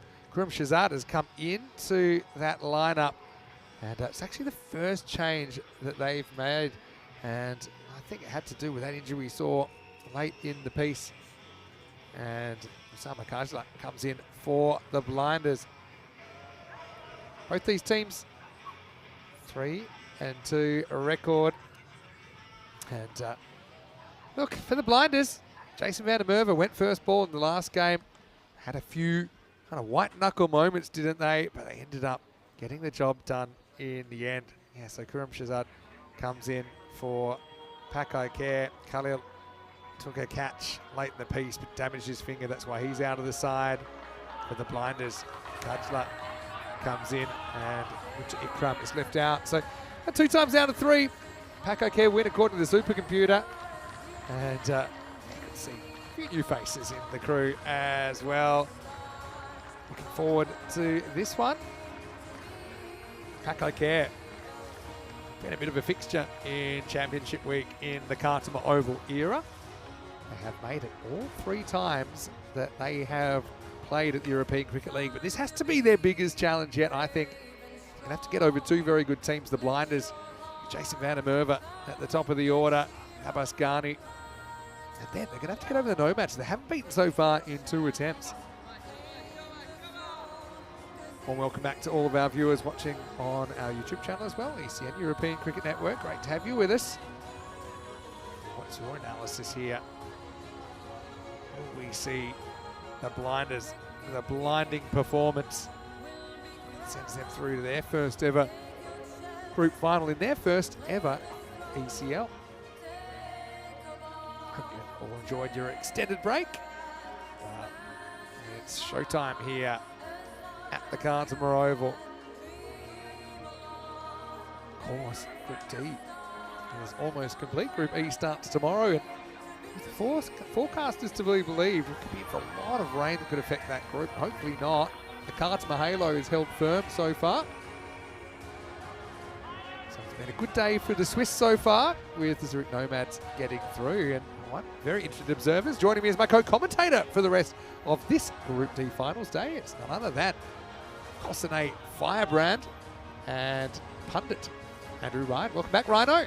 Many talents, Vinny, but on show just in the commentary box today. Lovely to be with you all, though, and what a day in store for Swiss cricket. Zurich Nomads, first team through to the Group D final, and they've relegated Pack I Care to having to come through this contest against the Budapest Blinders, coming off a last start win. I'll tell you what, Vinny, there's going to be some fireworks here. Mohammed Cameron steaming in. Lofted shot, beats the fielder down there at third man. Excellent start for the Blinders. Gandhi has found a little bit of form with the bat. Gandhi might be on their side as well. Found some inner peace as well, perhaps. But here's the thing with Gandhi. He played Cameron really well yesterday. Cameron hasn't really had his usual zip today. Seems to be having some issues with the landing. He's not the only one, I'm sure. But Gandhi ran himself out in this contest during the group stage. Atif got him with a brilliant direct hit. That was after he did hit Cameron for a large 6-over deep mid-wicket. Cameron with a comeback ball. Oh, takes out his off stump. What exceptional pace bowling from big Mohammed Cameron. Recovers from that 4 on the first delivery and shoots out the Blinders opener. The Blinders 4 for 1. Yeah, it breaks a bit of a wicket drought for Cameron. That is his go-to, isn't it? It's that Yorker. It's so spicy. It swings in just a touch, goes stump to stump. Hitman 2.0 back in business. I think the Hitman's just beat him with pure pace here. Been a little bit of tail in, but just pure velocity. Yeah, just wasn't technically able to deal with that. Look, butter wouldn't melt in his mouth either. Not even a hint of a smile from the Hitman. Ghani goes 4 and out. And the score 4 for 1. Disappointing end to Ghani's innings. Over before it really got started. Brings big Stefan Gooch to the crease. He's been pretty solid throughout Group D to date, and has a very, very good technique against the pacemen, so he'll be well equipped to deal with Cameron. We've seen Zurich Nomads the last couple of times they've played Pack Air, really just trying to blunt anything. I think the Blinders might adopt some of that tactic here with the early wicket. I think they will. I think Ghani was the one that was probably sent out there that might have taken him on, but I do think you'll see a bit more caution. Thing is, if you hit the ball, it flies. So you don't really have to go looking for a big shot. Stefan Gooch played Cammy pretty well yesterday. Let's see how he goes here. Racing his first ball. Down to leg side to get a wide. A little bit of waywardness from Cammy. Good news for the Blinders, though, in that first game today, Vinny, that Mars Barji continued his form resurgence, and the skipper Ali Farasat hit a much-needed half-century to take them home.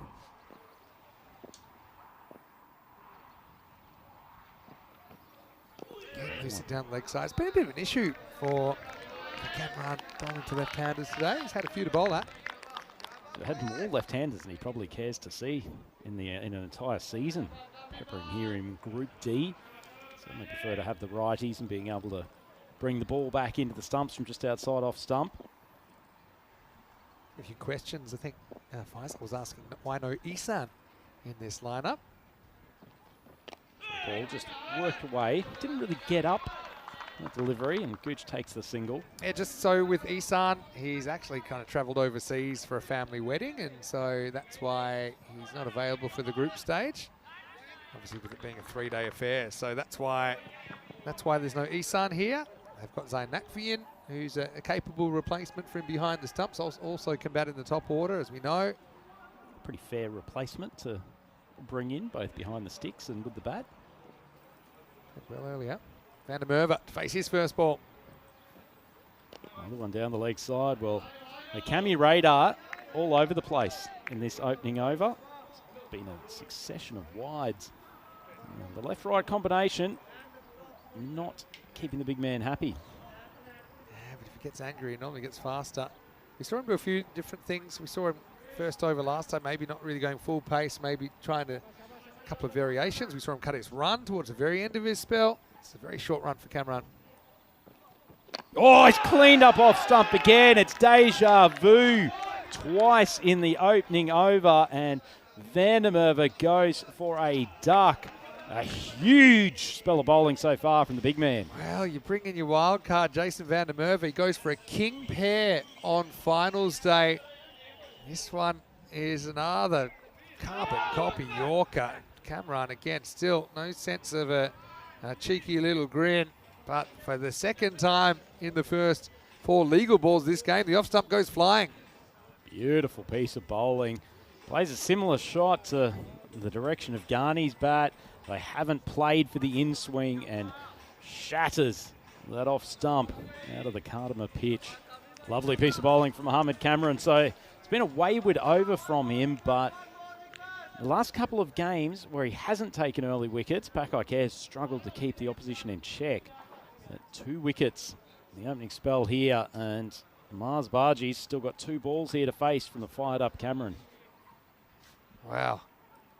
How about this opening? We've had Mars Bargie now. Oh, the hitman, he's got his radar on now. Tailed in, but Bargie's got a really good solid technique. Enjoys playing the pace bowling. Dealt with it well. Just have a look at this on the replay. Just a little bit straighter with his technique than his 2 openers. Didn't really swing, did it, that one? That one kind of held its line. One man who won't get flustered out there in the middle, Stefan Gooch, an experienced cricketer. There's some rebuilding to do. Short ball, edge over the top. And that's much needed boundary for the Blinders. So a challenging first over, but as far as the runs go, 13 off it. Not a bad outcome, but losing 2 top order wickets. The less good news. Yeah, it sounded like it almost broke the fence, actually. For all the brunt of it. But yeah, that's the thing. You get a bit of bat on it, it flies. You don't have to necessarily go looking for the big shots. This is where we're at on finals day with Qualifier taking on the Blinders for the right to meet the Nomads in the final. And I know you must have caught some of that game earlier, Rhino. You must be happy for your countrymen there. Well, as objective as we stay within the commentary box, really great for Swiss cricket to have the Nomads through to the final, and well deserved after a first up blip here. They've been the most consistent team in the tournament, but it wasn't without a fight. That victory this morning. Babar gets the second over. Oh, Bargie has lofted him over mid-wicket. What a sweet strike. And Babar, welcome to the crease. Well, that was absolutely hammered. Just kind of a typical Babar line and length dibbly-dobbler.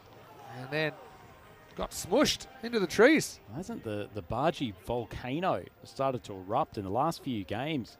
Couldn't buy a run in the majority of this Group D, but got a few clean swings of the bat last night. Played very well earlier this morning in the elimination game. It starts here with a Maximo. Touch shorter from Babar, swung to the leg. I just noticed Conrad Greenshield's in the comment section. Hi, Conrad. Hopefully you're well. Conrad sometimes goes by his commentary nickname, Whispering Red. It's Conrad, obviously keen viewer. I suppose Mars is someone that we know very well as part of the Blue Crew. But he's got the pads on and he's trying to deal with Mohamed Baba. Full of ball, Bargie. Oh, it's a good catch. Almost timed it too well. Half-hearted shot. Asad Abbas comes in well from the wide cover position. And the 3rd wicket down for the Blinders with only 19 on the board. What a good catch. Just didn't keep it down, didn't go after it either, Mars. He probably had his careful trousers on here. He just strokes it. It's not a bad shot really, but what a fantastic bit of fielding. You see there, just leaves it up long enough. Great catch taken by Asad Abbas in the covers. Takes it, rolls, throws it away, and that's 3 wickets in the blink of an eye for the Blinders. Promising start for Bargie. Does whack a big 6, but he's gone for 7. It's 19 for 3.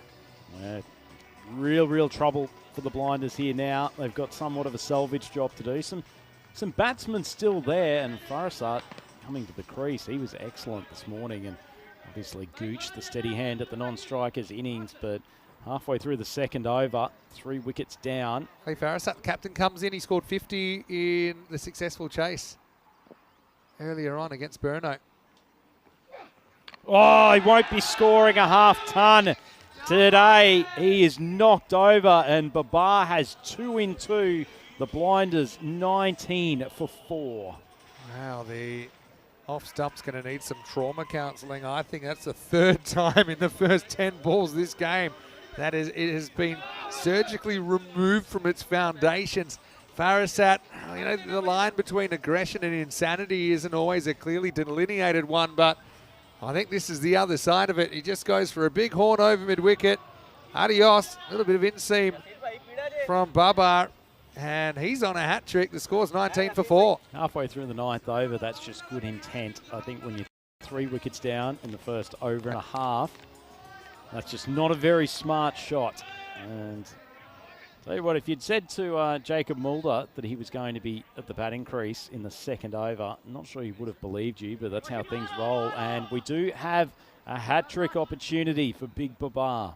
See Mohammed Atif's on there, but Baba actually has a hat-trick as well in the ECL. Took it against Punjab Lions Nicosia. And that was back in their group final. Right, hat-trick ball. Oh, play and miss, nervy shot from Mulder. Doesn't get the outside edge, but pretty decent hat-trick ball from Babar.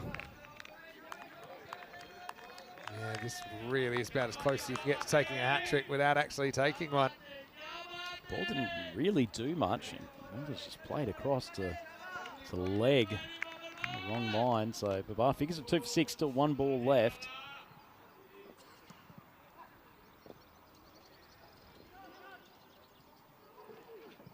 Charges down the deck, hits it straight into the pitch, and they will scamper through for 1. So Mulder comes back on strike for the start of the third. And the Blinders in some trouble, 20 for 4. Yeah, 4 wickets in the first, 10 balls of the match. Quick look at what's coming up around the grounds. I know Conrad's watching at the moment. He's watching from Portugal, who will host an ECS at the Santarém ground starting on the 22nd of March. Also some international men's and women's. First time we've seen Portugal women's team in action. And then some T20Is, both men's and women's. Madrid's a great new location on the calendar that we'll be going to for a week from the 7th of April. And then Bologna, back to Bologna for the first time in a while. Looking forward to that. And France and Malta and plenty more. All right, well, here we go with Cameron coming back. Probably can't be that aggressive to him. Probably wouldn't have been anyway. See Atif as well. He's still got 2 overs to bowl. Took his 200th ECN wicket earlier in the day as well. This is the complete opposite tactically to what the Nomads have successfully done in the last couple of games against Pack I Care. They've been solid in the power play and then attacked more towards the end. Blinders, on the other hand, they're almost 5 wickets down, just past the outstretched hand of first slip. That's Asada Rabani in there. Not the tallest man in the Pack I Care team. Not often you have a first slip, or probably more second slip. Gets a finger on it though, doesn't he, Rabani? And then you can see that from there, it's pretty much 1 bounce 4. It was a rocket, and it was still on the way up. It's not Rabani, pardon me. That's Bikramjit Singh there in that position. Much needed runs for the Blinders, 24 for 4. Just bowling a good spell, Cameron. Swing across the line, no contact. Really, Mulder's got to be there to support Gooch. If he can just get the big man on strike, he can up his scoring rate and take calculated risks, but at the moment, Mulder's going very aggressively. 3 balls left for Cameron. Short one, pulls it nicely too. Didn't try to overhit that ball, just used the pace of Cameron. Much needed boundary, and the Blinders 28 for 4. Yeah, Mulder, I mean, don't really see him batting too much when you see him playing for CLYMS, but yeah, he's smart. He stays back in his crease, doesn't try and hit too hard, just eases it away. Of course, with the pace of Cameron, flies. 1 bounce, 4 more. Cameron decided to come around the wicket after being dispatched to the boundary. Mulder tries to give himself room, doesn't end up playing a shot. Square leg umpire had to back off a touch there with the early back away movement from Mulder. I don't know if that's the tactic, leaving your stumps open. You could say it's a batting tactic. I suspect it's probably a little bit more of self-preservation, expecting the short ball from the hit man. 1 ball left. I think Mulder has got to do the smart thing here. Make sure he keeps his wicket intact. There's easier bowlers to face. Gooch at the other end, so only faced 2 balls. Mulder's faced 7. That's well played from Mulder. He did the sensible thing, just jammed the Yorker out. Wide of leg stump. So that's the end of an eventful power play for the Budapest Blinders. 28 for 4. And Pack I Care, on the other hand, would be very, very happy with the way that their opening bowlers have started.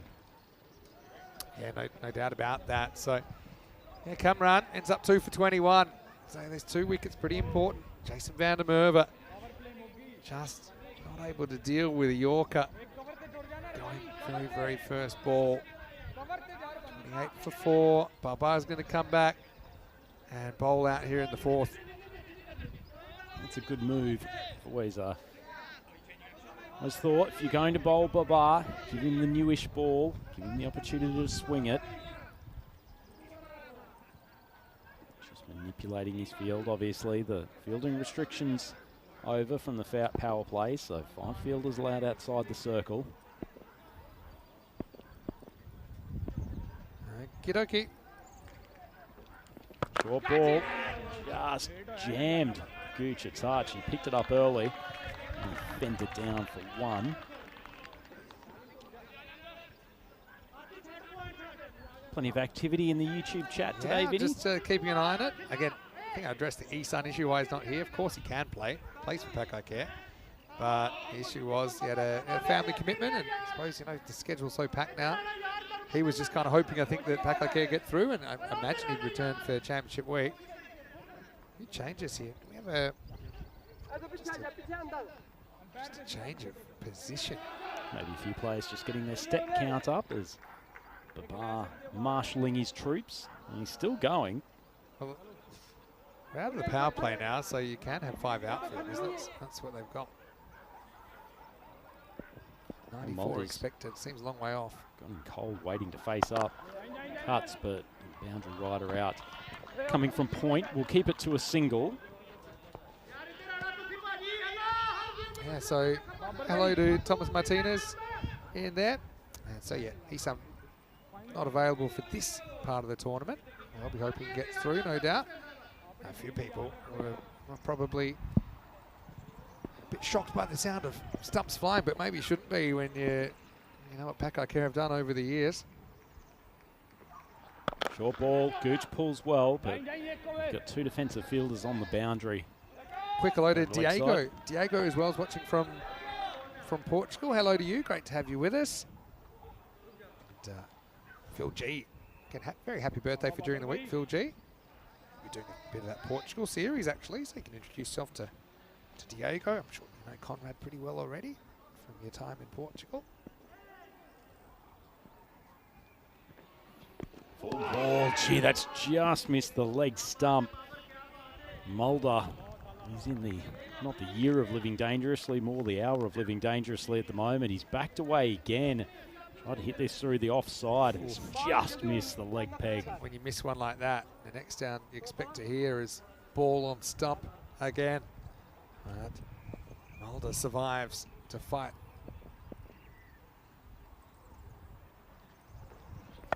That one was more in the slot. He's driven it, and it hasn't quite got the distance, and it's comfortably caught down at long on. Baba raises his arms in triumph, and that's the 5th wicket down for the Blinders with 31 on the board. Yeah, just a slight miss hit. Ahmed Cameron takes catch. Can't keep that guy out of the game. Yeah, it's kind of there, isn't it? But he just didn't get the middle of the bat on it. Cammy takes a catch. So good that we couldn't quite show you all of it. But it will be the end of Mulder for 10. Batting in the number 6 position. As he steps aside, it's 31 for 5. It was the right ball to go after for Mulder. It was in his slot. Probably it feels like the breeze coming from that direction is not helping the batters today. Osama Kajla, the new batter for the Blinders. 31 for 5. Not looking good for the Hungarian champions. He takes a huge swing. It's a massive appeal. I didn't pick up any noise coming past stump Mike, but that ball must have almost shaved leg stump. As it is, end of the 4th over, 31 for 5. Yeah, I wasn't convinced. Let's have a look on the replay. Big swing. It was actually pretty close to the back leg, so maybe just flicked the back pad or the back leg. I'll have a closer look at it here. Maybe it hit nothing. But anyway, end of the 4th, 31 for 5. A long way back for the Blinders from here. Incredibly lucky not to hit his stumps. As much as Blinders have lost 5 wickets already, they have been close to being clean bowled on a number of other occasions. And things not likely to get any easier here, Vinny, with Mohamed Atif coming to the bowling crease. Yeah, Atif is certainly having a pretty good year with the ball. includes last year as well. Got noticed playing for the European 11. There's all sorts of talk about where he might train, where he might play. It's a real success story. Gooch faces up to him here over number 5. One's in the slot, beautifully played by Stefan Gooch. That's a proper cricket shot. Driven wide of mid-off. Rare ball in the slot from Atif. Yeah, it's a really good shot. I think with the Qualifier batting, it's been a little bit brittle at times. Had a mega collapse. I think it was 5 for 1 earlier on in the day. 6 for 8. So, yeah, Atif, there you go. Sort of something that's been put together to commemorate his 200th wicket on ECN. Wicket bowling wide, full tosses, particularly not against a batter of the class of Stefan Gooch. So 2 boundaries in succession, just keeping the Budapest Blinders breathing in this contest. Still need a fair bit more than this to challenge Qualifier, but as long as Gooch is out there and can take the majority of the strike, they're still in the hunt. Yeah, just playing him in orthodox fashion. Kept the cover up. He's found the gap twice. Down the leg side. Gifted them a couple of extras during the course of this innings already. And Cameron lose his line on a few occasions in the first over. And now Atif just pushing one down the leg side. He must be infuriated that he's got to bowl to another left-hander. It's like he's immediately switching around the wicket. Yeah, Gooch found it really tough to get going in that last game, but he started pretty well here. Atif's going to try around the wicket. It's a bit annoyed there, Gooch, I think. Gets bat on that, flies. If he misses, it's probably a wide. Instead he has to settle for a leg bite. Fine legs up inside the circle as well. Only needed a tickle on that ball. Would have run away for the 3rd boundary of the over. So quick reset here. A couple of balls before the halfway point of the innings. Kajla about to face his 2nd delivery. He's come into the team recently. Sort of score if they're probably resetting now to look at 100, 105, particularly if Gooch can stay in there for the next 3 to 4 overs. There's an outside edge fumbled by the keeper, but he's parried it. And Shazad coming in from 3rd man. Yeah, so a question from Ian in the comment section. Are teams allowed to change their wild cards for championship week if they qualify? Not actually sure about that. I think it might be subject to approval. I think the idea is meant to have 2 for the whole tournament, but I suppose if there was an injury that was picked up in a game or something like that, then perhaps. I don't really know. I think it's case by case. Short ball, Gooch cuts. Can't beat the fielder at backward point. It's actually how Atif got his 200th wicket. I think it was in his ear. Got kind of going across the left-hander. Got cut to the fielder. Not a bad 200th wicket to pick up. Yeah, I was just thinking. Channeled the old Shane Warne 700 at the MCG. Last ball, the 5th. Well, he does get a little tickle on that one. Beats Shazad at fine leg. And it's nicely played. 3 fours in the over from Gooch. 46 for 5. Yeah, and it's course 46 for 5. It will come in, and it's Peacock Friday. Now, I know that you've seen what I've been wearing. You see what Corey's been wearing. Rico's known for having quite an adventurous sense of fashion as well, but it's Vinny Sandu here, Mr. Maximo, with Andrew Ryan. And talk us through what you've got on here today, Ryan. Look magnificent. I thought resplendent was the word you were going to come out with. So it's a traditional subcontinental kurta. So I was actually in Mumbai for a wedding about a month ago, so I had to buy quite a collection of gear for the 4 days of the wedding. So great to be there to celebrate with Rohan and Vidi for their nuptials, and just I was looking for an excuse to pull this back out. Love the colours. So it's a different take on Peacock Friday. I'm sure a lot of our viewers in the subcontinent, they'll appreciate Rhino wearing. I wish you could get the whole length of Rhino. Maybe we'll have to do a vertical video of it at some point. But it's actually incredibly comfortable to wear, and the viewers would have seen what's been christened the shoes and everything. Got the trousers underneath. The Modi jacket, which I've renamed the Rhino jacket after going out and seeing all the fans in India. But it is genuinely so comfortable to wear. almost pulled it out for wearing to the office before. It's a decent change of pace from Rabani, not for the first time in this tournament. So anyway, if you're in the comment section,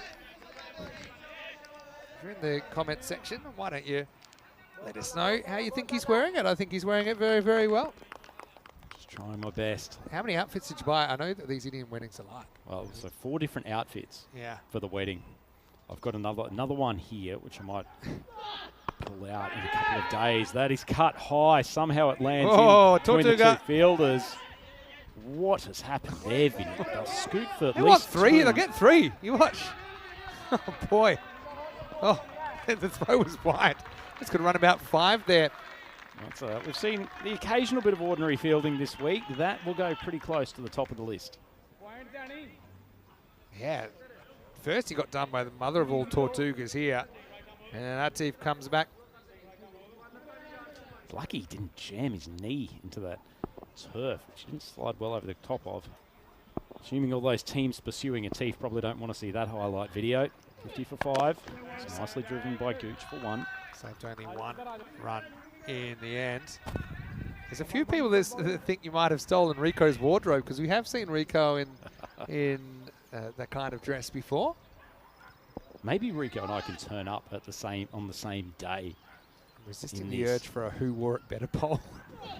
That's a big swing across the line. But no contact. Big appeal from Rabani. The stumps have been dislodged. I think he's all right here. But one thing with Kajla, he's got a swing batter kind of approach ever since he's come. Kind of like attack's the best form of defense. He's got one of those axe-like techniques, doesn't he? In the way he holds and swings the bat. A bit of work from the keeper, but safely back in his ground. A lot of off stump, dead another ball big called. swing. I don't know what that's for. Maybe that someone was moving. It was an early call from the umpire to kill the play. Yeah, so I don't know what it was exactly, but nice early call. At least everyone knew that ball wouldn't count, so we'll have a redo. I'm going to ask you a question on that in a moment, Vinny, as Barney steams in for the 5th ball of the over. Same result in that one, dot ball. So we saw a no ball call overturned in the last game thanks to the intervention of the video umpire. Umpires called the no ball during live play. Yeah. If there was a dismissal from that ball, would it be overturned? I think then the ball is dead. There's a few scenarios with uncalling no balls. It's a bit of a quagmire. Gets more of it this time, but not too much. Kajla is finding it hard going. 6 overs down. The Blinders are 51 for 5. I think if you get dismissed and the ball's a no ball isn't just a signal, but it's a verbal call that gives the batter the cue, whether they hear it or otherwise, that they can't be dismissed off the delivery except for certain ways, like run out. So I think if it had been a dismissal, then the ball would have been re-bowled. It would have been a dead ball. But yeah, it's rare. That's why umpires, even you'll see with height ones where they suspect they might not actually make a physical call, they'll say, look, I think this is no ball, but if we can check it, that way I haven't risked affecting the play. Very good question. Certainly one that piped up. We'll see it when Rabani comes on that next over.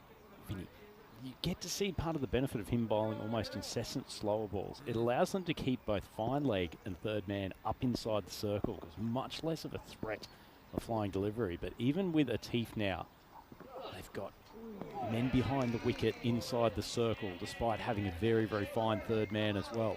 It's a very good piece of bowling. It's the thumbless ball, I think. Takes the thumb off. There you go. Thumb comes off. And just have a look. Just kind of rolls out. Take a little bit slower and very close, taking the top of the stumps. Great camera work there from 2 circles. It's a glorious slow motion visual, isn't it? Ever thought of taking your thumb off it? I've tried to bowl it and it's come out horrendously. I would never do it in a match. I think I'll stick to the old split finger and wrong finger on the seam. What off stump. Gooch has got a reasonable hold of it, and bottom hand came into play, so he actually managed to drag it wide of long off, but doesn't really matter anyway because it's carried the boundary for a Maximo. He tried to double thumb him, but Gooch was ready for it this time. might have not been quite so sure how he was doing it, but he knew the pace of the ball that he missed last time, made the adjustment, gets it out of the ground for 6. Keeping them in this, Stefan Gooch. 57 for 5. 22 balls to go. Short cuts into the pitch. It's a clever bowler, isn't he? Bowls it again. Just says, all right, got me once, but I still have confidence this is the ball that's going to be a little bit difficult for you to get away. Yeah, the reviews are in, Rhino, and I think the viewers are pretty happy with what they see. Ian says, suits you, Sir Rhino. Oh, Conrad says, looking dapper. You've gone to the top of my favourite YouTube chatters after that. John Gray also very impressed. Don't look like something from Rico, but says thanks for the explanation. And May Webb saying you look so handsome. I mean, people have been missing Rico, so I'm Easy glad on everybody. being able to to just reinvigorate the minds and think of the great man while he's I'm with taking you with a the few days off. I've enjoyed going to a couple of Indian weddings. Oh, great And also, great I don't really experience. stand out at Indian weddings because everyone's wearing crazy colours. All right, 2 to come for a Teef. Pulled. His timing is pretty good. Athletic piece of work from Rabani, patrolling the boundary. He should probably be slightly annoyed he was on that short ball early, but those 2 fielders out there on the leg side, reasonably close together. Hit it hard. It's well fielded, athletic bit of work. There's Diana Orris looking. Then Zurich Is that Nomad's a top that Nomad's she's top? wearing. Yeah, I was going to say. She's set a Picked her stall team. out for the evening. Last ball of the 7th. Big swing. Ah, it's a top edge. He's got enough meat on the ball, and it's flown away for a Maximo. Atif, hands on hips, not too impressed, but that's a very, very helpful Maximo, and blinds up to 64 for 5. Genuine Aximo, accidental. But it's all the bat speed. He's throwing the kitchen sink at it. Watch this. Just releases, and you couldn't have been more backwards, really. But anyway, 6 runs to the total end of the 7th. The Blinders are 64 for 5. You've seen him more than me. I don't get the impression that Kajal does anything other than throw the kitchen sink at the ball. Not really a nudger. This is what's coming up with Group E. F&G still to be played. We have a big day tomorrow with the Lisburn, Vorberg, Ariana, Empire and Strikers group. Bit of a northern flavour in there. I know you don't Isn't mind a there? little bit of the north. With Sweden, Finland and Estonia in there. Also the Dutch and the Irish too. Pretty established cricketing nations. Jafaraza's going to come on. They made a bit of a tactical misstep, I think, in the last game where they bowled 4 bowlers out in the first 8. Jafaraza had bowled the 9th. Bowled a pretty good 9th. And then they went to a 6 bowler, Bikram, in the 10th, who hit 6 first ball. The game was over. It was an interesting call, wasn't it? Speaking of interesting calls, Stefan Gooch has refused the single there to a completely open leg side. I suspect he's targeting Raza as the bowler that he thinks he can have a crack at. Must think now's the time. And he does prove that that's a good decision. Cuts it well, lofts over the boundary for a Maximo. Yeah, we'll strap on the foot symbols for the one-man band here because I think that's what is going to be required to get the Blinders back into this contest. So there's the spectator view or the bench view. They like it. The hands get clapped, and with good reason. Nice shot. Certainly a lot happier than they were about 20 minutes ago, the Budapest Blinders. And he's a good young bowler, Jafaraza, but I think the top-tier bats in this group feel that he gives you just a nice bit of pace and bounce to work with. Spears it back into the pad, and Gooch does take a 1-run and offer. It's a really good example of some of the... I actually call it reverse swing. It's not the way you'd expect him to swing the ball, but look at it go late. A little bit of right to left here. It is, I suppose, it seems going that way. And that is an area where Steph does like to stay a bit leg side of the ball. It's heading a long way down the leg side, but... It's funny, that swings almost feels like it's caused by his wrist snap. He's got quite a prominent snap at the end, and it's almost a teeth-like, just pushing it in that direction. The big swing. I think you got to pull him. Kajal. I just don't think Kajal's looked that comfortable. He's got the 6 accidentally. You got Ibra to come in next. I think you got to look at getting Ibra out there because you're behind by a long way. It's worth trying. You've only got 2 overs left after this. Every ball that Kudgler faces is one less that Gooch has the opportunity to play as well. 2 left in the over. Steps across, makes pretty underwhelming contact, and he saves the captain having to make a decision of yanking him off the field.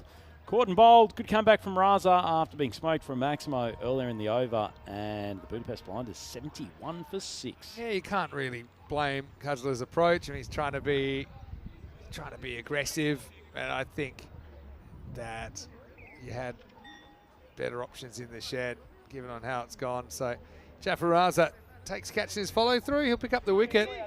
Doesn't get the Maximo Susama, but he'll go for 10, and the score now is 71 for 6. Still not out of this, the Blinders, though. As I said, as long as Gooch is there, he'll be targeting 30-odd. Well, it's almost the last like 2 overs. It's almost like the Blinders are Berno from the first innings of the day, which was against the Blinders. A couple of big overs, and you get up to kind of 110, something like that. Have someone carry you to a score that's something to bowl at. Here's Zahid who comes in. Basically a free hit for him here. And he does swing hard. It's pretty reasonable contact, and it carries for a Maximo. Well, that dismissal of Kudgler has worked out pretty well. Zahid's got the free hit on the last ball of the over because they wanted Gooch on strike for the start of the 8th. That Maximo takes him up to 77 for 6. Yeah, and I think now you look at the fact that you let Kudgler stay and swing like a rusty gate for so long. I mean, the number 6 and 7 bats for the Blinders scored 20 off 21 balls. And now Zahid, I mean, maybe it's a flash in the pan, maybe it's not, but I bet he'd love it. At least a couple more overs maybe if he does get on a heater. End of the 8th over. Walking sticks, 77 for 6. At least that pan is sizzling, not just in preheat mode like it seemed that it had been for most of Kudgler's innings. Anyway, Gooch on strike. Rabani. That's well bowled by Rabani. Gooch drives down the ground, rotates the strike. It's such a strange start, Rabani, to his spell. Bowled 2 big beamers in his first 2 balls, but then he came back with 5 dot balls, including the free hit. First one was a fake no ball. But then, yeah, put on a bit of a masterclass. And he's so good at hitting that full length where the batter's second guessing the pace of the ball that's coming at him. He's got that brilliant back of the hand slower ball, over spinner. I think he'll bowl it to this kind of batters that just want to swing hard. It's a nice piece of bowling, that. Zahid looked somewhat less fluent facing that delivery than his first. Have a look. I love this delivery that he bowls. Just have a look. You see completely, you'll see all the wide of the ball when it comes over. Overspin, almost comes out sometimes as a bit of a wrong-un. Takes an edge but doesn't carry. It's incredible flexibility, isn't it? It's one of those things, you know, if the keeper knew it was a slow ball, he'd probably stand a bit closer and maybe reach that in full. Maybe not. Big swing. That was the quicker one and kicked off the Cardamom deck. So nice over here from Rabani. He's only gone for 1 off the first 3. So once the slow ball's in your head, I suppose you almost got to expect one or the other as a bat, because if you're expecting in the middle and kind of hedging your bets, you're probably not going to nail anything. And Zahid certainly was very late on that one. He's not express, but he's quick enough to Good slow ball ratchet balls. it up. The quicker one seems quicker. Well, there is the slower one. He's drilled it, but straight into the safe hands of the hitman, Mohammed Cameron, down there at long on. Exuberant celebration from the big paceman. Isn't he excited? And the Budapest Blinders, 78 for 7. The Riaz Afridi school of celebrating from Mohammed Cameron. Looks mildly bored. Has decided to go hatless here in qualifier 2. I said this. I think he plays better hatless. There he is. And he says, yeah, I'm inside the boundary. Good coverage. Probably wasn't the safest catch you'll ever take. There was a fair bit of that grizzly showing at the top of the big mitts. Zahid does get 1-6 away, but that's all. 7th to fall, 78 for 7. Gooch stuck down the non-strikers, and remarkably, he's only faced 19 balls in this innings, despite coming out in the first over. Yeah, so he's faced 19 balls out of the 50 that have been bowled, so 38%. Short of a length, but can't make contact. And it's another dot for Abani, so inevitably this ball, he's just got to go hard again and ensure that Gooch is on strike for the start of the 10th. Yeah, so they've managed their bowlers better this time as well. by bowling. Jaffaraza in the 8th. They can bring him back. Time running out for the Blinders. Oh, beautiful stuff from Rabani. What a way to finish off an excellent spell from him. 2 for 6 off his 2, and the Budapest Blinders now in a massive hole, 78 for 8. Trying to count the bowl dismissals. It's the 4th one we've seen, and they've all been pretty comprehensive. You can see he just loses his shape, loses his head. Rabani, star of the future, star of the now maybe. But, yeah, big swing and a miss from Ibra. So Blinders running out of time, running out of wickets, 9 overs down, 78 for 8. They're leaving an awful lot for their bowling attack to do, the Budapest Blinders. Suspect that Gooch will probably just stay at the striker's end for this over. 78 on the board. He's got 6 balls coming from the young left armour, Jaffaraza. And if he can stand there and maybe hit 3 boundaries in this over, at least squeeze their way up to 90 plus. First ball struck down. He might look for the second. Oh, don't know if you can go. Especially with 8 down. What would you do there, Maximo? Would you change the strike when you've got I the think number I would 10? have not taken. You got to think if there's a kind of 3/4 or better chance of getting back for 2, you go for it. But he was flat-footed. Kamran was alert to it, and they were always going to gun down the keeper's end. So let's see if Ahmed Khan can get one out of the screws. Well, does make pretty decent contact. Swings it away to mid-wicket and just be the single. I actually think if I was Stefan here, if I hit it straight to an outfielder fast, I'm not running. If it's not straight to an outfielder, then maybe I am running and trying to get back for 2. But if the thing is a run out here with any balls left on the table, you're down to number 11 and it limits your ability to attack the bowling in the first place. And Khan has got to be alive, backing up well. And he's not even moving at the non-striker's end, so he's going to have a difficult job pushing back for the second. Go. Oh, well, they went to the wrong end. I think it's going to be run out, but they do get Gooch back on strike, so it's not a bad trade-off. So unselfish stuff by Ahmed Khan. He'll be run out for a golden 1. But yeah, I think you've got to know the situation there if you're Paco Care, that your side on the throws about the same distance. Any sort of throw to the keeper had him struggling. But Raza gets back and runs out Ahmed Khan. What it does do, though... Khan was only out by 2/3 of a metre there. I was watching him at the non-strikers end as that ball was bowled. He was stationary. He's essentially been run out there because he did not back up properly. I still think he's run out because Paco Care threw to the wrong end. I think always going to the keeper there. Anyway, nice throw from Mochim, because he did decide to go that way. Now I don't know if you're running. Mahandas comes, not a bad batter. Oh, bowled. Really well bowled. Raza hitting his spots. He's grown into this tournament. Get a bit of confidence, I think, from this 2-over spell too, Vinny. Yeah, makes it all the more mind-boggling that saw him restricted 1 over earlier on. So Mahandas isn't a bad bat at all. Hit the winning runs for Hungary in the T20 recently. And pressure cooker game.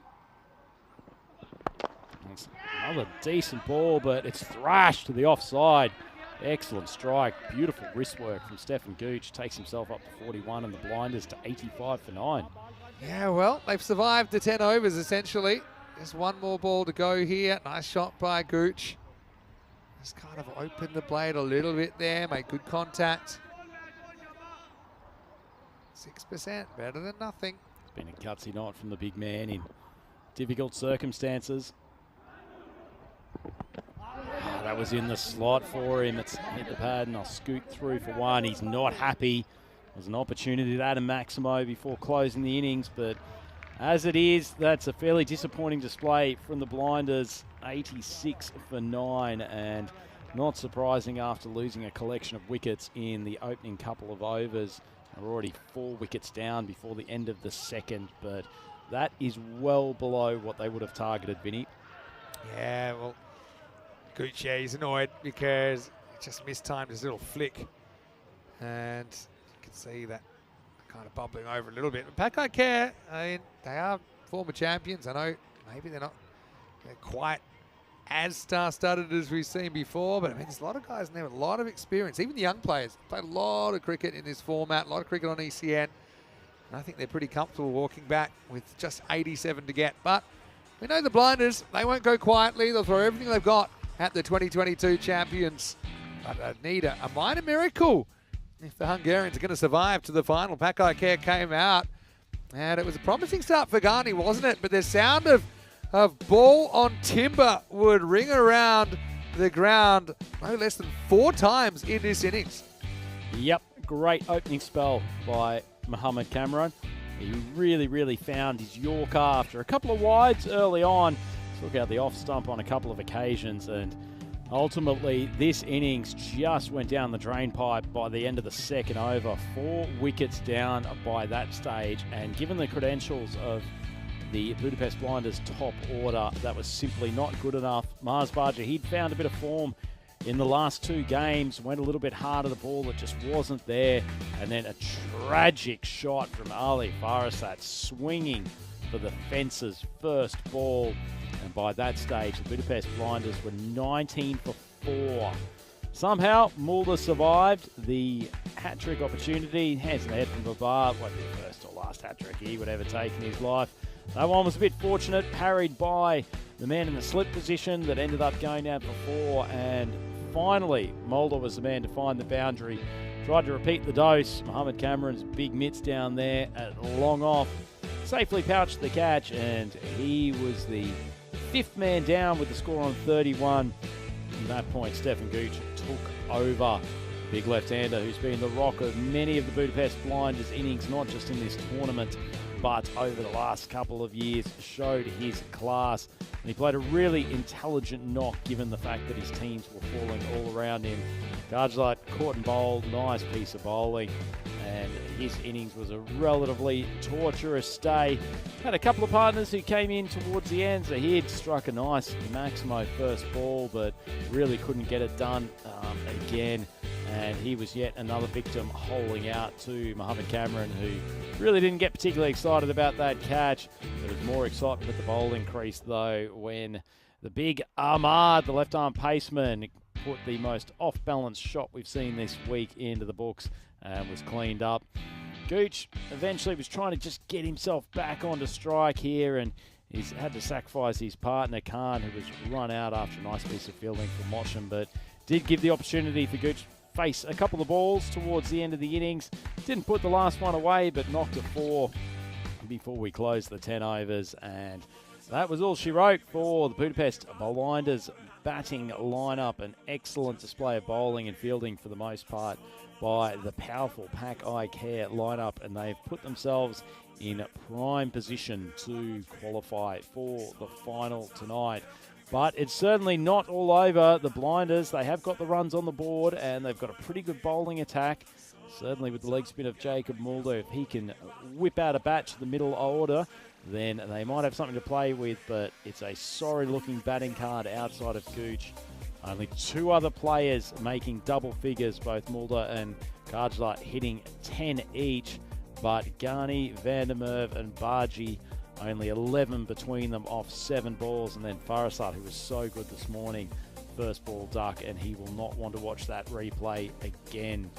Pretty solid stuff all round from Pakai Care Badalona. They'll be pleased to see Babar find a bit of form and a little bit of extra zip at the bowling crease. He took 3 for 10, 2 wickets early on from Cameron. Excellent pace bowling from him. Teef, slightly expensive, but that was offset by 2 for 6 for Rabani as he ripped through the middle and lower order of the Blinders. So this is quite a challenge for the boys from Hungary to try to defend this total of 86 for 9. So Pakai Care Badalona, they will need 87 off their 10 overs in order to make their way through to the final. Then Ryan here with Vinny Sandhu on the European Cricket Network. Please join us back for the concluding stages of this Group D game from ECL 2025 in just a couple of minutes. Summertime, get ready, we are so divine. Blue water and yellow sand. Let's live our dream. Summertime.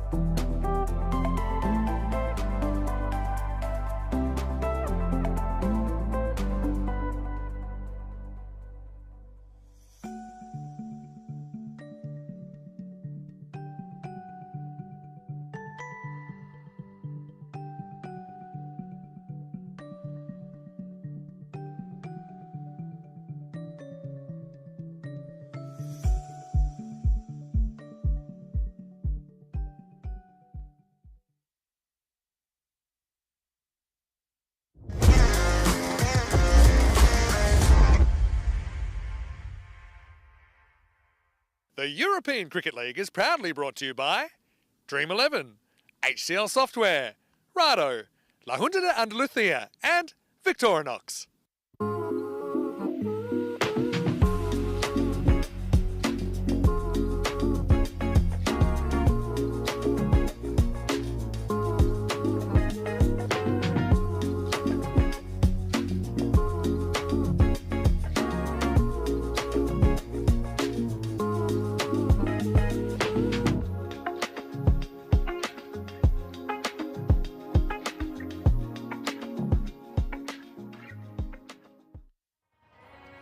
European Cricket Groupies, thank you for joining us here on the European Cricket Network. We are into the second half of this game between the Budapest Blinders and former ECL champions Pack Eye Care. It is Qualifier 2 with the winner of this game going into the final later this evening to take on the Swiss champions, the Zurich Nomads. And certainly after the opening stanza here, Pack Eye Care is in the box seat.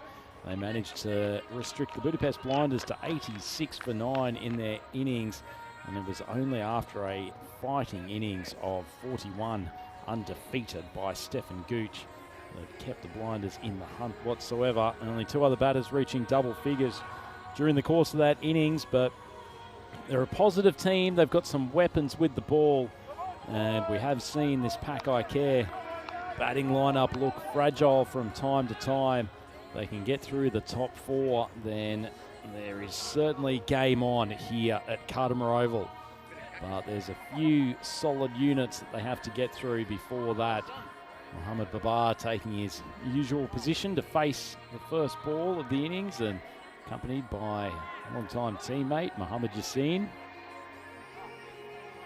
These two, as usual, will go hard at the opening bowling. Be looking to break the back of this total within the power play.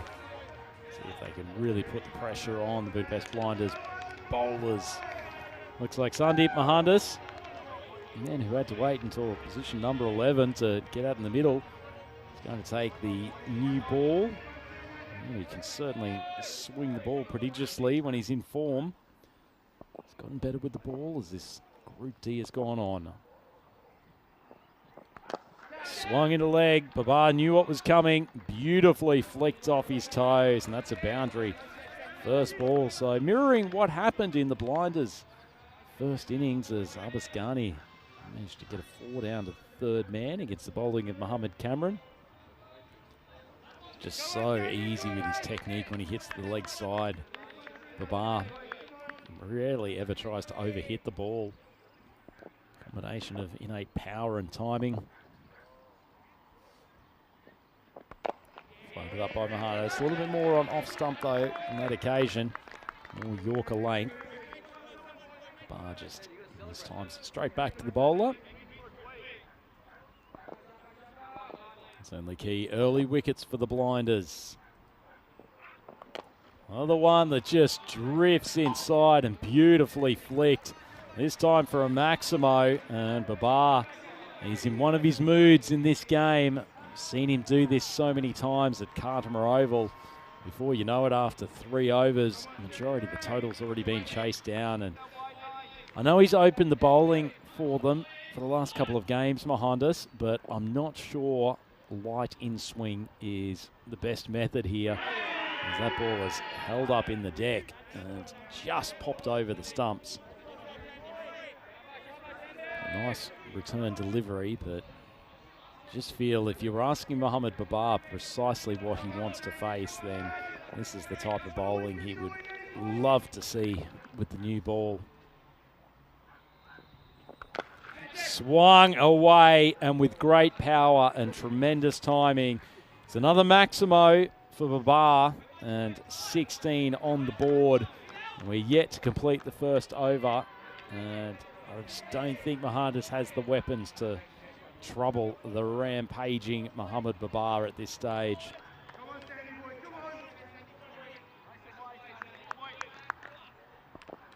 Still plenty of support from the Budapest Blinders infield, but I know this first over won't help. Tries to go wide of off stump, but the ball doesn't come back enough, as it has a tendency to do for in-swing bowlers when they're trying to push the ball or start it too wide. They just don't get the same zip back in. That one's on target. Babar's lofted it. It's going to take some catching. Would have been a tremendous grab, but unfortunately Ahmed Khan not only drops the catch, but he parries the ball to the boundary, and that finishes the first over, and Pakai Care 21 for none. Really would have been catch of the group almost certainly if Khan had been able to hold it, but fortunately, despite having a lot of time, he wasn't able to make enough ground to get into a comfortable position. 51 matches since our last golden ball. Get the feeling that this game is probably not going to be the one that breaks that streak. I like this though. Mulder being brought on. Second over. They have bowled him early in quite a few games throughout the tournament. In fact, I would have been even tempted to give him the first over, particularly knowing that the right-hander was going to be facing. So he's going to start the second, bowling to the lefty, Yasin.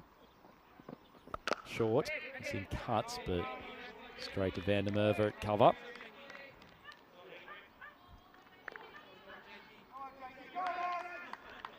Really did get him off to a great start. Babar in over one. Flighted. Yasin drives nicely. That's an ordinary piece of fielding. Well, things just falling apart here for the Blinders. Mohandas really only need to take a couple of steps to his right. That ball wasn't travelling at great speed, but he's just allowed it through the gate. And when you're defending a low par total, then you cannot afford to give away those sorts of runs.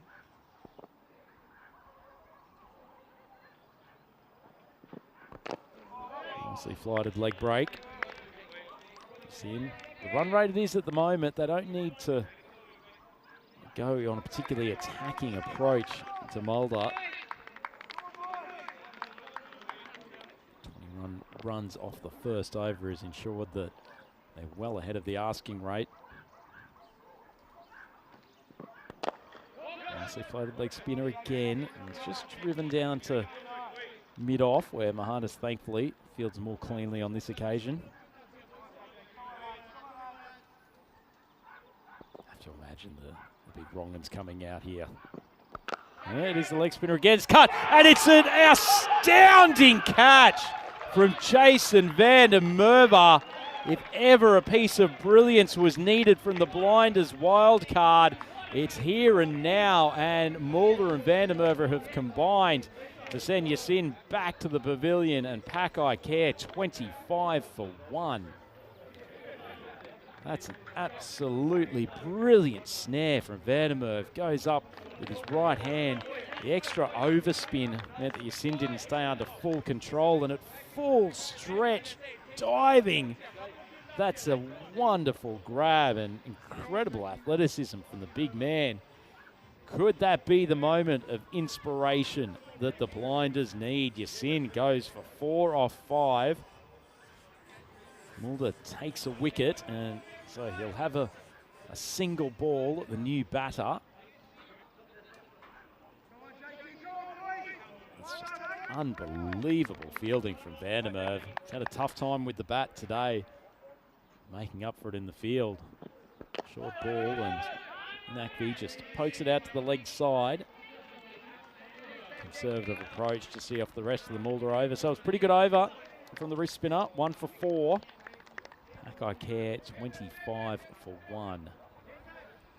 Suggests the big left armour. Ahmad will come to the bowling crease now. Give Babar something very different to have a look at than the angle from Mohandas.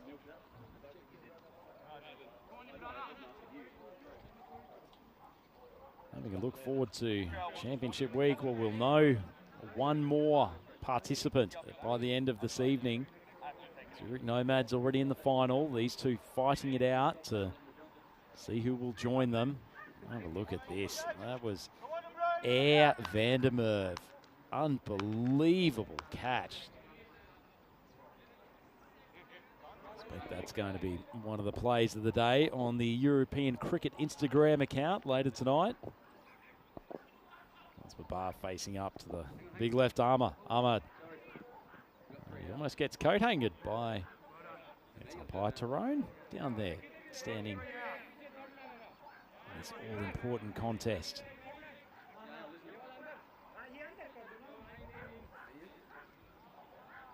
Field just being rearranged again as left armour goes back to the top of his mark. They managed to pull back the runs after that expensive first over. It's going to be hard for them to keep scoreboard pressure on. It's more about taking wickets. And a full toss. It's probably not going to do it. Probably safely not in the waist high no ball category, and Bar doesn't put it away. If you're going to make an error though, better off pushing that ball to the offside rather than giving Babar something on middle and leg. Absolutely feasts on bowling that side of the wicket.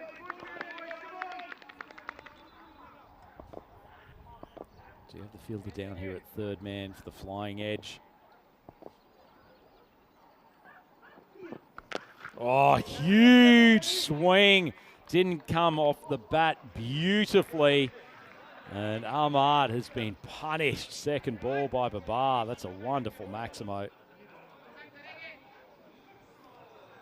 He races along to 26 off 8.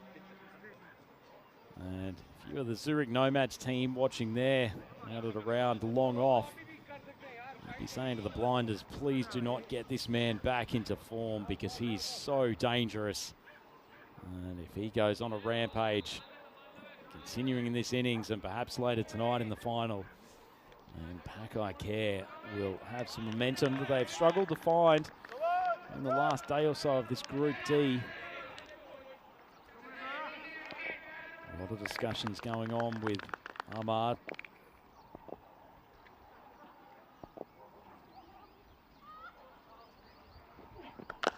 Oh, not a bad ball, but it's been spanked and spanked for a Maximo. The bottom hand comes through so cleanly, and Babar is seeing it like a beach ball at the moment. Just such a hard batter to bowl to when he's in this mood. Zain Naqvi doing a bit of shadow batting at the non-strikers end, but I expect Babar will be just looking at him, just saying, just leave it to me, young man.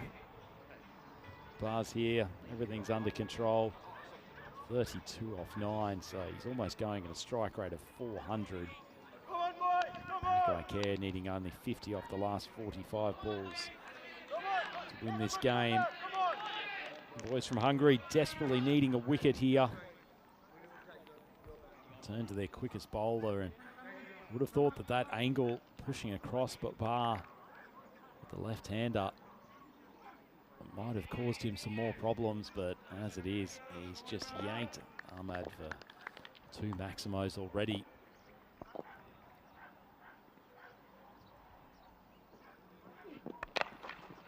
Goes over the offside this time, and it's a 3rd consecutive Maximo.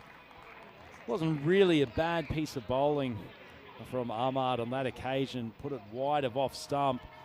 Bar had to stretch for it, but just look at that whip of the bottom hand coming through. Didn't even make great contact, and it's carried the boundary. So he races along to 38 off 10. Only 5 other runs that haven't been off the Babar bat.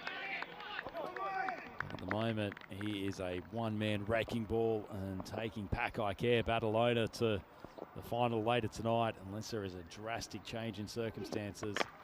Well, this could be it. The ball's gone up. It's hit the high part of the bat, but by virtue of all the fielders being right back on the 30-metre circle, Merv unable to come in and affect the catch. Nice piece of bowling from Ahmad, though. Got that one to react off the deck. Certainly cramped the bar up a touch. You can see it with the power that this man has. Each of those fielders standing right back on the 30-metre circle. It's all about defence at the moment.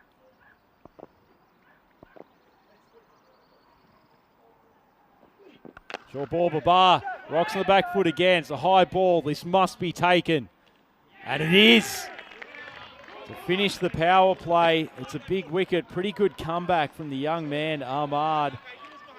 Really had Babar struggling those last two deliveries, and good reward for him. And if the Blinders are to have a chance in this game, they needed to see the back of the big man. Pakai Care 43 for 2 after the power play. And a good time to welcome Maximo back to the commentary box. Yeah, what a power play. Pakai Care halfway there. Blinders living on a prayer, really. And we know that they are a bit of a collapse risk. Pakai Care, we saw that earlier, but surely not in this position when they know exactly what they need to do. Baba cracks 5 sixes in his 38. Ibrahim Ahmed picks him up, well caught by Farasat off the high ball, 43 for 2. Impressive stuff from the young paceman there, Vinny. Got some tap early in the over. Wasn't really bad bowling, to be honest. But you'll he stayed with appreciate it. this.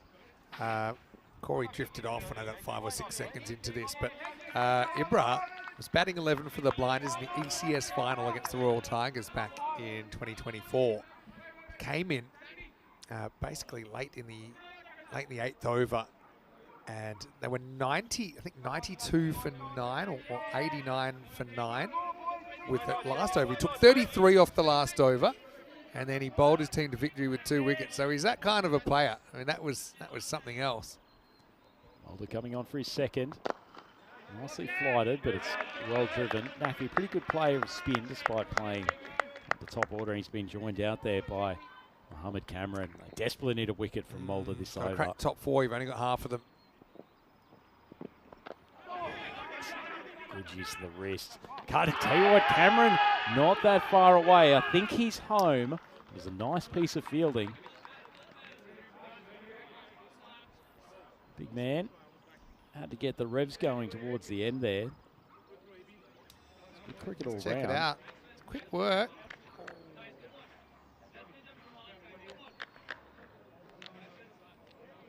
He's lucky that bat didn't plug Cameron. He's driving it into the He's just in his dirt surface. Oh, looks pretty good. And the hitman makes it home safely. Wabaji took it kind of one motion, whipped those bails off. Tracked hit would have been gone. We know that.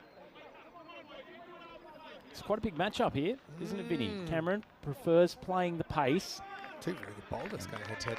Cameron, one of our comments on him with his batting is he's a bit different to a lot of, I suppose, yeah, he's a genuine all-rounder, but I always think of him as a bowler that bats. But he doesn't really premeditate. He plays the right shot to the right ball. Go both sides of the wicket. As he does there. See, his approach suggests that he's played a lot of 50-over cricket. Yeah. And just used to milking the singles, he the can. shot straight down the ground. It's revolutionary, but it's radical, his approach. He will attack, but he doesn't really have any tendencies. He just kind of plays the ball on its merits. Nicely flighted leg spinner, but that's an exceptional shot from Nakvi. Swept very cleanly. Manages to beat the despairing dive of Omar Zahid. Remember yesterday, Nakvi really struggled against Mulder. Eventually pulled out the sweep and was able to get a couple away. If he misses this, gone. And he's right in front of middle stump. He backs himself to hit the ball. Mulder can't believe he's got bat on it. And the result's 4 runs. Nice looking sweep shot. Probably protect the sweep a bit more because that's all Nakvi's trying to do. A little bit shorter in length. Nakvi plays it intelligently. Just good. If you Pakai Care, you're sitting there thinking, just get through this over, boys. A few sly words between Mulder and Cameron there. Oh, good fun. A bit slow, but it zips off the deck, comes back. Nakvi plays it very nicely. And the end of 4 overs, Pakai Care, 49 for 2. Power of the videotape, Rhino. I think that Nakvi's gone back. He knows that he didn't play Mulder too well yesterday. So he's gone back and he's analysed, and he's kind of determined not to miss out on the cut. He's not trying to hit it too hard.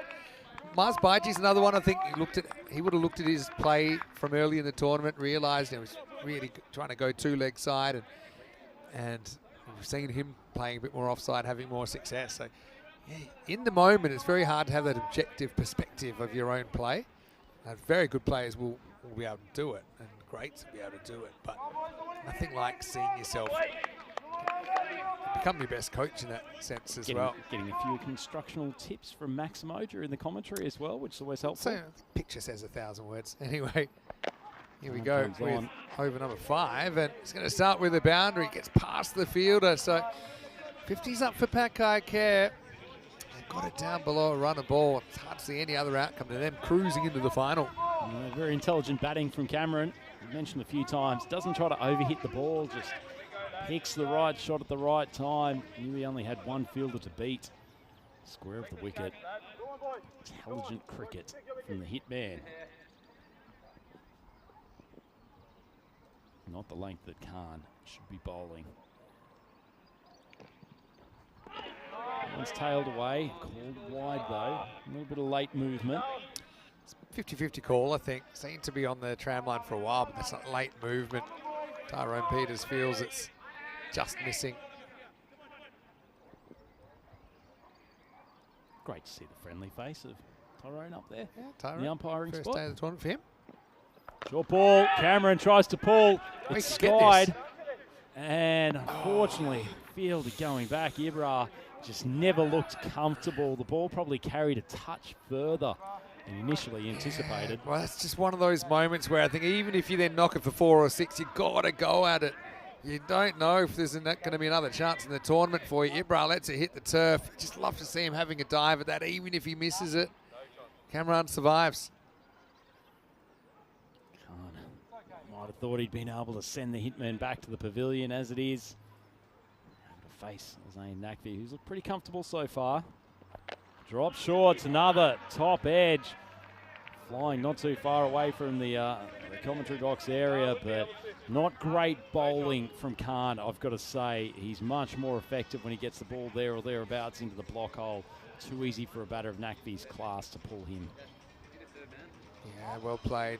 Just lift it up, use the pace well. And now just 26 required for victory. Really did the hard work with the ball.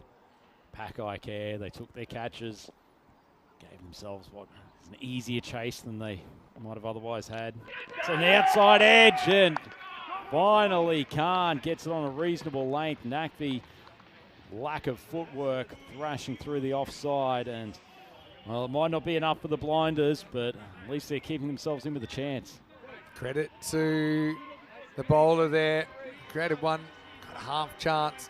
Ibra couldn't reel it in. It gets a thick outside edge. Nakvi a little bit flat-footed, just tries to muscle it through the offside.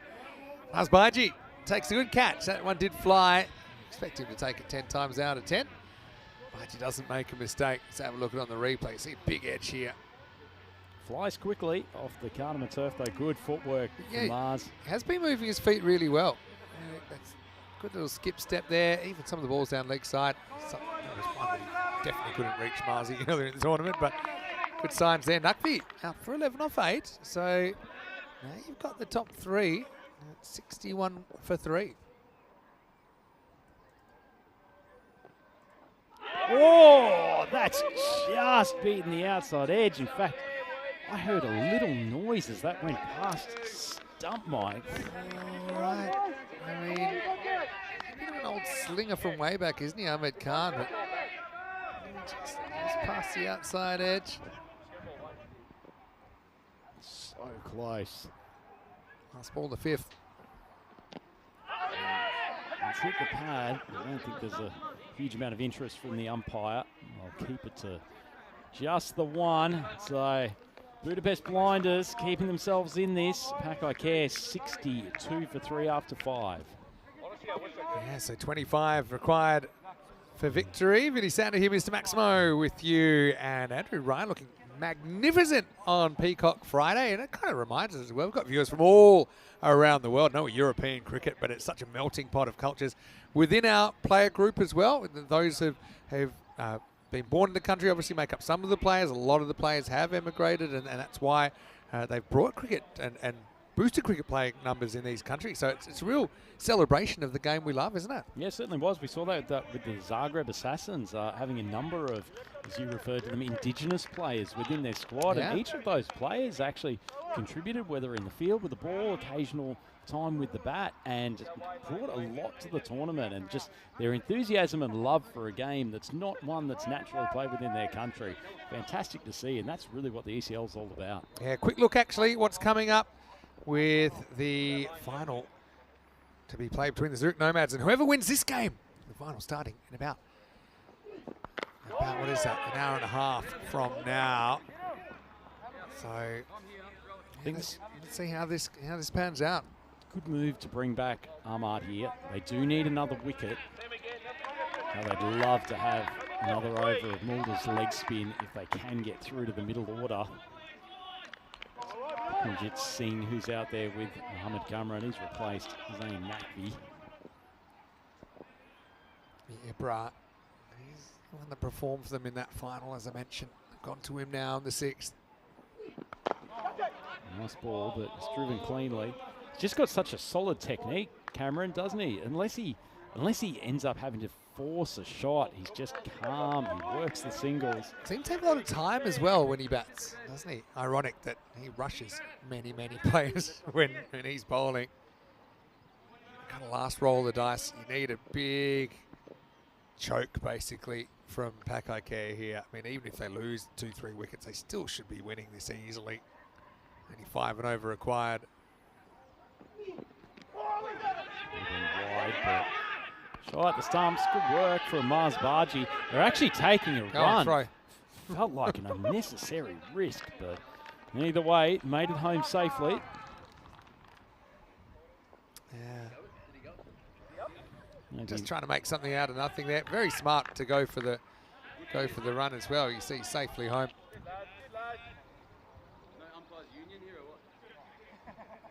Mohammed Kamran, pretty keen to get back on strike.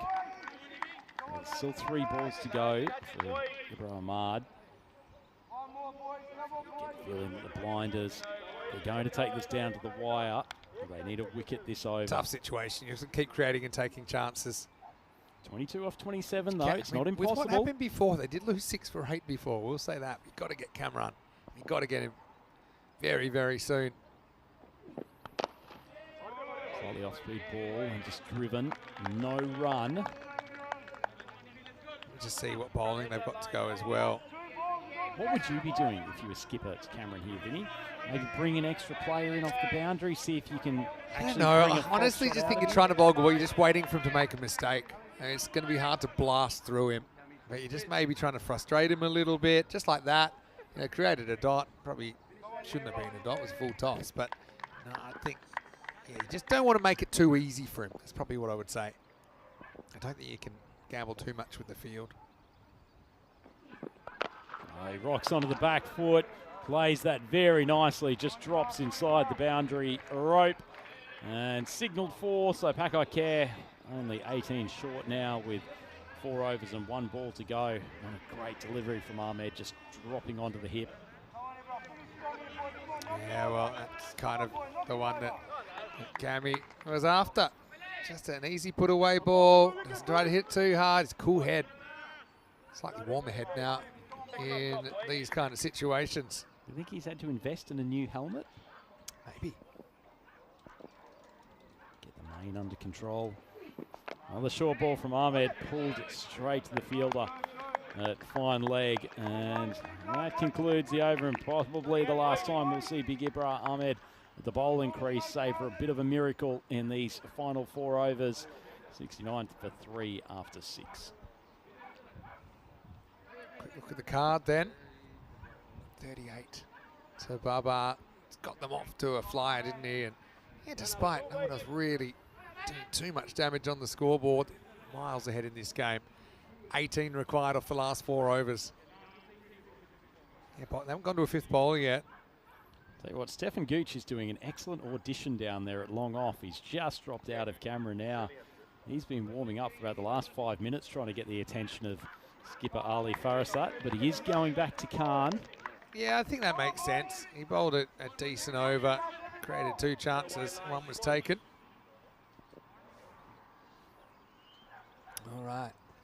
18 required. 4 overs to go. Good full ball, but it's driven quite nicely. That man, Gooch, stumbles into the ball somewhat. I don't think he's enjoyed jamming the knee on the turf. Yeah, fell heavily, didn't he? Didn't get a nice slide. I think he's plugged. The old knee plug. He's all right. Does well. He's had a tough week, hasn't he? But he still was, even though that isn't really how he meant to go, he just jumped. He just kept the ball in front of him. Good lane from Khan. That's really where he's got to be aiming, just a touch outside off stump. Let's see if he can get a bit of movement away. It's funny, he kind of shapes to throw and then realised he was considering throwing the ball back at him. Khan with a quick apology. Sorry, Hitman. Come around, never he turned around to go back into his crease. He said, hey, you're not throwing. Oh, that's a lovely cricket shot from Mohamed Kamran. That field all up on the offside, and he's lofted it cleanly for a 4. Yeah, so this is why it's hard to gamble with the field by bringing some up. So that's why I said I'd probably keep him back and just wait for a mistake. And they have only got 4 infielders, means they've got 5 outfielders, which is the maximum. It's just hard to see any way that Cameron's gonna give this away. Cameron doesn't get a great hold of that one, but Stop.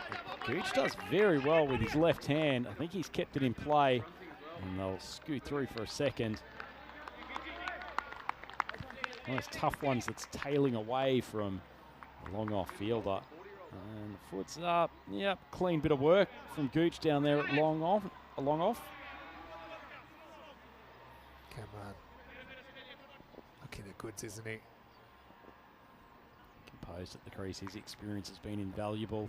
Flashed down the leg side and called wide. So Pakai Badalona, only 10 required off the last 20 balls. They are marching to victory here in Qualifier 2. And Zurich Nomads sitting down there behind long off.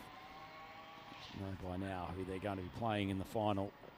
That's the pad, not coming back enough to worry the umpire.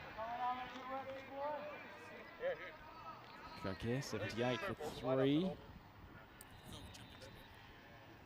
Probably wasn't that far away from Khan. Not the worst appeal we've seen here in Group D. Final ball coming up for him. Figures of 1 for 20. Hasn't been a bad spell. And it's nicely played. Bikramjit Singh showing he's capable with the bat as well. Just eases it backward of point. And that leaves Pakai 82 for 3 after the end of the 7th over. Only 5 runs required now for victory. Yeah, it seems a matter of time, doesn't it? It's,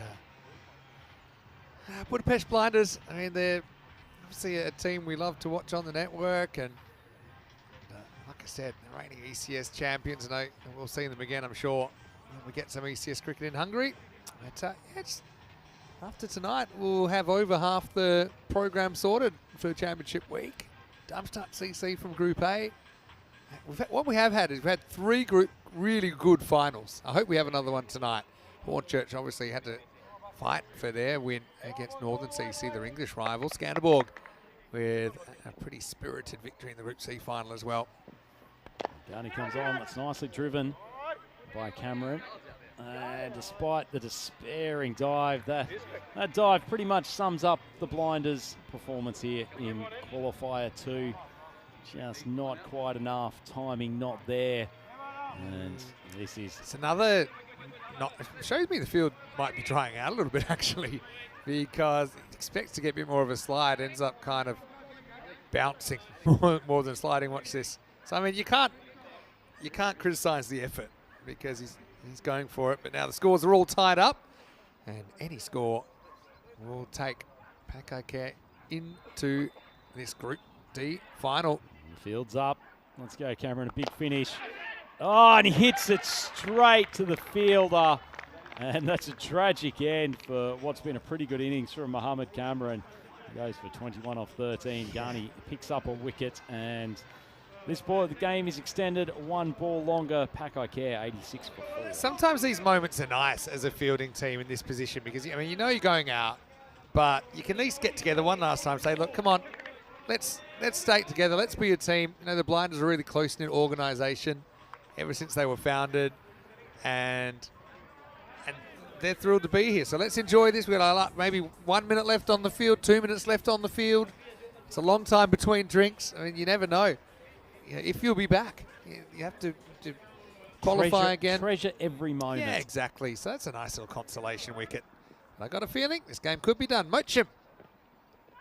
Oh, well, what a way to end it. There was a wicket the previous ball. Garney sprays down the leg side, and that is all she wrote for Qualifier 2. Bit of a limp end to the Budapest Blinders campaign here at ECL 2025. But in the end, Pakai Care, much deserved winners. They bowled and fielded excellently in the first half of this game, and they have chased this total with ease and find their way through to yet another group stage final here at the European Cricket League, Vinny, and it was a pretty comfortable win in the end from the boys from Spain. Yeah, it was. I mean, the Blinders, they gave themselves a shot, didn't they? They gave themselves a shot, and, they'll be disappointed. Obviously, it doesn't get much worse than having your big batting wild card make 2 golden ducks on finals day, but that's the kind of game that it is. So we can confirm now Zurich Nomads will play the Pakai Care Battle Owner side in the final. The first ball is about 1 hour and 20 minutes away. Make sure you tune a little bit earlier than the start time, because you will get to hear the anthem, see the teams line up. No, it's a big production every time we have a group final. There's Pakai Care. They have made every single championship week that they have qualified for the European Cricket League. So they don't want to miss out now, but they're running into a Nomad side that they haven't beaten yet. And I just think it'll be a really captivating final. The other thing is, just with the Nomads, first time they've played under lights at night. They've played the Twilight game a couple of times, but it's a little bit different under lights. The Swiss team against English 11 qualified straights and then kind of it disintegrated under the Cardamom Oval lights. Well, the Nomads have enjoyed chasing in this tournament too. Be interesting to see if they win the toss, if they stick with that approach, or if they try to avoid being the last team to bat here tonight. I think they will try and chase, and I think Pakai Care will want to chase as well. So I think coin toss coming up. Let's have a look at this highlights package, and that was a brilliant catch. I mean, there's your play of the day. Bang, from Jason van der Merwe. Just went up into the heavens to snatch that one from the gods. But the problem was, Mabab was still there. He hit 38 next to no time at all, and just like that, the runs were fading away. Yeah, they certainly were, and it was the Babar show for the power play, as he's done so many times before at Cardamom Oval, basically taking the game out of his opposition's hands within the first 3 overs. He was dismissed eventually, though, but not before ripping through a fair chunk of this total. Mulder bowled a couple of good overs. There was almost a run out here after a nifty bit of work for Ibra, but they managed to subdue Mulder. He didn't do too much damage, and once he got through his 2 overs, you felt like the Pakai Care team were completely in control. Zayn Nakvi flashing outside off stump. There was a bad bit of bowling from Khan, who put together a couple of decent overs here today, and he's been a good player for the Blinders throughout this Group D tournament. But Mohammed Cameron, he's experienced, he's got class, whether it's with bat or ball, and he gets the job done. Vikramjit Singh joined him for the later stages, hit a couple of boundaries of his own. Cameron played through the offside, played through the leg side, and despite some despairing dives and some gutsy efforts in the field, it just wasn't enough from the Blinders. They managed to take one final scalp, with Cameron getting to watch the winning run from the sheds, but it was a spray down leg side, and that sparked the end of the Budapest Blinders campaign. The Hungarian champions, they've been very good over the last few days, played the game in good spirit, matching the good vibes that their club was founded on, but it wasn't enough against Pakai Care today. Yeah, let's have a look at the scorecard then. Baba pretty much half the runs up in no time at all. 38 off 12. 5 big maximos for the Spanish pair. And apart from that, Nakvi was able to get 11. Cameron with 21, though. Steady influence towards the end, wasn't he? Just made sure they weren't going to blow it from such a great position. Wickets for Mulder, Ibra, as well as Ahmed Khan and Abbas Ghani. But I think Mulder, obviously a class bowler, but I think in that situation, when you're not chasing too many, you can't afford to be a little bit careful against them. And I think that's what Pakai Care did. So, hey, we will have Pakai Care in the final once again. But the Nomads, 2-0 against the ECL 22 champs. Can they make it a third time? And if they do, they'll be the first Swiss club through to Championship Week. Vinny Sander here, Mr. Maximo, sharing the box with the Rhino tonight. Andrew Ryan, and we'll both be back in around about an hour and 10 minutes, take you through all the pomp and circumstance of the Group D final. This is European Cricket. You're watching the European Cricket League.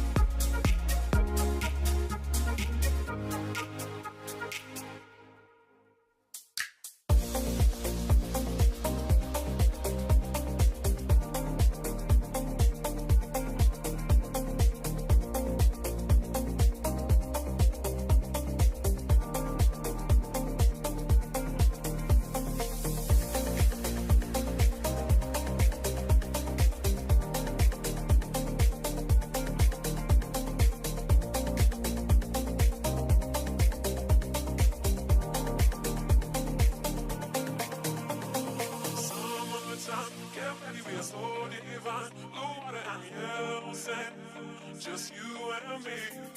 Summertime, get ready, we are so divine. Blue water and yellow sand, let's live our dream. Summertime, get ready, we are so divine. Blue water and yellow sand, just you and me. Summertime, get ready, we are so divine. Blue water and yellow sand, let's live our dream. Summertime.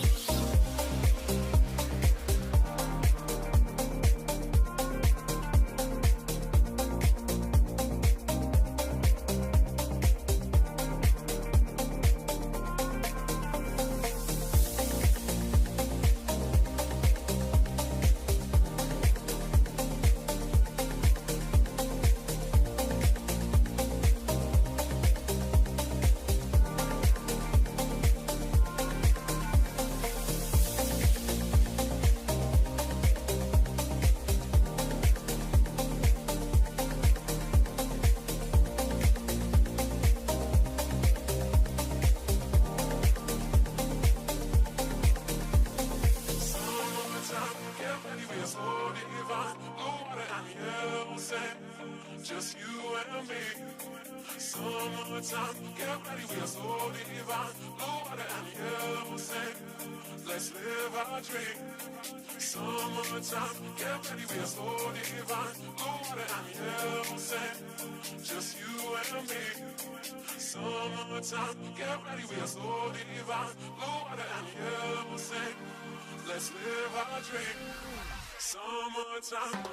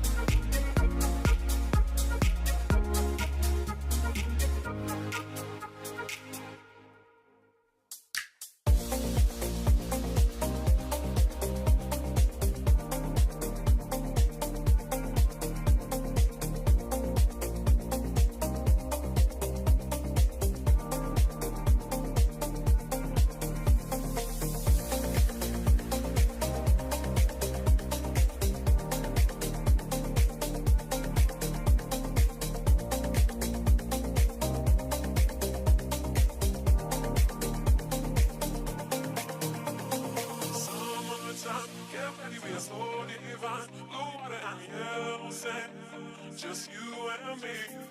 Summertime, get ready, we are so divine. Blue water and yellow sand, let's live our dream. Summertime, get ready, we are so divine. Blue water and yellow sand, just you and me. Summertime, get ready, we are so divine. Blue water and yellow sand, let's live our dream. Summertime.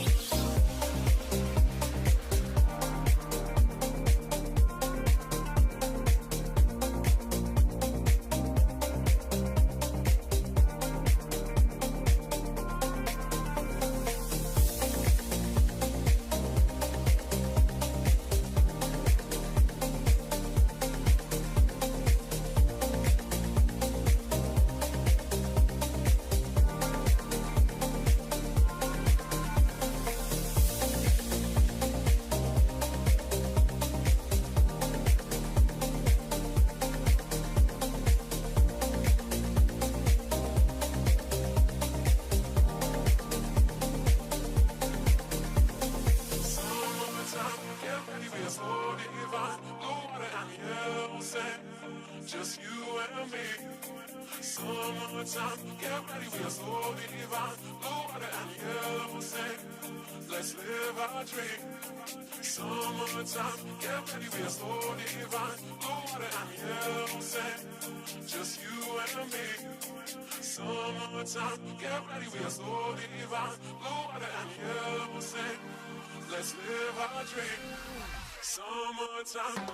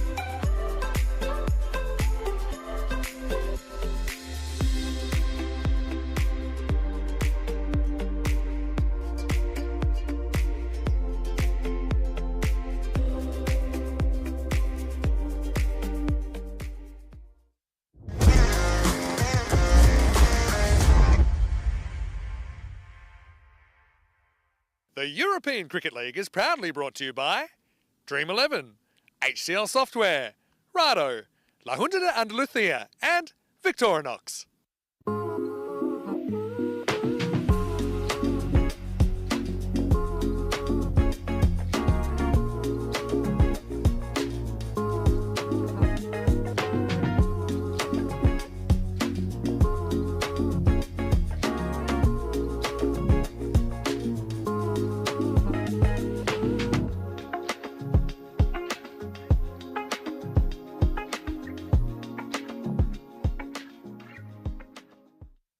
Good evening to you, wherever you're watching from around the world, and welcome to the Group D final of the European Cricket League.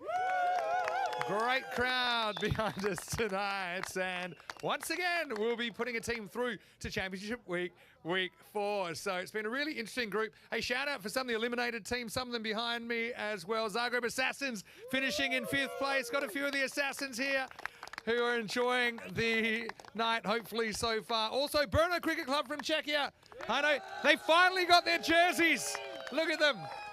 Might be seeing those jerseys in week 4. And also, of course, the Budapest Blinders of Hungary. I know they just got eliminated, but they were a fantastic addition to the European Cricket League. So, we do go down to the last 2 teams. Zurich Nomads from Switzerland take on Pack Icare Badalona in this Group D final. A little bit earlier, we had the Sheriff, Charles Croucher, with the 2 captains. Let's see who wins the coin toss. Zurich Nomads, you're the home team. Pack Icare, your call. Dream 11. Dream 11's the call. It's European cricket. Ball first. Zurich Nomads won the toss and they're having a bowl.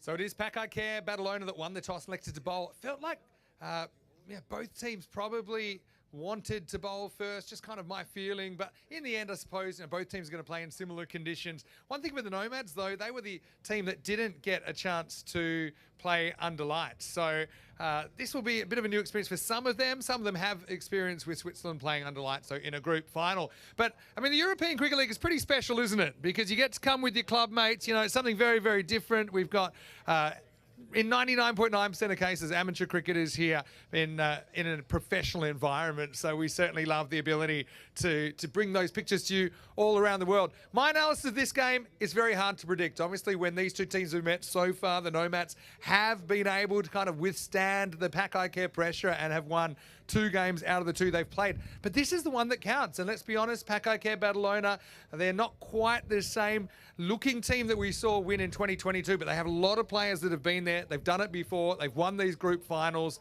and they've never come to an ECL and not made it to Championship Week.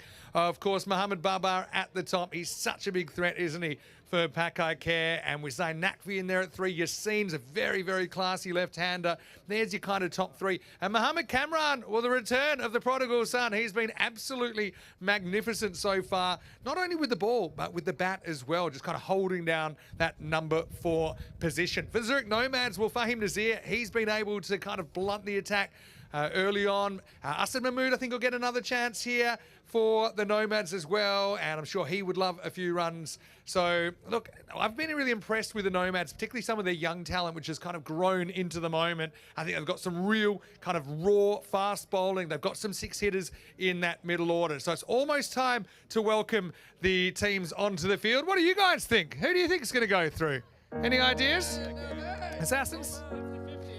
Maybe. Good luck. Hope to see you back here at the ECL as well. Good luck with qualifying again. But let's get ready, because it's almost time to welcome our Group D finalists onto the field.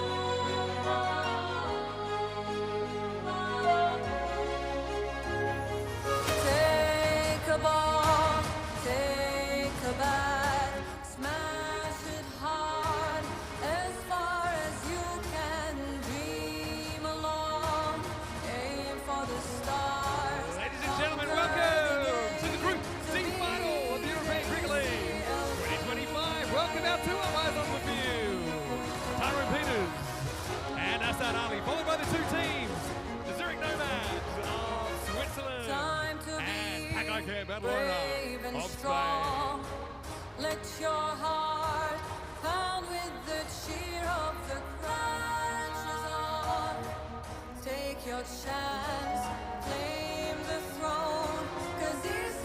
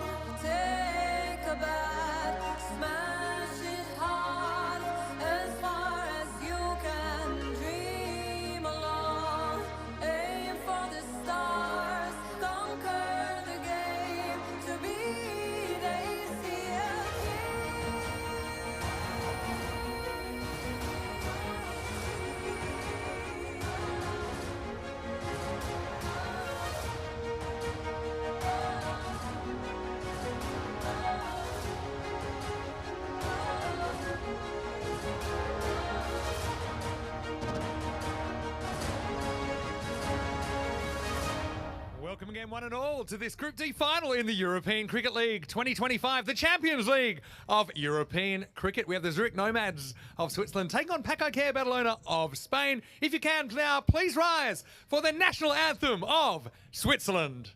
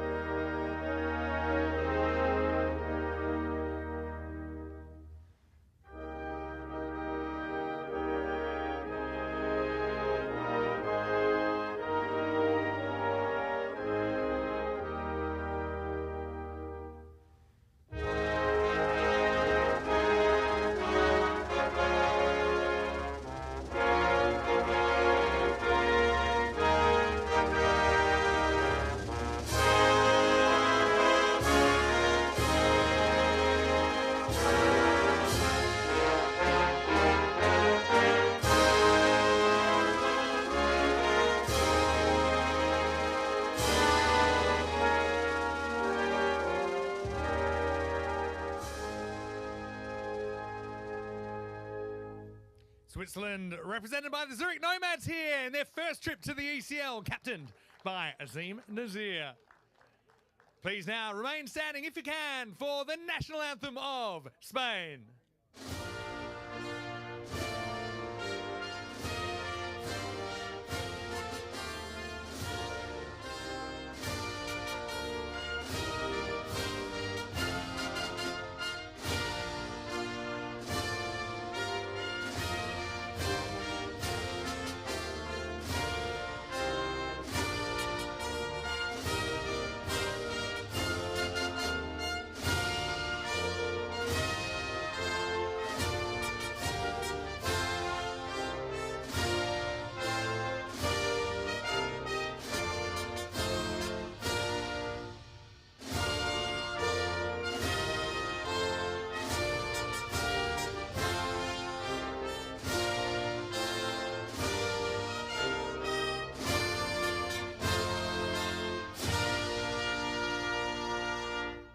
Pack-I-Care Barcelona, the ECL champions in 2022, led by their captain, Mohamed Baba. Just clarifying the toss, it will be Pack-I-Care Barcelona, who are batting first, are being sent in by the Nomads. Andrew Ryan's in the commentary box. Rhino, you and I, we've called a good Group D final or two. Let's have another one. Let's get ready for the start of this match with one team to return for Championship Week. Rhino, it's all yours. Thank you very much, Mr. Maximo, taking us through the formalities. And a proud moment for both of these teams representing Switzerland and Spain to hear their national anthems out on the field before entering this cauldron at Cardimer Oval to do battle for the right to go through to the European Cricket League 2025 at the finals week. It's a place that Pack-I-Care Barcelona have gotten very used to reaching over the last few years. On the other hand, for the team in shot there, the Zurich Nomads, they would be the first Swiss team to reach the hallowed turf of finals week. And they come into this game on a pretty good run. They lost their first game to Berno from Czechia on the opening game of this Group D. But after that, they have looked very, very solid with both bat and ball. In particular, Sawari, the opening bowler, has really ripped through a lot of teams so far, and they've had enough backup with the bat between Fahim Nazir, Hassan Ahmed, who's done a great job with the gloves, and in particular Katil Zabiola. Having a look at the teams as selected for the previous games. So Nomads and Pack-I-Care both with settled teams. Big question mark for Pack-I-Care. Can that batting lineup fire? They have struggled in the last couple of contests against the Swiss champions. In particular, they've managed to blunt the impact of Babar. Nakvi hasn't gotten going, and the support cast of Yasin and Mohamed Cameron just really haven't made much of a dent. We know Babar is a big game player though. Started to find some form in that previous game, winning Qualifier 2 up against the Blinders. It was his innings at the top of the order. Really took things away from the Hungarian representatives. Babar's just checking all is in order. And we're just about ready to get underway here at Carter Oval. It's the Group D finals. Zurich Nomads bowling, Pakai Care Badalona batting. Sorry, strikes Babar on the pad, first ball. Get down the leg side. I'm sure his captain would have been saying to him, that's probably the one place you do not want to bowl. Mohamed Babar, so effective, flicking the ball out to the leg side. As far as the defensive field goes, you've got one at a very, very wide, deep backward square. The fielder will be in the game now. Have to scoot around. Despairing dive, but can't cut off the 4. That opens the account for Pakai Care. It's a good effort. Not a great ball from Sawari. Not the time for him to lose his line. Nice shot from Babar though. I'm sure the Nomads would have been looking upon that last Qualifier 2. And probably a little bit frustrated that the Blinders managed to bowl Babar back into some form. Short ball gets up though. He's been a bit slow on his swivel pull shot across these last few days. And Sawari has a little bit more pace and a little bit more bounce than most players.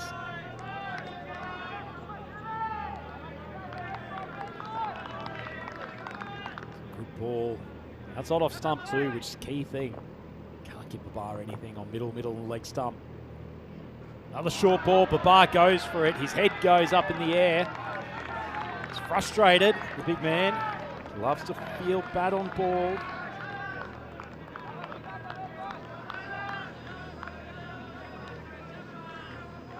Ball was probably a good foot and a bit outside off stump.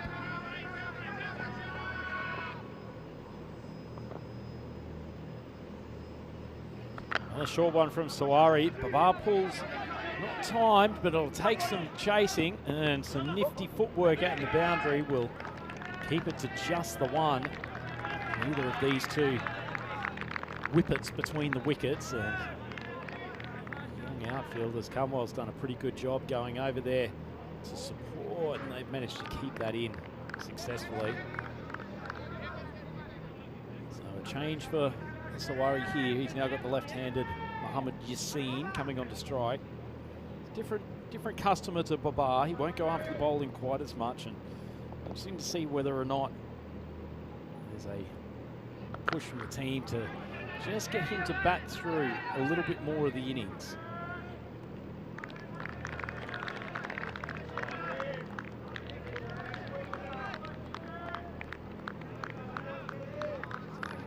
Runs off the first over. A little bit of a subdued one, but Sawari will probably take that up against the might of this Pakai Care batting lineup. So here's the tail of the tape for today. Blinders managed to get through Berno in the eliminator. Nomads took care of business in Qualifier 1, and then Pakai Care came back with a vengeance in Qualifier 2, quite easily disposing of the Budapest Blinders. So Hungarian champions were watching this one from the sideline. No, they'll be disappointed with that outcome, but third place in the group, still a pretty good result overall. Coming on to take the second over, as he has for the last day and a half for the Nomads, Amjad Dawodzai. Diminutive customer, but he's nippy. Bring the ball back into the left-hander and away from the right-hander most of the time. Keeps a pretty good tight line on the stumps. Ball driven to mid-off. It's a low full toss, which is difficult for a more traditional player like Yassin to get his hands through on. Once again, the Nomads doing a pretty good job, even though there's no wicket down, of keeping the runs in check in the early stages.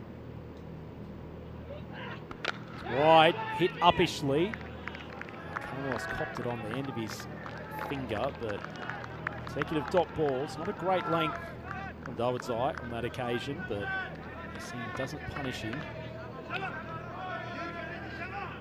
Best when he's bowling full, getting the ball to tail in, the left-hander. Another one a little bit short of a length, popped up, but fielder's right back on the 30-metre circle. There's the postman, Sawari, charging in, but the ball just dropped awkwardly short. 3 dot balls, though, to start this second over. And Reds will be happy the more they can keep the bar off strike as well. They don't want him warming up. A little bit short of a length, and that's decent carry. It's gone for a Maximo. First of the innings. Playing with a little bit of fire to Woodside. Hasn't quite hit his lengths in this over to date, but had gotten away with it up until this point, but just too much width on that occasion, and Sin throws the hands at it. Carries the boundary pretty easily.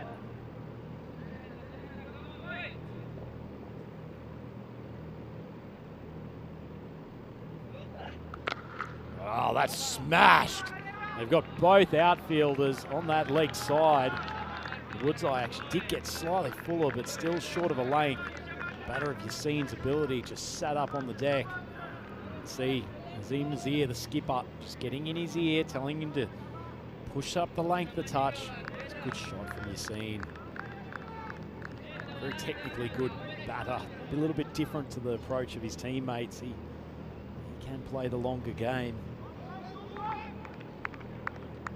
Just a little delay while some ball retrieval work is going out in the relatively tidy looking jungle there in front of the hospitality area. Certainly conditions have gotten much cooler here tonight. No cloud cover, or less cloud cover, keeping any sort of warm air in. It's starting to take effect. You see, he throws the hands at it. It's an out of control shot, but it will race away to the boundary, and it's a pretty good finish after 3 dot balls. And Pakai Care after the end, the second over, 20 for none. Good finish from Yassine, and a man who starts well and finishes even better. Great time to welcome back to the commentary box, Mr. Maximo, Vinny Sandhu. Yeah, really nice to be back, and yeah, I just wonder how much might be enough tonight for the Pakai Care, maybe to get 100 even then with their bowling. Let's not forget Pakai Care, previous champions of the ECL. They won over Tunbridge Wells of England in 2022. And that's 3 long years ago now. I do think Pakai Care, they might be able to grab 1 or 2 extra players back if they did qualify, but they've got to get there first.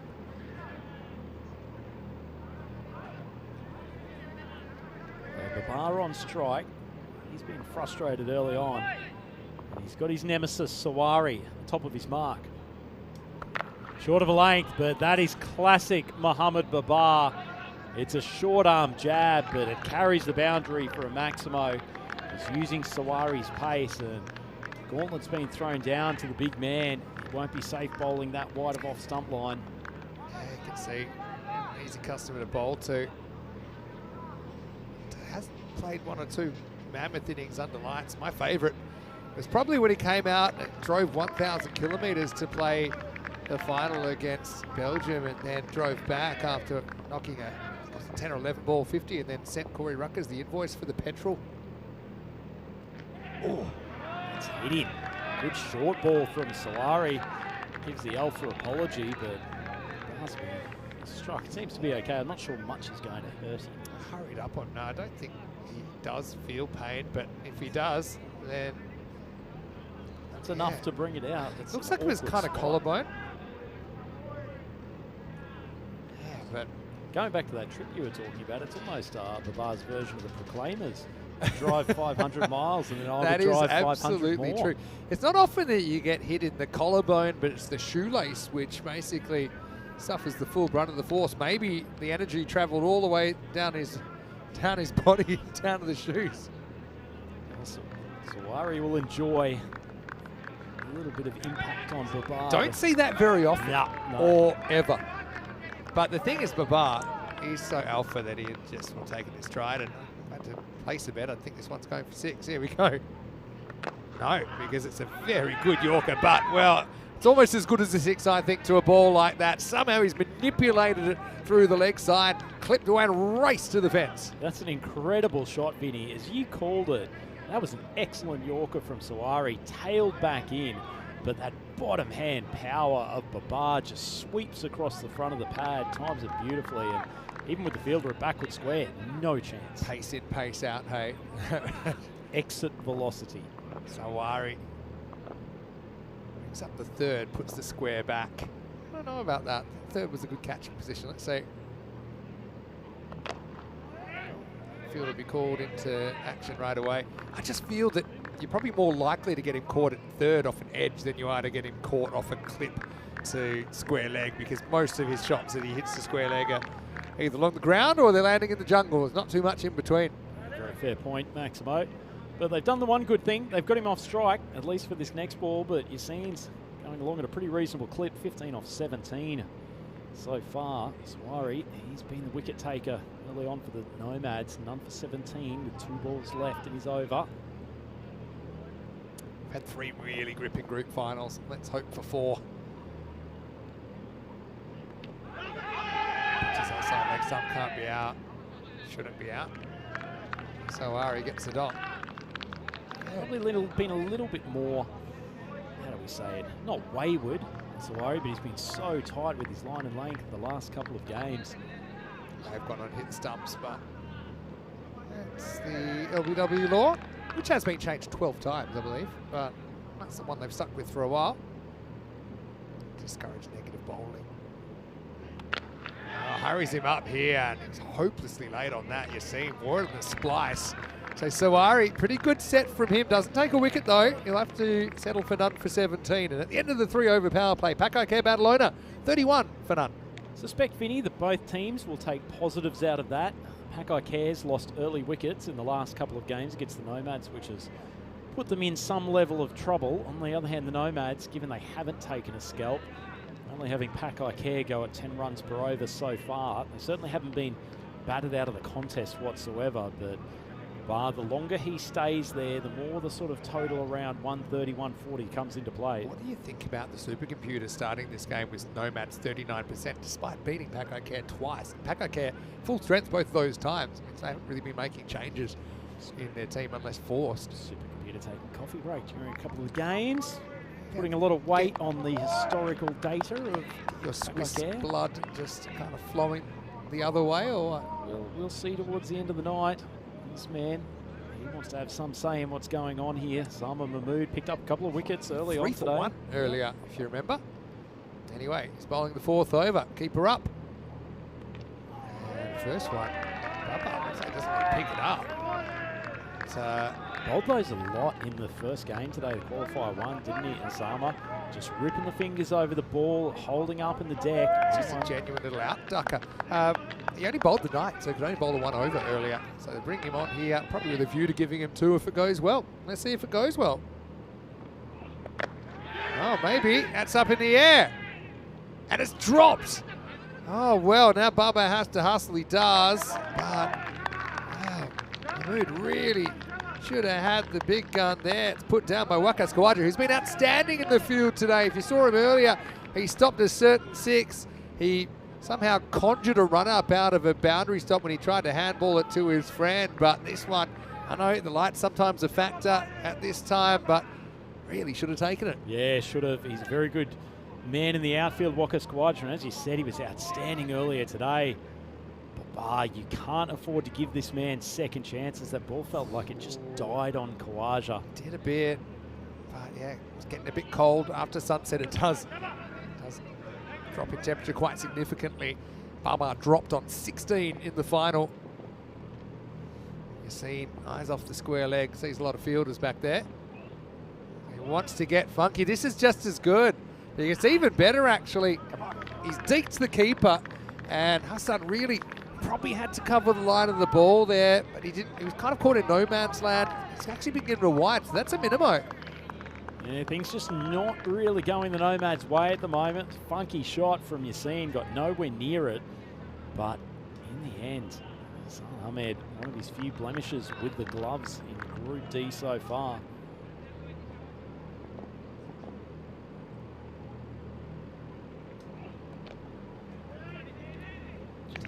neatly poked down to third man for no run. You're seeing 15 off 10.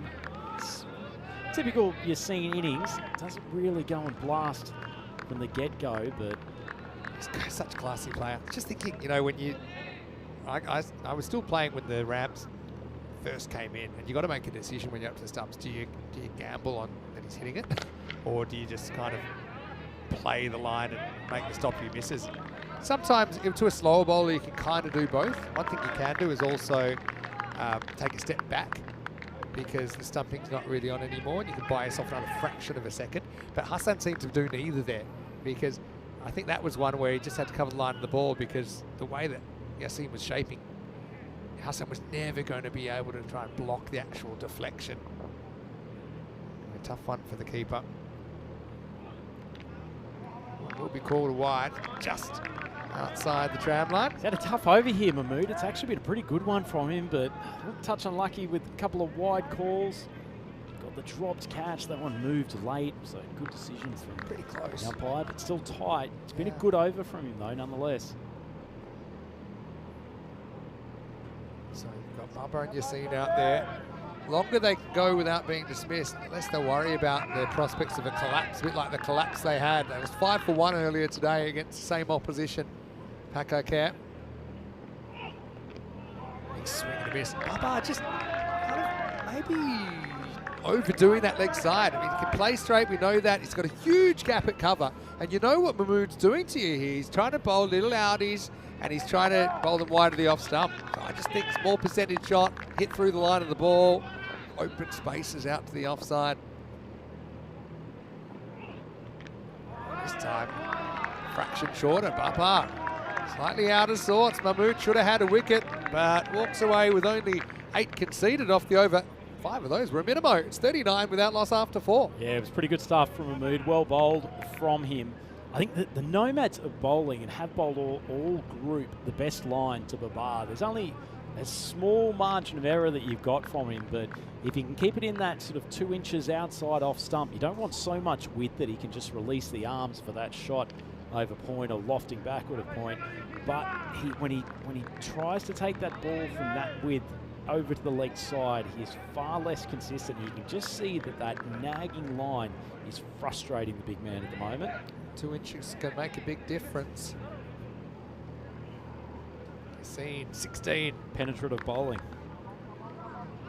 Good Yeah. stuff from Mahmood. He actually caught one last night, didn't he? An uncomfortable situation. Did try and come back, but it didn't last long after that either.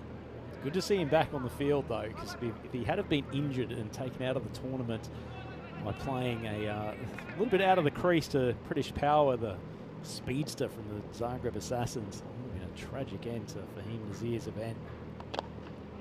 Decent start for Fahim. He has been expensive at times, hasn't he? Really don't have too much margin for error at all here. I mean, we have seen very high scores in both these locations, actually. The St. Gallen ECS last year, 2 years ago now, 2023 was, I think, maybe the highest scoring of the year. The only thing that rivaled it was Barcelona, which is both wooden tracks. Well taken by Ahmed. He's doing a good job standing up to the stumps because Nazir is not slow. I just don't know if there's value in it, if I'm completely honest. I don't know if you'll get him stumped. Just the ball hooping around. I mean, I love keeping up, but you're always having to do an internal calculation. Ahmed is throwing out a bit of chat there. I've seen him between a couple of balls. He's just getting in the ear of Babar. Like he's wearing a helmet. This time he collars it up and he gets it out of the ground. Maximo! Well, Babar claps back, able to slap that one over mid-wicket for 6. Yeah, it's probably just a little bit slottish for Babar. He didn't time it perfectly, but has a happy knack of carrying the boundary here at Cartermore Oval. He knows this ground so well. That flashing blade. It's not the first Maximo that he's hit in his time here. Well, lets his bat do the talking. Nazir with a comeback ball. This is a pretty spicy one, actually. Seen him bowl a lot of off-speed balls over the last couple of days, Vinny, but when he charges in, he can generate some proper pace and bounce. It's Nazir. It's an intangible benefit maybe being up, keeping the batter conscious of you. But I do think a little nick is next to no chance of stopping it. or catching it. Hassan Ahmed. Oh, like that. Case in point. Don't know if he would have taken it anyway, but we'll never know. The result is going to be 4 runs off the outside edge. It's a really unusual game at the moment, isn't it, Vinny? Things not quite going to hand for the Zurich Nomads, but at the same time, Pakai not taking complete advantage If he's of it. back, he's catching that. I know it's a big edge, but I think if he was back, he's catching it, and now he is going back. That's what I mean. So it's tough because it was kind of working. The game's working in your favour, but then when a potential chance came, he wasn't in position to take the catch. Second let off for Babar. 50's up, 50 partnerships up. And now this is absolutely smashed. 1 bounce 4. And so Mohamed Babar, he was given a life, maybe a couple of lives. And Babar will cash in. This one rocketed off the blade, didn't it? Yeah, good shot from Babar. Got his swivel pull right out of the middle of the bat. It looks like it's just come inside the boundary line. But the longer he stays there, he's not going to keep missing out, and eventually you're going to go for 20, 24 off and over. 31 off 17. Score of 55, 1 ball to go until we're halfway through this innings. As he has gone for 16. I reckon we'll see the off-speed delivery here. He won't give it another chance to Babar to play a full-blooded shot. Ball signalled 4 after a few reviews. Yep. Wow, that one's up, and that's in the fan zone. Maximo to finish the 5th over. Nomads, well, they've had a dream tournament. They don't want to turn it into a nightmare now. End of 5 overs, 61 without loss. Let's welcome you into the commentary box. Great to have your company. Peacock Friday, and we are under the bright lights of the Kartama Oval. Opportunities missed there. I mean, one genuine chance, a couple of other moments that you felt maybe if the Swiss had their time over, they might have gone a different way, but we know how dangerous these Spanish batters can be under lights. Look, still wide open, but you just feel like the momentum right now is with Pakai. Yeah, it's funny. I was actually talking to the Nomads Brain Trust in between Qualifier 2 and the game here tonight. We were talking through how these T10 contests, even when the margins are larger, things can often turn on 2 or 3 moments in the game. Go back to Wakas Kawaja. He's been so good in the field for the Nomads to date, but dropping Babar, and you cannot give a player of his class a second opportunity, and they're being punished for it now. I'm just going to throw you through a couple of Group D finals that I remember here at the Kartama Oval. And in 2022, we had the famous Albies Army of Sweden chasing 67 in the last over with 9 wickets down. That was a Group D final. In 2023, we had Dreux knocking Forfisher out in the Group D final. I know you called that one with me, and that was certainly one of our all-time classic matches. So, well, everything's shaping up here for another classic. And isn't it funny how things change? Like, you talk about the respective scores in those games. Albies Elmi chasing a score of the 60s. The Dreux boys, it just felt like they were hitting 6s on repeat again and again. Some of the Forfisher boys be having nightmares for years after that. Be interesting to see what happens in this game, because it has been a slightly lower scoring group. We've got some of the better bowling attacks in the competition, in particular the 2 best bowling attacks in the group here in the final tonight. Just a slightly elongated break after 5 overs to respect the Islamic players, and they can break their fast now that the sun is set. I think that's very respectful. I know something that we've mentioned once or twice before at this time of year. Obviously, there's players from all different kinds of backgrounds, and we try and always include as much of an inclusive environment as we can in European cricket. But look, now he's coming on now. This is a bit of a flashpoint in the game as well, because they're going to go to his spin. He's a kind of ambiguous spinner in a way. He can bowl right arm off spin, he can bowl right arm leg spin. He's got a few variations outside those as well. I think I'll mainly stick to off spin to the left-handed Mohamed Yassin. So 61 off the first half. I think for me that's about par. I think when you look at scores in these two teams have played. Let's see who wins the second half. The Nomads need a wicket. And if I'm the skipper talking to Niazi, I'm not sure I'd be sending some off spinners down on the stumps to Babar. Right, here we go. Over 6. Happy to reach and just paddle it away. Might have wanted a bit finer there. Might have been able to challenge the boundary, but oh well. Here's a bit of the long and the short of it. You've got Baba taking on Niazi now, and I think he wants to get on with it. Big job for the young man. Coming up against one of the absolute titans of European cricket. Trying to make a name for yourself, Niazi. Let's see if he rips out the big leg spinner here. He tries, it's too short though, and the fielder comes around, drops it. Well, it's a big clunk from Baba in the first place. Probably should have got into the jungle, but it's been put down. I think that might be Amjad Dawodzai down there. Well, he did stop the boundary, but Baba had a life earlier in the teens. Now he gets dropped on 37. Well, the leg spin means that Baba's hitting against the spin to his favourite area there in mid-wicket. Didn't time it. Dawodzai made great ground, but shelled the catch. 2 drops for the Nomads tonight of Baba. 3 backward points. It's been some interesting fields today.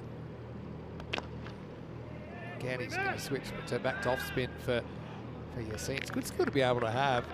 I mean, off spin and leg spin, people at a casual level, the backyard level, they all going to experiment with these different kinds of deliveries, but it's quite rare to see a spinner so adept at changing it in a live match. Another thing to land it when you've got 2 highly credentialed batters in front of you. He just throws in the quicker ball. Oh, it'll be a wide. Baba seems golden tonight. Dropped twice. They say things happen in 3s. I think Niazi can afford to just go defensive and bowl wide of off stump here. Baba's too good for that. Wow, it's too short, half track, and that time he's not going to miss hit it. You're really going to get lightning to strike twice off a ball that length. Maximo, 6 carreras. Running out of options here, the Nomads. The bar is really starting to feel it. 44 off 20. It's not quite the speed that we've seen from him in the past, but certainly under lights, a total of 130, 140 is going to be exceptionally difficult to chase down against this Pakai Care bowling lineup. Nomads, they need Baba gone. I just think it's not really the tactic to try and sneak one on him. I think he's just too good for that. So we looked that way that time. He's got to go back to the leg spin. Challenge him, try to get him hitting across the spin. Well, this is pitched up. He goes for it and he launches it. Maximo, 50 for Baba in the final. Once again, stepping up in a big game. Can he carry Pakai Care on his shoulders into the championship week? That half century comes off 21 balls, but not without a couple of close calls. Yeah, certainly not, but he's striking the ball cleanly now, and you cannot afford to give chances to this man. He is too good a cricketer. Have a look, a lot of the runs coming on that leg side, but still a couple of Maximos in the area on the offside. And if I'm Niazi though, Vinny, I'd still much rather get hit for a Maximo like that rather than dropping short of a length with a fast off spinner. Draw him into a mistake if you can. Probably forward. It's going to be a wide movement from Hassan again behind the stumps. Ball left in this 6th over. 78 on the board.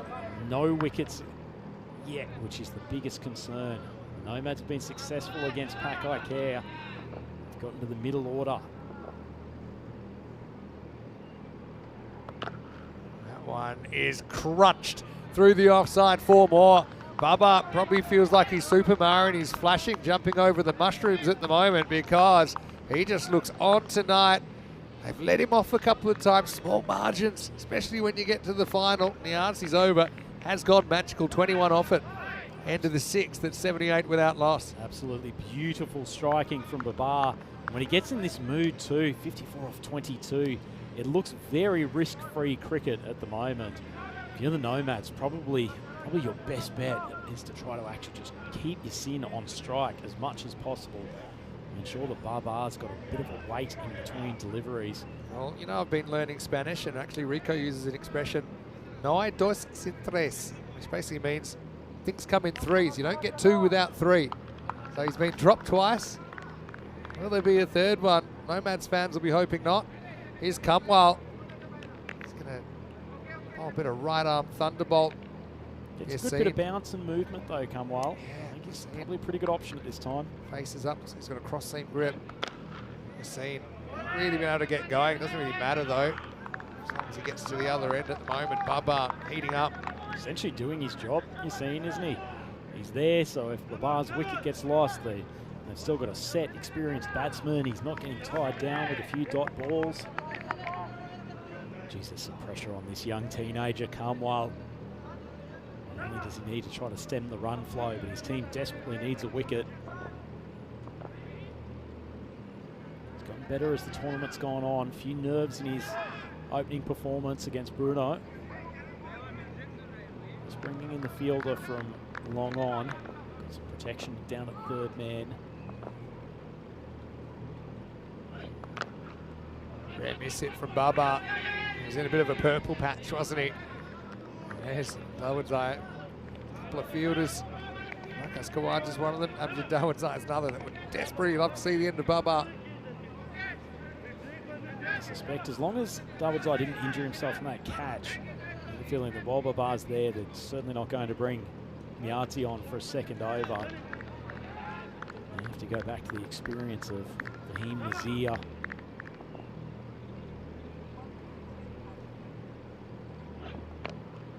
Get some of this and he will get 4. That's what you've seen tried a couple of times. To use the pace of the bowler.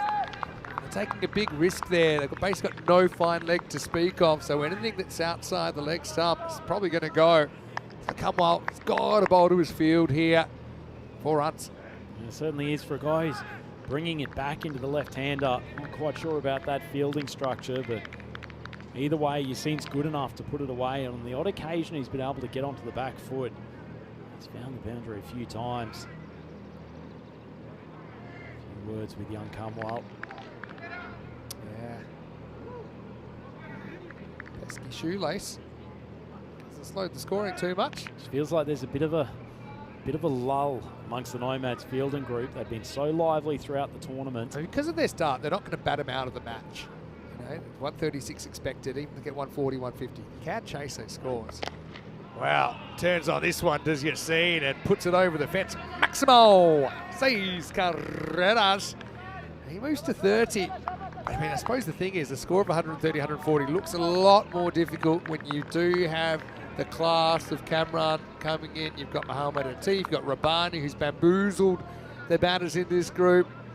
Right now, won't allow them to play out Cameron like they've done in the last couple of games too. True.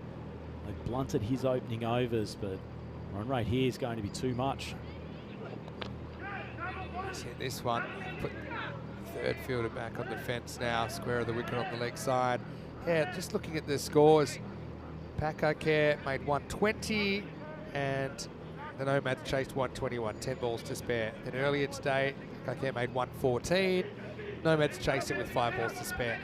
So we haven't seen Nomads embark on a chase at 130 plus against them. To this point at least. Last ball the 7th. Effort ball from Kamwal. Gets a swing and a miss out of Bubba into 7. And Pakakare still haven't lost a wicket. It's 95 without loss. Yeah, it's creeping up there to some dangerous areas, but how big does this last 3 overs become, Vinny? Could be the difference between chasing a momentous sort of 155, 160 if Pakakare go nuts, but it's a couple of tight overs. Yeah, huge 3 overs coming up. Remember, 95 after 7 could go one way or the other. One way we are going is forwards in the tournament, and that is Group E action tomorrow. Talent Strikers of Estonia versus Empire CC of Finland to start the day off. The Swedes, Ariana CC versus Lisbon of Ireland, and then Voorburg, VCC of the Netherlands are the 5th team in that group. We'll start at the regular group day time, which is 9:30 a.m. GMT, which is 10:30 in Central Europe, and 3 p.m. in India. And everybody tonight, say a little prayer for good weather. Okay, over 8. Probably good. I think that's all right. Remember, the line belongs to the bowler. Mahmood bowled really well to the right-hander. Just feel, yeah, it's very hard to tell. I feel like it cut some of the line though. Yeah, I think that's okay. At least bowling to his field, Mahmood. He's got 2 players on the boundary, one at third man, one at backward point. I don't know if you looked. I don't know if you can retire your scene because you don't want to upset the delicate ecosystem that's this partnership. You do have Natfi in the sheds, and you've got Cameron who's been batting really well. So I'd actually be a little bit tempted. Just not really because Yassine's too far under. He's a bit under, but not a lot. But I would be a little bit tempted maybe to make a switch. I suppose if you did either of those switches, though, you're going back to two right-handers. And I think just the fact that Yassine creates a left-hand, right-hand combination probably is enough to justify keeping him out there. Big swing and a miss from Bubba. Strange kind of Bubba innings, hasn't it? Certainly has. More swings and misses than we're used to, but to be honest, Vinny, if I was sitting 55 off 25 in an innings, I'd be feeling pretty good about myself. Whereas this feels like it's suboptimal, but still pretty effective, Baba. Backs away, and he's going to slice over the top, and it's going to go all the way. Maximo! Oh, interesting. And Mahmood, I think he saw Bubba move early enough to put it wherever he wanted, and if you could put it anywhere, it probably wouldn't be there because it was an easy slice away for the big man as the 100 comes up for Pakai Kara as well, and the 100 partnership, of course. Gave himself a little bit of room, and it's almost just like he slices under that ball. It almost feels like a very deliberate shot sometimes that he plays down there. That time it was. Bubba at a 61. Now gets this, not quite off the middle. Dragged into the hole. Tortuga time. Don't see Bubba running too many twos, and we won't see it this time.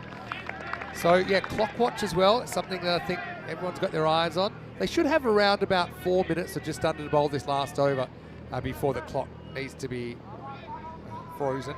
And I think that should be okay as long as they don't bowl a whole bunch of extras in the ninth. But it certainly is a concern. You can see the clock there on your screen. Ninth needs to be finished before that runs out. Take by Hassan. Got big on your scene. So end of 8. 103 without loss.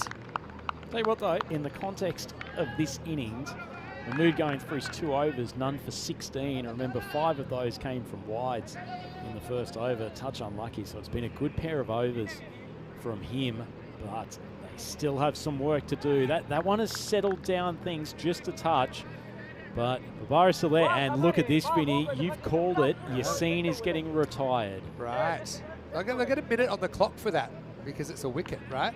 But the wicket's normally eaten up by a new batter coming in. Yeah, he's going to use Yassine's bat, so he's obviously not put off by Clearly not the equipment. I think that's more a case of retiring someone because you feel you've got a better option, not because you think they're doing such a bad job. Yassine, 32 off 21. He created the minimo by trying to ramp as well, so let's give him those runs. It'll be 103 for 1 then off 8. That's Zayn Naqvi selectively injected. But right now it's Baba's show, and we're all just living in it. That's up, and it's over backwards square. Maximo! All happens in the 9th. He says, hello, Zayn. He says, hello, Baba. And nice shot. That's 6 of them. Camwell bowled a couple of good balls to Babar in the last over that he came in for. Hit the deck really hard. That one just sat up a touch and was in the perfect striking zone for big Mohammed Babar. Beautiful shot. This one's cracked as well, straight at the fielder. Just be a single. We'll get our first look at Zayn Naqvi. Another point, I think Kevin mentioned this in the comment section, that the left-hand, right-hand combination probably aided to the clock a fair bit. The fact that you are constantly making adjustments every time the batters change strike. Certainly is. Okay, 110 for 1. The boys from Badalona. Pretty nice position here, but this last 10 balls could be decisive. All right, Naqvi. Swing and a miss. Half an appeal from the bowler.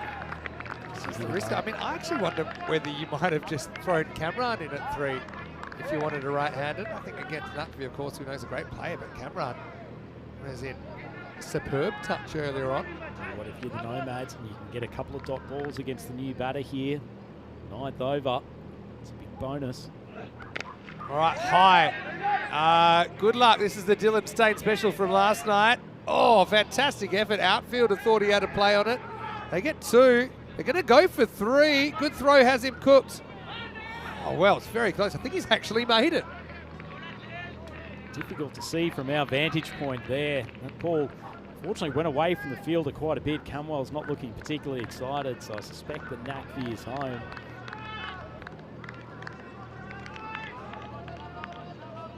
Ball was up in the air for an eternity. Had 3 fielders converge. They were really got near it.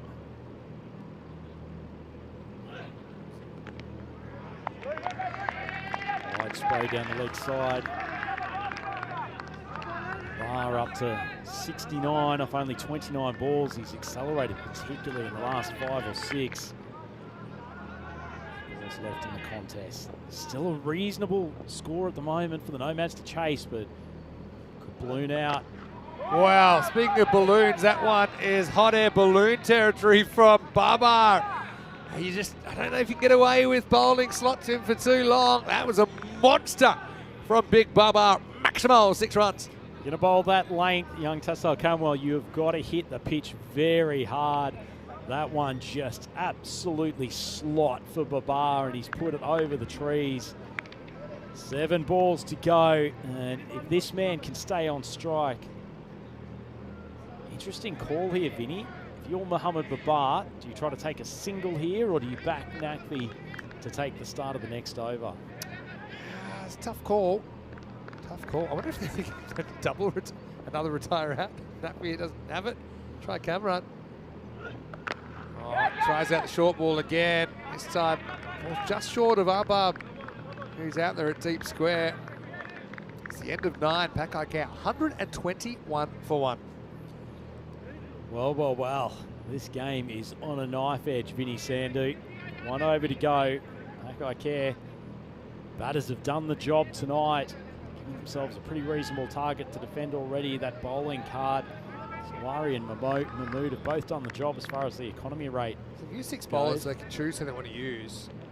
You basically got Dawood Zai, can bowl out Fahim Nazir and Khalid Niazi. I don't know who they're going to go for here. Looks like they're going to go for Dawood Zai, open the bowling.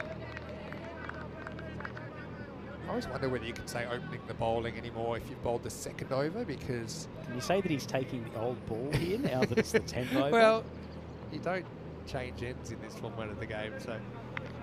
they beat the clock, I'm guessing, as well. So, Baba, 76. This is some responsibility on the shoulders of a young man. Dawood Zai's been pretty good. Well, Baba's 4 Maximos in this over away from raising the bat and having another statue built of him outside Pakai Care headquarters in Badalona. A few trophies in that HQ these days. Here we go, 10th over. And that's high. That's catchable, but it's a real rainmaker. Up it goes, and it's dropped. The old crocodile style. Credit to both the batters. They hustle it out and they run 2. Difficult catch. Abab Khan coming in from deep square leg. The bar gets his 3rd life. None of them have been easy, but... Look, the thing is, with incorrect technique, they get even harder. They're not easy to start with. He's gone the full kind of clappers on it, and it's just bounced out. Babar to 78. Whacked. That's going to be 4, I think. Fielder comes around. Great effort, but Kamwal can't get there. Babar into the 80s. And he's theatre, isn't he, Mohammad Babar, who's threatening a century. Absolute box office, the big man. He's carried this Pakai Care batting lineup in this game. The Nomads, they've only got themselves to blame, dropping him 3 times. Dawood Zai under pressure here. 4 balls to go. 140. That's a lot of runs under lights. Oh, I'm surprised they run there, especially because he's broken his foot. Not broken, hopefully. And they'll take the leg by. They feel, okay, Naqvi's the number 3. He's been put out there for a reason. But that was a nice one. Hit him on the full, right down the bottom of the pad. Gutsy bowling from Dawood Zai. Only needed a little tickle. But it is on the foot. The edge of the top of the foot, but as you say though, I reckon I wouldn't run. Babar I reckon he should have stayed there. I mean, not that obviously Naqvi shielded from the strike, just situational. Well, Naqvi is going to launch this one over point. He says, don't worry, I've got you, Skip. And he puts it maximal into the crowd. That's a pretty good shot, Vinny. That low full toss, particularly from a skinny bowler like Dawood Zai. Difficult to get the elevation, but he has timed the pants off that shot, Naqvi. Naqvi and Hassan Ahmed having a word to each other, actual friendly word. They've played together a fair bit. Yes, the other thing with them taking that leg by Baba, obviously not one for personal milestones, gives up any chance of 100. But still, he's engineered his side to what I would say is a dominant position, but I'd hate to have Babar on an incentive contract. You'd be shelling out a fair few extra payments throughout the season, wouldn't you? 22 of 34. Wilson's going just one glove on. He's taken his keeping glove off his right hand so he can throw. 2 to come. Funny one. It would have missed leg, but he's clunked it for 1. But what it means is Babar will get his curtain call here. Pakai Care 135 with the last ball to come. So if I'm Babar, I've seen what Dawood's doing the last couple of balls. He's aiming right in the Yorker slot. I suspect Babar will be sitting deep in his crease and just try to get under this with his bottom hand. Is there one more showstopper from Mohamed Babar? Dawood trying to keep out of the dirty 30s. Last ball. Slam ball. Maximo. What a shot from Babar. Ends up on a pair of snowmen, 88, and he carries this innings on his broad shoulders. Pakai Care end up 141 for 1 off 10, and that one was a retired out. Basically, the Swiss never took a wicket. The absolute beast that is Mohamed Babar. If Pakai Care are going on to win this group stage final, they can thank that man in shot there. What an absolutely extraordinary batting innings from him. It was only earlier today we were saying that he was struggling with his timing and not even finding the boundary with regularity, but he's made a couple of statements in the last few innings. 88 not out of 35 balls in the group stage final. Tremendous innings from him. I guess the positives for the Nomads, if you had have said to them that Babar would bat the whole way through and score 88, then they would have expected to be chasing more than 141 or targeted 142. As it is, they actually did a decent job with the rest of the batters. Babar got off to, wouldn't say a flyer, but certainly managed to find the boundary a couple of times, which gave him some extra energy. That lovely open bat to pop one over the boundary rope from Maximo. It was an interesting one. You've seen, tried to go for the ramp. Hassan didn't quite adjust to the movement and ended up going for 5 wides. But Babar just found the boundary and went over it so many times in that innings. 6 4s and 9 Maximos. And the majority of the Maximos coming out of that mid-wicket area. But the Nomads dropped him 3 times. And if they go on to lose this game, unfortunately, they will have to look fairly and squarely at their fielding, because you cannot give this man so many chances. Yassine never really got in a great flow, did smack 2 Maximos during his stay of 32, but swallowed up 21 balls, and Nomads probably pretty happy every time he was on strike. Eventually he was retired out and Zain Naqvi came to the crease to join Babar, but it was merely a sideshow to the big man's blitz as he roasted the Nomads bowlers all over the park. This one, probably the biggest strike of the lot, going over the trees, out past square leg, and even there showing he's got the power to hit through the offside. Naqvi opened the blade there and hit a Maximo in the last over.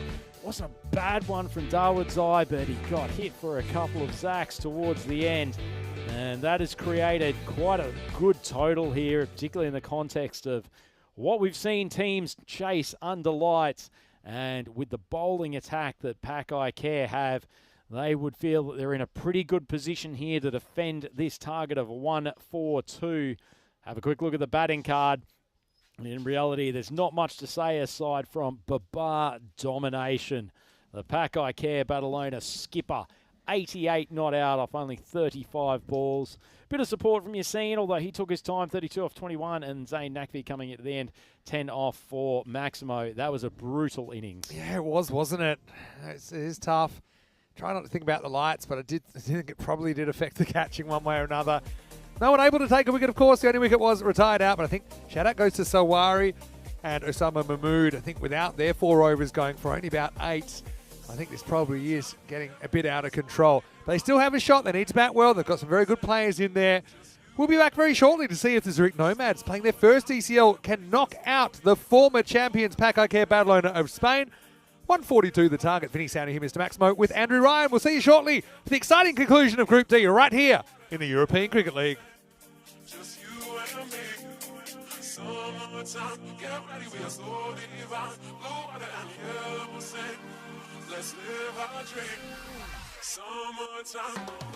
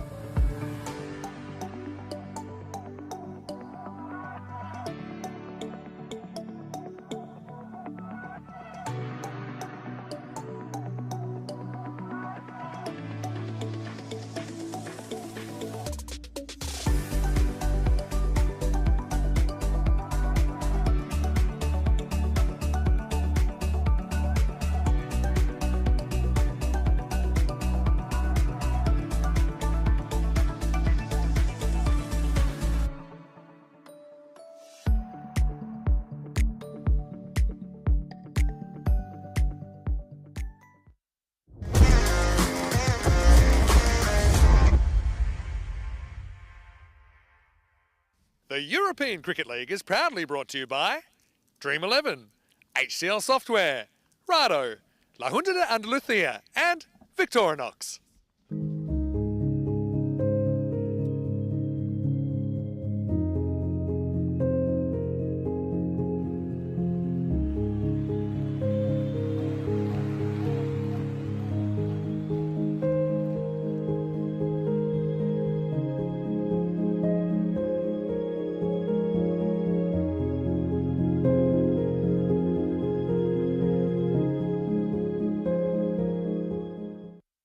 Hello and welcome back to the Cartama Oval. Great to have you with us as we get ready for the exciting conclusion of Group D. Pakake Badalona have 141 on the board. Zurich Nomads failed to take a wicket actually in that first innings. There was one dismissal due to a retired out.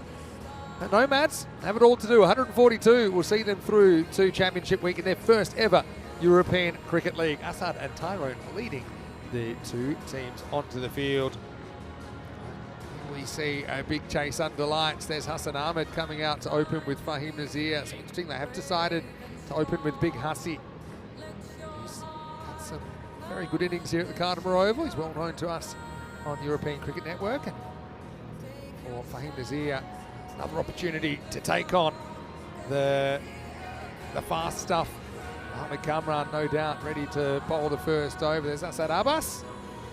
Pakake have never failed to qualify for Championship Week in the 3 times previously they have qualified for the ECL. So certainly think it will be a disappointment for them and all their fans if they weren't able to do this. But I know the Nomads, they've got a pretty strong supporter base that they've built. The way they've played their cricket, they started their tournament with a slightly under par performance going down to Berno. Credit to Berno though, they outplayed them in match 1. Since then, they have not lost a game. So Fahim getting ready to go. Under lights, always a slightly different feel. It's one of those things as a cricketer, you just got to put it out of your mind and get on with it. Got a job to do. And the thing is, it's going to be hard to just kind of play out Kamran now because it's already starting at 14 and over. You don't want that to climb too much. One man that climbs to wonderful commentary heights every time he's here with us at the Cartama Oval is Andrew Ryan. And Andrew, I'm sure you're very interested to see how this pans out. Well, you've got the 2 best batters in the team at the crease, absolutely no doubt. Vinny, I think this is a good move to get Hassan out there early. Still got to think their way through this, though, the Nomads. They don't need to go like absolute rockets from ball 1. Still have to respect Cameron, and there's easy. Do we live in the multiverse, or are we slightly on the outside of it? I live in Mohamed Baba's world, actually. Oh, that's squeezed out. That's pace in, pace out. Barely any bat on that from Hassan. It races for 4. Not a bad result, jamming down on a Yorker. Ahmed gets a good piece of willow on it and screams along to the boundary. That's certainly what the velocity of Cameron can do. Very well played. Nomad's opener. A couple of boundaries in these opening stages would just help relax them a bit. They don't want to get bogged down and be 25 thereabouts after the power play. Still need to keep this scoring rate flowing.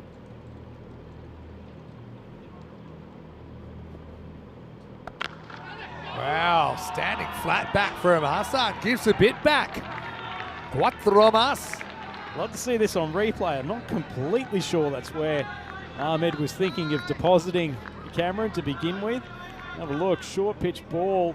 Thought he was trying to swat him over the leg side, but as it is, cannoned off his bat. Consecutive boundaries.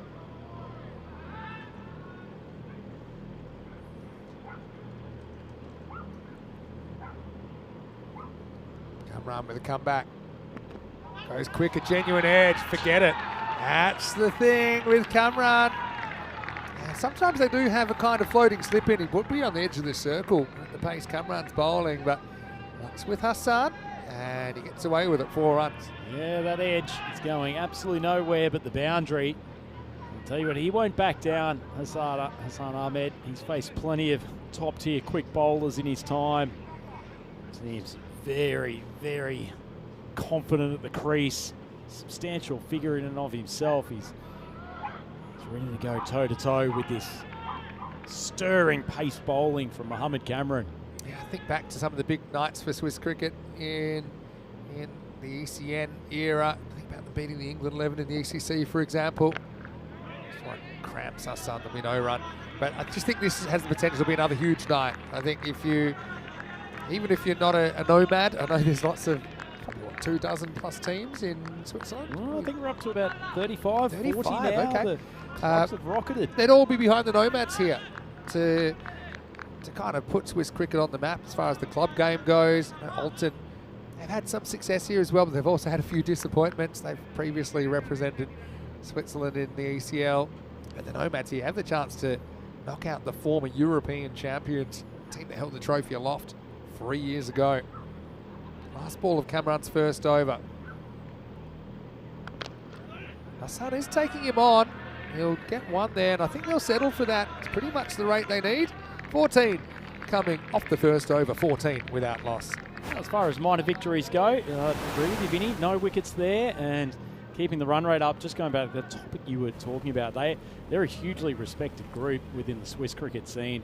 Zurich Nomads, the Sear brothers, and Asmad Lakaraju here as the team manager. Waka Squad has been around for a long time. These are all guys that I've been playing for almost the last decade or so and have set the standard within Swiss cricket for a long time, and they are doing a fantastic job representing the country here at Cardimer Oval. But their job is not finished. 128 of 54 balls, and they now get to face their batting nemesis, Mohamed Babar. Yeah, Babar, see if that batting power translates into bowling power. It was very good earlier on in the day. But, he'll be hoping that he can pick up a couple of early ones. Oh, there's another edge, and that's going to fly away. Babar not as quick, so the third's up in the circle. Hassan living dangerously, but he's still living.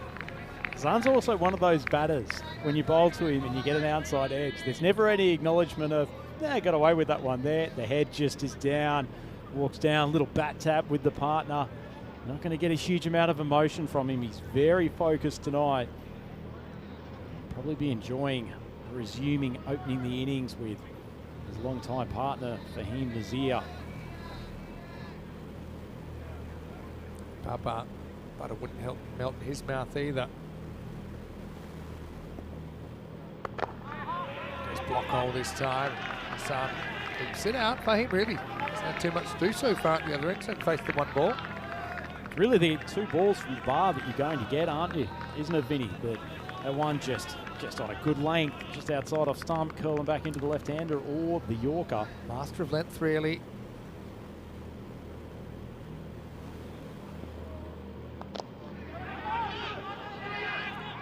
This time he'll scramble through for a single. Baba 3 for 10 in the previous match amongst the wickets. Will be slightly annoyed he missed out there, Hassan. It's in his hitting zone. They have got the fielder out there at deep mid-wicket. You'd have to clear probably actually more cow corner, to be honest. But it was in his hitting slot. Fahim Nazir coming on to strike. He's only faced one ball in the innings. Glorious player through the offside if Babar gives him any width. That is a sensational cricket shot. Speaking of balls in the slot, Babar has given Nazir room to stretch his arms, times it beautifully, rarely tries to overhit this man. He's such a classic batsman, whatever format of the game. And it's a picture-perfect straight drive. Well, the Nomads having to negotiate these early overs with the new ball and top-tier bowlers of Pakai Care. A little bit of a change in the field here. It's almost like a second slip coming in on the 30. Oh, it's going to be more runs. Nazir is going to just knock that full toss. I called Babar a master of length, but that's a slight error. It's a very drivable throwdown style full toss, and Nazir gets the placement perfect. 4 runs. Ordinary ball from Babar, but you've still got to put it away. And Nazir could not have pierced the gap any better. 29 for none. 1 ball left in this second. Come back for Barbar, 15 off this over. It's the start the Nomads would have hoped for. And that's going to fly as well. Maximo for Nazir, the lefty-lefty combination representing for the Swiss. And at the end of 2, it's 35 without loss. We still haven't had a wicket actually taken in this game, and we're 12 overs in. Amazing stuff, particularly under lights. Nazir rocks onto the back foot, sends it airmail over to his teammates in the dressing shed, and they are clapping with some level of excitement here as the Nomads have gotten off to an excellent start, 35 for none off first 2 overs. Interesting change here, Vinny. It looks like Rabani's being brought on for an early over, but before we go to that, Group D, we're about to find out the qualifier for Championship Week. Group E starting tomorrow. Please join us then. Yeah. 5 really good teams coming to Kartama. Everybody think Tarai thoughts tonight, because I know there's a lot of rain forecast. But so far we've been lucky with it. Here's Rabani. Oh, he's dropped him right off the Q end of the bat. Oh, well, Rabani. I mean, you can understand he was kind of caught off guard there because it hits right off the end of Hassan's bat. Look at that. Right off the end of his bat. And then Rabani in his follow through. I mean, he was coming slowly, but yeah, just couldn't make the play. Weird one. Incredible moment there, Vinny. Pace on. I think Rabani does get a bit harder to pick under lights as well. Just slightly lower light, the artificial light. Still no competition for the sun that keeps us all alive. It's next swing and a miss there from Hassan. I think it's a pretty good bowling change, actually, from Babar. These two looked very comfortable against Cameron. He does prefer bowling to the right-handers. Maybe they're saving him for when Zabiola comes in. First time in a while we've seen Rabani bowl before Atif, and I think it is about the fact there's 2 left-handers. I think it's no secret Atif's a bit more effective against the right-handers. Rabani. Oh, pace on, but that is colossal from Hassan Ahmed. Maximo 6 carreras. Watch this replay, folks. Hassan Ahmed picks up the length of this ball so quickly, and you can see almost churning over his mind, how far am I going to smoke this? And he's absolutely annihilated it over the leg side boundary. Game's back to a coin toss, 50-50 game. That's what you want to see. Does he go change up now? He does, but he picks it and he hammers it. Maximo, fast or slow, it's got to go for Hassan Ahmed. 6 more. I've seen this Hassan Ahmed swagger before, and it's usually not good news if you're a bowler. Once again, he picks it so early. Look at the bat swing, and he hammers it over the long on boundary. Let's not forget, Hassan was part of Championship Week last year, playing for Gina Brescia. He was involved in a couple of flashpoint moments there as well, including a golden ball match, which basically decided Gina Brescia's fate. They would make it to finals day. Rabani with the comeback. There he goes, pace on again, and he gets hit again. Maximo! Well, that one had the crowd scattering. That's actually where the trophy normally sits when we do get to Championship Week. Magic Spray Mary has fielded it and thrown it back. Well, Mary, she's retired from Magic Spraying, but she does still work as part of the local crew here. That's 3 on the spin. We were using NBA Jam terms earlier today, and let's just say right now, Hassan is on fire, 50 up. Great call from Maximo. Well, doesn't get this one as well, but maybe that's a blessing because he'll keep the strike. Hassan takes 19 off that over, which started with a couple of dots, end of 3. And the Nomads are 54 for none. Well, you couldn't have asked for a much better start off the power play if you're the Zurich Nomads, going at 18 runs and over so far. Rabani thought he would have been a pretty good matchup for the 2 lefties, but they've smoked him, particularly Hassan Ahmed. Seeing it like a beach ball at the moment, and as you said, Vinny, he's gotten himself back on strike for the start of the 4th. And just spotted Canado Fletcher in the comment section as well. Canado, hope you are well. And I loved his little... Such a good comment his from him comment, too. which I had to read it twice. He said, come on, guys, you face much better bowling. in the Swiss competition. Of course, Canado is a bowler. Smoke in the this Swiss petty competition. bowling, man. And you know what else I love about that? That Canado Fletcher's YouTube alias is Ken Fletch.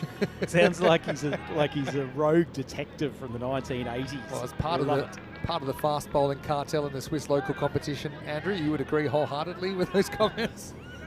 Not sure. You've been called the Mohammed Kamran, a right-handed Mohammed Kamran. Maybe if the hair keeps disappearing like it is at the moment. But either way, this has been a cracking start. And doesn't this suddenly become a big over? Atif has to bowl to the two lefties. All right, well, obviously it worked because 3 6s on the spin. Atif is in. Just missing. Oh, wow, he's given it. Boy, oh boy. Gee, this is a huge call, Vinny. Well, I thought at first look that was swinging down leg. Well, let's have a look at it on the replay. It's, I think height's not an issue. It's just the line of the ball. Let's watch it here. Oh, I mean, hits him in line with leg. I'm not certain that's getting some leg. Remember, only has to clip leg. You can see two stumps pretty comfortably. I think it's a bit of a lucky one, but it's going to stand, and Hassan's going to have to go. Oh, I feel it was a bit of a rough one. I suppose batters always do. Atif with wicket 201 on the network, 54th one. The first wicket taken in this game. Yeah, fantastic innings from Hassan Ahmed. 37 off 15, 3 Maximos in there, but job's a long way from being done. And this has also brought a change in the Nomads batting order again. So Zabiullah coming out at number 3. He's probably been their most consistent and destructive That's what the umpire sees. So he's got to decide, is that getting summer leg or is it not? And he felt it was. And that is the call. And look, again, maybe it would have taken summer leg. Just seemed kind of live. But you might have a different opinion. Anyway, Zabiullah comes out and this is going to be into space. And he's lucky it is, because that was an uncontrolled edge that flew. So they needed something to go the way Pakai can. They've got something to go their way. Let's see if they can work their way back into this game. Yeah, certainly have. It also allows Mohammed Atif to have a right-hander to bowl at, which will make him far happier. Almost gets Nabil a first ball. Tell you what, there's one thing though, this young man, he will not stop swinging hard, but he's selective at what he goes for. Pressure now on Fahim Nazir, 17 off 4. Senior player. Differing opinions there on the LBW, but I think if you believe in the benefit of the doubt, probably feels a bit of a rough one for Switzerland. Anyway, they're not going to cry over spilt milk. They're going to take another boundary here off the bat of Nazir. And Nazir, just looking at the bottom of his bat, probably didn't get it off the sweet spot, but managed to drag it far enough around so he avoided the fielder out there at more of a straighter cow corner. Looks like it's just dropped inside the boundary. 4 runs. So the Nomads, 83 off 39, so context of T10 at Cardimer Oval, that run rate of 12.76, it's pretty regulation stuff. We've got some good bowlers to come. Remember, Mohammed Cameron's still got one over up his sleeve. Tell you what, a few excited patrons that Magic Spray Mary's been spotted in the crowd. Normally she works a little bit away from the main visible zone. She doesn't like the spotlight, does she? But she draws Very it. unselfish, passed on the Magic Spray cans to a new generation. Still 60% to chase this. 59 off 3.3. It's a brilliant start. They've got the rate down from 14.2 and over. Dropped by about 1.5 points to 12 3/4. No, it's just a change in the field too, Vinny. They've got more of a traditional mid-wicket on the fence now. Tries that leg cutter to the left-hander. But I think they were trying to avoid bowling Atif too much left-handers. The fact that Zabi has come out, you think he's coming out at 3? I mean, he's just kept kind of working his way up the order. Batting above Osama Mahmood, batting above Azim Nasir. Step out of his crease here for him. This hit and no run. So this game's still very much in the balance. The Nomads just have to be patient here, Vinny. New batter at the crease. Zabiullah will take the game to the Pakai Care bowling attack regardless. They know they've got some easier targets towards the back end. They've got the better off Jaffa Raza. earlier today. Well, gets a little bit inventive here, and he's going to get the result. Maximo says Carreras. And Nomads, well, they're just keeping on, getting on with the job. And the thing is, they're getting some of these runs off the premium. I kept seeing the premium 3 bowlers. Just stop it for him. That is just too good. You saw in the replay there, he was looking for that shot the whole way down. Just an elegant, almost sort of vertical sweep. Just gorgeous batting. This time he's going to deflect, but they got the 3rd in place. That's the end of the 4th over, and it's 67 for 1. Just going back to that LBW, I think you have to have sympathy for the umpire as well, having to make the call live. I've got to admit, there's certain kind of unconscious cues, I think, that obviously I see a lot of cricket as well. The thing that had me feeling like it was likely to miss, that was my initial reaction, was just unconsciously, I could see 2 stumps, I could see middle, I could see off. There wasn't really a significant straightening of the ball or any straightening of the ball. So my instinct said it was going to go further. Now look, we'll never know if that had taken some leg stump or not. In the end, the umpire has to call it. That's the call he makes, and he makes it in good faith. So these are the human moments, I suppose, that still exist in the game. And yeah, credit to Nomads, hasn't really slowed them down too much. Well, this man, he's going to try to slow them down. Cameron coming on for his 2nd over. He's hit. Now, we know that Cameron's been especially destructive to right-handers. He hasn't always had the radar on to lefties, but he's been able to straighten it down the line and get poles flying. Now, he's bowling with a ball that's into its 5th over. I still think that's a pretty new ball, though. Yeah, it certainly is. It's not brand new, though. Good to see for him go down and have a word to Zabiola.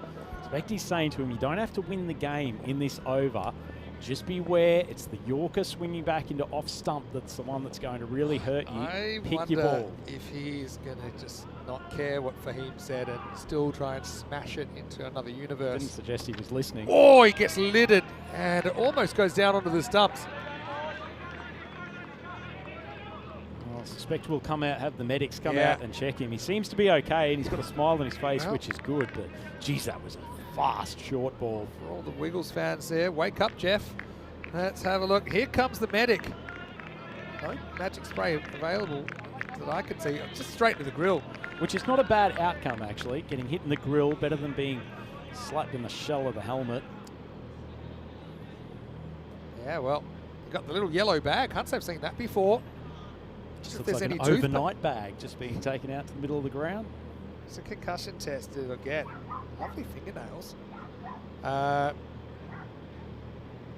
I mean, look, the Tooth Fairy would have had a field day if he wasn't wearing a grill, tell you that much. But Zabiola passes the test. And Cammy's let him know who's boss with that ball. Yeah, I mean, he just kind of had to react. I mean, to be fair, all the fielders and the bowler quick to get in to check he was okay. Thank goodness for helmets. It was only about 3 years ago that we had people facing Cameron without helmets before we made it standard. I'm glad we did. It's almost the Cameron policy in a way. No one wants to inform the family. Anyway, Zabiola. This will be interesting. There's 4 to come in the over. Used his bouncer. Yeah, so he's almost run himself out here, but he's all right. So I suppose you know now that you shouldn't get one above the shoulder again. But the ball that is about shoulder height or chest height is probably even more uncomfortable in a way to play. And also, you shouldn't. Doesn't mean you won't. There's a certain degree of self-preservation, I think, that comes into batting against bowling like this. We're talking kind of 85 miles an hour. Pretty good short ball from Cameron. Zabiola's certainly not playing him out. He's having a crack. A little top edge there would have flown, but as it is, a couple of dot balls here from Cameron. It's good bowling, and it's exactly what he's been brought back for. Oh, tight. It's a no ball. That really should be called, and just Yeah, waiting I for mean, the ball. standing at the crease, you get a good view of it there. Benefit of the bout goes to the bowler on those, so another 50-50 call. Cameron whistling and past. Wow, now rolling cutter and slammed over the leg side. Maximo. Probably the last thing I was expecting was a slow ball. Was Zabiula.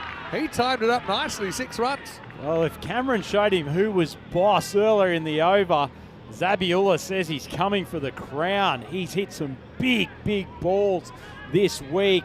Goes into his hitting zone, and Cameron is smashed. Well, some people were mentioning good ECN knowledge. We haven't seen the torch in the eyes as part of the nighttime concussion test this year. It was part of it last year, and we had several players bowled the very next delivery, perhaps still dazzled by the lights. Zabiula is handling himself. One more ball for Cameron. Could be the last ball of his tournament. Goes for the stumps. Kept out. Zabi don't get a run though. Mid-off was up. End of 5. Game on here. Nomads are 74 for 1. As we welcome you into the commentary box. Vinny Sandu here, Mr. Maximo. Here with Andrew Ryan. Looking fantastic. I love your Peacock Friday outfit. And great job by Corey Ruckers as well. Rico is on a little break. He will be here on Monday though. So he's deserved quite a long weekend. But yeah, times like this, when I see that kind of bowling, I'm happy I'm retired and I'm happy I'm up here because that was pretty spicy. Credit to Zabi though, wore one, gave one back. Yeah, he's possibly been the player of this Group D actually. Maximo has not missed out with the bat in any game so far. Come in a couple of times when the Nomads just getting behind the 8 ball and he's pumped up the run rate. For so long as he and Fahim are there, the runs required here is not a problem. Pakai Care need a wicket. It's a dot. So you've got Rabani now. So they haven't gone to the 5th bowler yet. So you've got Baba with an older ball to have one. You've got Rabani to have one. You've got Atif to have one. But then your other 2 overs, I'm pretty sure they'll be the plan will be Jafar Raza to bowl probably 8 and 10 or 7 and 9, something like that. Maybe 7 and 10.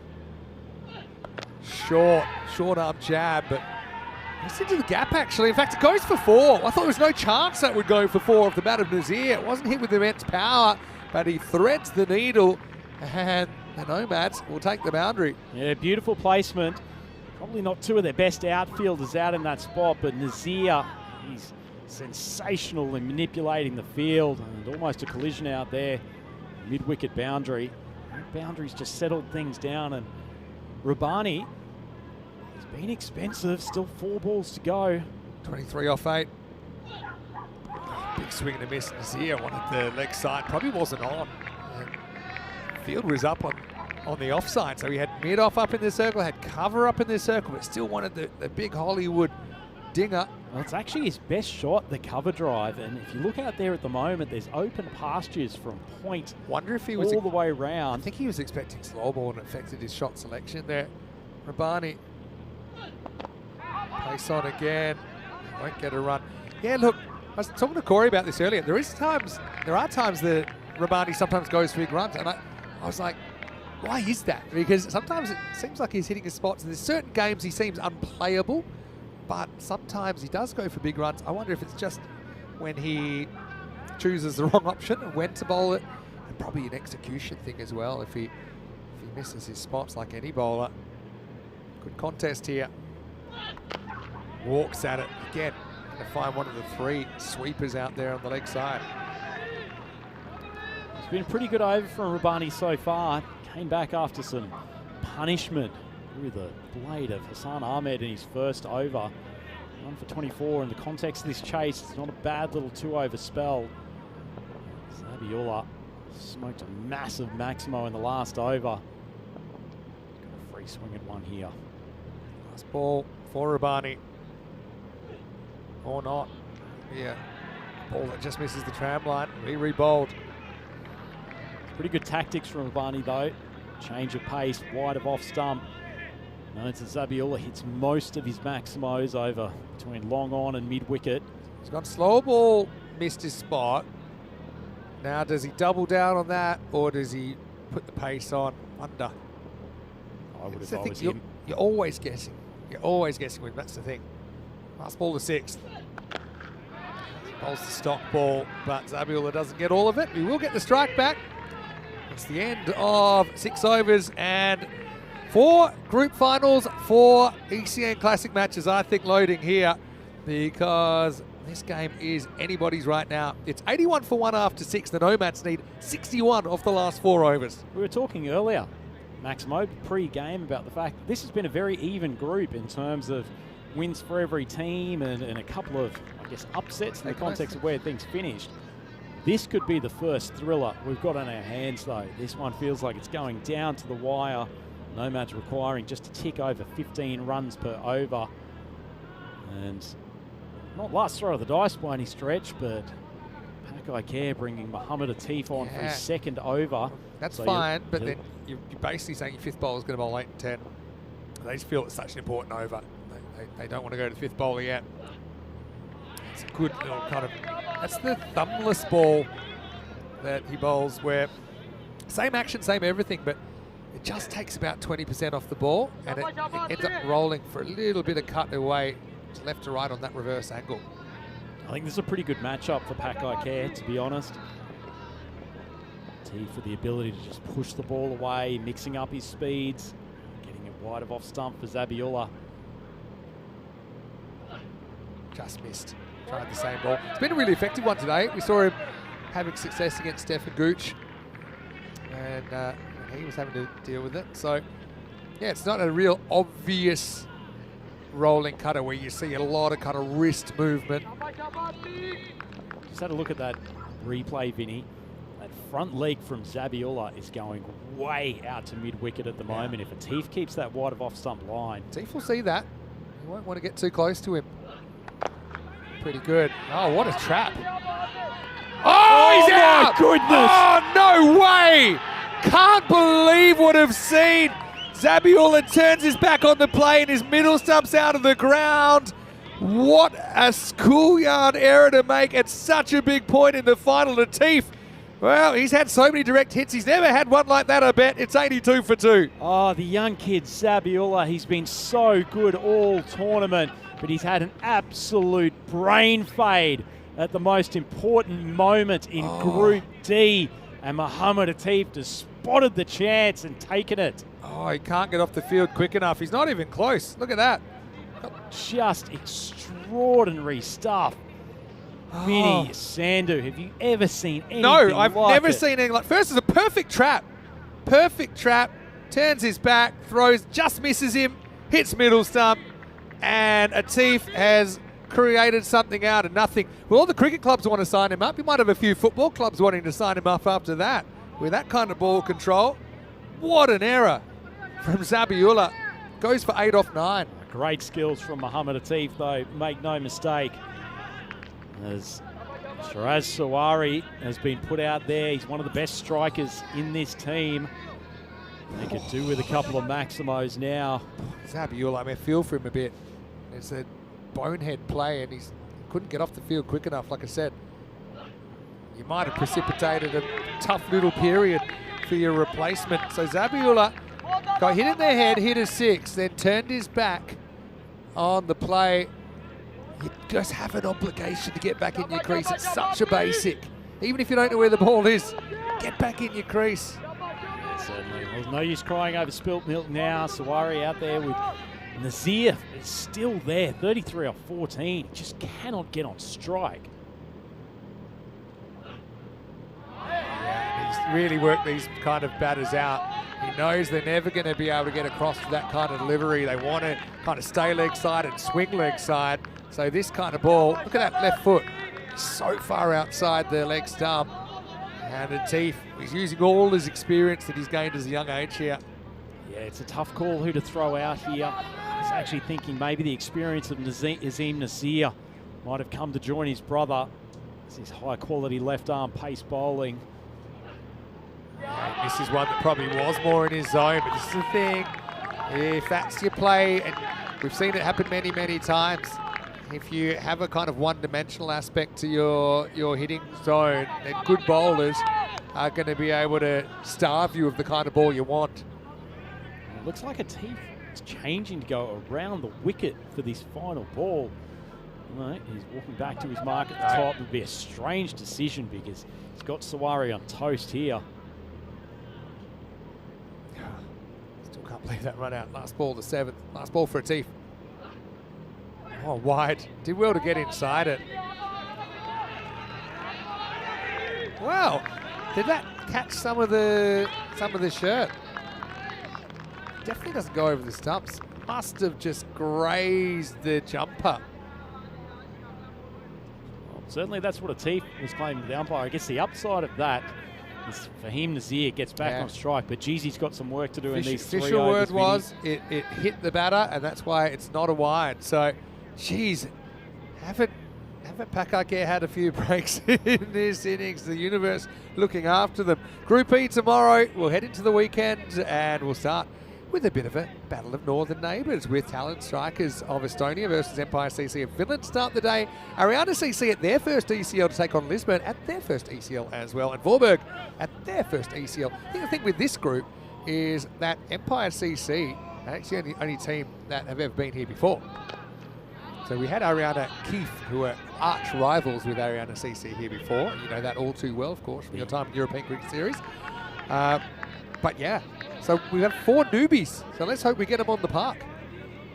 There's some great battles in Group E. There's a battle still to be taking place here. There's young Jaffa Raza.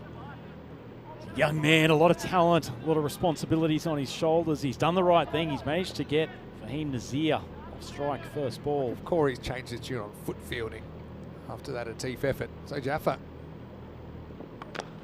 Oh, you need to get after the youngster, and that's what Sawari does. Gets off the mark with a boundary.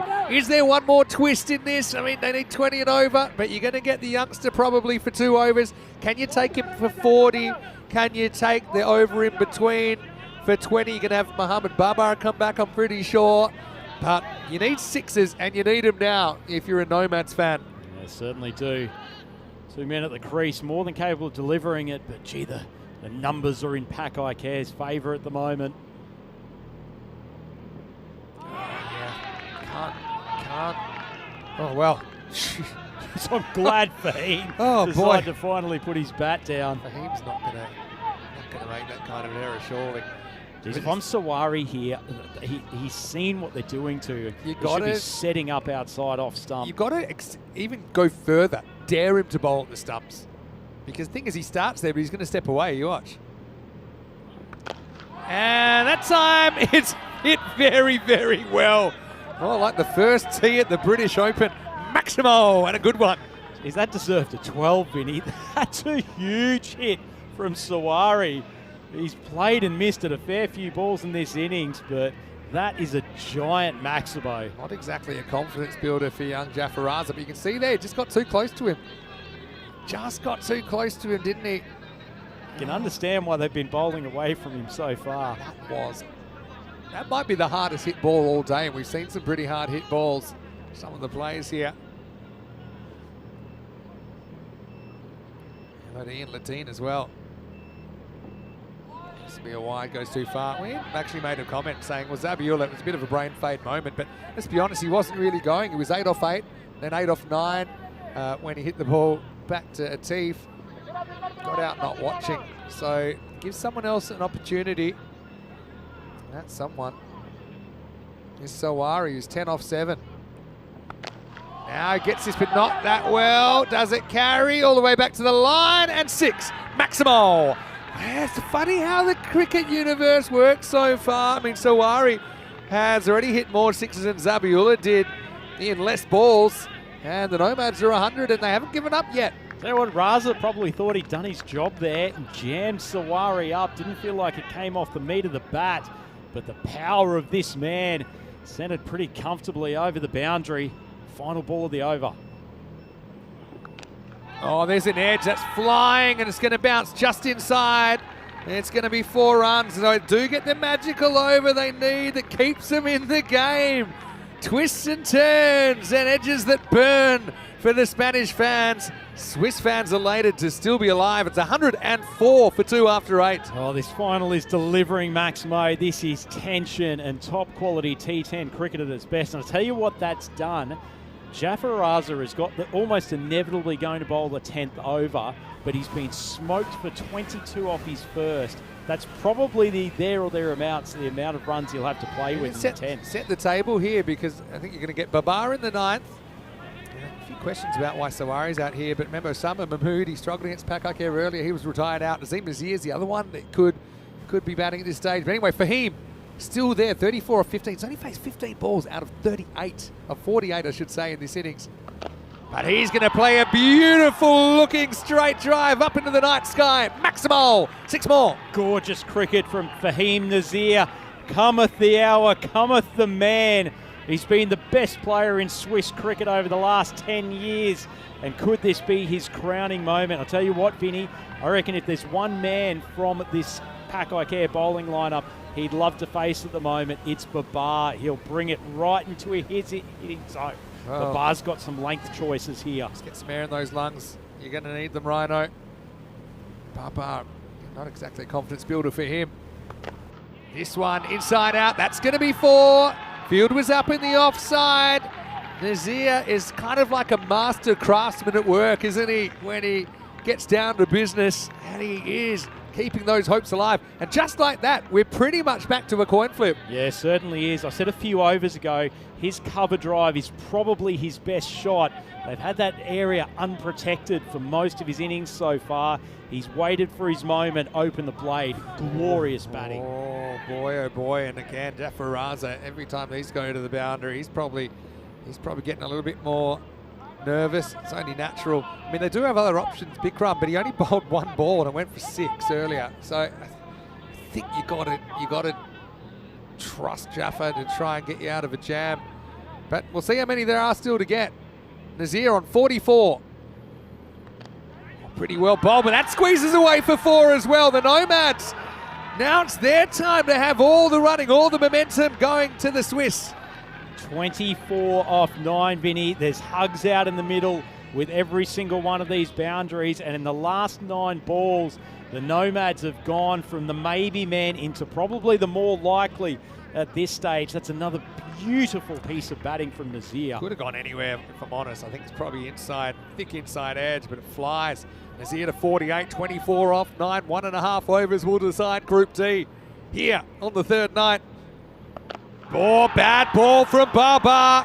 Bad Babar.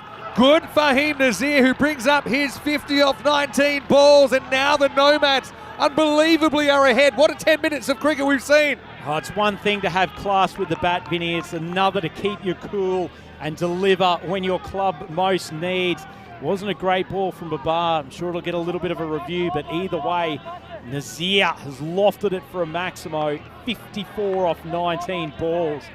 I said a couple of deliveries ago, I think he'll enjoy Babar. He's bowling straight into his hot spots.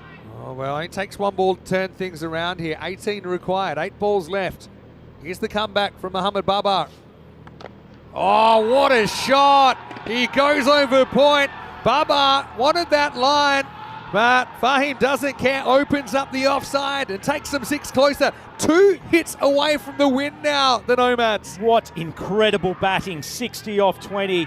A deep breath for him this over. In fact, the last 7 balls have gone 6, 4, 6, 4, 4, 6, 6. Extraordinary stuff. Go you one before, the ball before that went for 7 because it was a 6 and a wide. Right. So this is completely blown up. Question here for you, Vinny. Does Fahim try to go for the boundary, or does he put himself on strike for the final over? I think if it's there, you go. You can just be a bit more selective though. But if you get 6, he's 6 closer. Last ball, the 9th. He hits it hard. Doesn't carry. Well fielded. Has no idea where it is. Does. That's Yassine. perfect result for them too. If he's not going to hit the boundary, take the single. He's I back think on if it's in your strike. zone, you still go it. But I mean, you know a single's not a bad result. 11 required then. That over went for 27. We had a period there. We had 43 runs off 9 balls. That's what we were talking about. And now some decisions to be made. We'll have a conference out there in the middle. The bar's almost raised up the half ton from his 2 overs.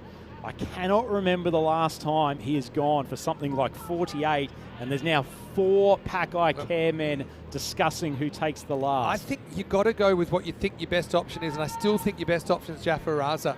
You know, I think he's had overs that he's won, he's had overs that he's restricted.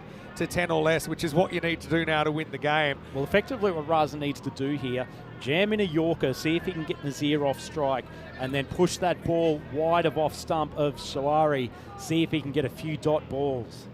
Yeah, well, if we do get 10 off this over exactly, we're going to golden ball 72. We've never had a golden ball in a final here at the Cartama Oval. But we have had, I think, 7 ECL, or 6 now. 6 ECL golden balls. There you go. All right, well, Fahim has carried him this far, but this game is far from over. Basically 2 boundaries, I think, will ice the game now for the Nomads. 49 in 16 balls since that crazy run out of Zabiula. It's funny how the world works. It seemed like everything was going against the Swiss in the early part of this chase. 11 to win. Hit 4. All right, well, wasn't the worst ball really, but Fahim able to get his hands out in front of his legs. And the Swiss, they have the smell of victory now. 7 off 5 required. I think one more boundary will kill this game. Oh, there's men and women in the mountains throughout or outside of Zurich at the moment who are holding their breath. The Nomads 2 shots away from an ECL finals week berth. 7 off 5 required. Hush comes around the ground. Jaffa, youngster with a comeback ball. It's a good one, but he's able to get it away. Now, where's it gone? And how far's it gone? Well, we'll have to check this one, but for sure it's a boundary. Has it tied the game? It's one of the most incredible shots we've seen tonight, Vinny. That was a pretty decent Yorker from young Jaffa Raza. And look at this shot from Fahim Nazir, almost whipping the helicopter out. Hits the rope at 6. The scores are tied. Wow. One run needed for glory. Yeah, so confirmed there. So, wow. Jaffa Raza, the youngster. 4 chances to win the game. Nazir to 71. He's carried his team on his back so far. Pakai Care need a miracle or maybe 4 miracles in a row to avoid an early knockout in ECL 25. Here we go. And he'll do it. And the sweet smell of Swiss success fills the Cartama Oval as the Nomads, their first ECL, they've made it to the big dance. They've made it to the Magnificent 7. And it's because of a fantastic effort from many of their players. But Nazir, he's the man. When it came down to it, they'll never catch him. He'll finish on 71. And the Swiss, they'll do it with 4 balls to spare. Don't injure him, boys. Don't injure him. He's too precious. What an unbelievable innings from Fahim Nazir. 71 runs of 23. He is the king of the Zurich Nomads. He is the king of Swiss cricket. And for tonight, at least, he is the king of ECL 2025. What a magnificent win, deposing the ECL champions from a few years ago, Pakai Care. An unbelievable victory, and one that only 10 minutes ago, Vinny, looked very, very unlikely. Yeah, well, another classic match in an ECL group fight. You've got to feel for Pakai Care. I mean, they gave it everything they had. You know how strong they are. I mean, Atif today bringing up 200 wickets. Babar's effort with the bat in the final. And I think they'll just doff their caps and say, you know, we were beaten by the better team. To be honest, they were beaten by the Nomads 3 times in the end. I know that was a little bit of a spine tingler towards the end. But you said 10 minutes ago, I'm just thinking about kind of day 1 where they lost their first game quite badly to Berno. For them to come back, they were undefeated through the rest of the series, including beating the Pakai Care team 3 times. You can see them there. They're the 4th team to qualify for Championship Week. They joined Darmstadt CC of Germany, Hornchurch of England, and of course, Skanderborg of Denmark. But, oh well, Cricket Switzerland. It was great international cricket, Matt, but this is a red letter night, isn't it, for the Swiss? Absolutely magnificent stuff. I'm incredibly, as much as we're objective in the commentary box, I'm incredibly proud and very happy for the Nomads. They've played tremendous cricket over the last 3 days. They have come here with no wildcard player whatsoever. They have shown faith in the men that have brought them to ECL 2025, and they have finished much deserved group winners here for the Group D final. Absolutely spine-tingling stuff, and there'll be supporters not just back at their home club in Zurich, but all across the Swiss landscape who will be behind them. But massive props to Pack Care. They have been brilliant again, Vinny. Yeah, and they're a popular team, and they play the cricket hard, but they play it fair, Pack Care. That's why they're getting a good ovation, I think, from everyone as they walk off the field. But, well, you see the baby boomer in the background, but the Zurich Nomads, you can see this is a special moment for them. No matter what happens in Championship Week, they'll always have tonight. And really, they've orchestrated an early exit for the former champions. It belongs to the Swiss, though. No holes in their finish to Group D. Hopschviz as they'll ring a rosy and book their spot in Championship Week.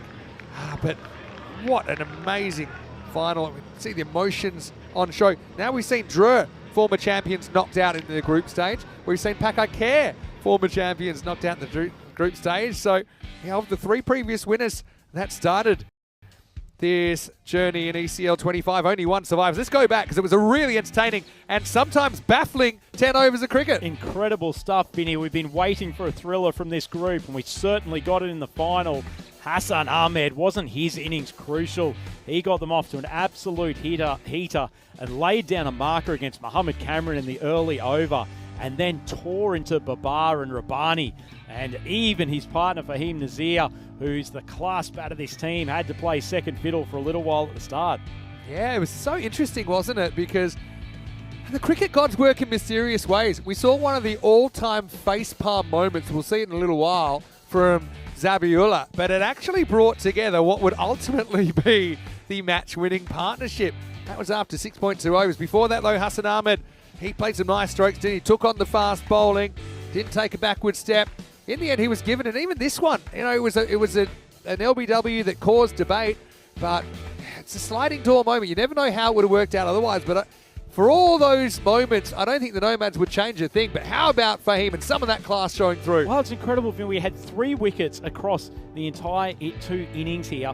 One was a retirement, one was a 50-50 LBW call, and the other one was this. Zabiullah with an all-time brain fade moment. The kid has been so good throughout Group D, arguably the player of this group, but he will not want to look that one back on replay too often. But they kept believing. Sawari, I think he swung and missed at his first 4 balls, but then all of a sudden he got in the mode, and then Fahim Nazir, the 9th and the 10th over, absolutely took over. Tore Babar to pieces in the 9th. He went for 27 runs against one of the best players in continental Europe, and Nazir showed his whole range of shots. And Vinny, by the time it got to the 10th, it was just too much to ask for young Jafar Raza. Really, the 9th is where the game was broken wide open by the Nomads. Then how about this little flick? They end up hitting the rope. Again, if they hit the rope or not, it completely changes the dynamics of the game. You saw it there. They couldn't believe it. But the best was yet to come as the Nomads, they found a home here at the Cardham Oval, and they can stay. They'll be back in week 4 as one of the 7 finalists here of the European Cricket League in 2025. No, absolutely amazing scenes there. And as you've had to put up with for a number of years now, I've talked up the quality of Swiss cricket. We've seen it on the European Cricket Series twice from St. Gallen. There is some tremendous talent in this part of the world, and the Nomads are the top of the heap at the moment, and they have come up with a spectacular performance to go through to finals week. But we restart all again tomorrow with Group E. Yeah, we sure do, and looking forward to it as well, as we will start with a bit of a Northern Derby in the morning with Talent Strikers taking on Empire CC. But join us 9:30 a.m. GMT, which is 10:30 in Central Europe and 3 p.m. in India. But, wow, 4 finals out of 4 have been crackers in the end. How about that innings from Nazir? It was real classy stuff. Unbelievable stuff. 71 off 23 under immense pressure and up against a very good bowling attack. But don't discount the work of Hassan Ahmed. He got them off to a flyer with his 37 early on. And how about Sawari? He's generally done the work with the ball in this group, but came up with a fantastic performance towards the end there. Look at Babar going for 24 and Jafar Raza 24.75 for their economy rates. It's probably the story of the game. And Mohammed Atif stepped up with an excellent 2-over spell. He ended up with figures of 1 for 14, but it wasn't enough to stop the rampaging Nomads chasing down the target. 8 wickets in hand, but probably more importantly, still 4 balls in hand. Wonderful T10 cricket. Yeah, I mean, it was just such a great show. I know we end up kind of spending a lot of energy up here, but just think about the emotional energy that the players are spending as well. And look, you got to feel for Pack I Care. I mean, we know those guys really well, and they'll be heartbroken that they won't be able to make it back. I know they've got a big season ahead, though, for club and country for those that are in the national setup. Nice to see some players emerging. And Corey, certainly the national coach, has an eye on players like Jafar Raza. Obviously, Atif is pretty established now. Someone like Asad Rabbani coming in, and you can just see he's got something special about him. So many of these players, they're just something quite different. But they will also know that it just wasn't their night in the end. And I think when a team beats you 3 times, you really can't really begrudge them making it through at your expense. So congratulations to the Nomads. In fact, congratulations to all the teams in this group, because Group D, it was so unpredictable. Yeah, it's provided some incredible entertainment. We have mentioned that that was the first absolute thriller that we had, that final, and it delivered in spades. But amongst the whole group stage, a lot of the games were unpredictable. Even the Zagreb Assassins managed to pick up a win and almost even took down Pack I Care in the night game a couple of days ago. So it has been a topsy-turvy group, but I think at the end of the day, the most consistent team has gone through to the final.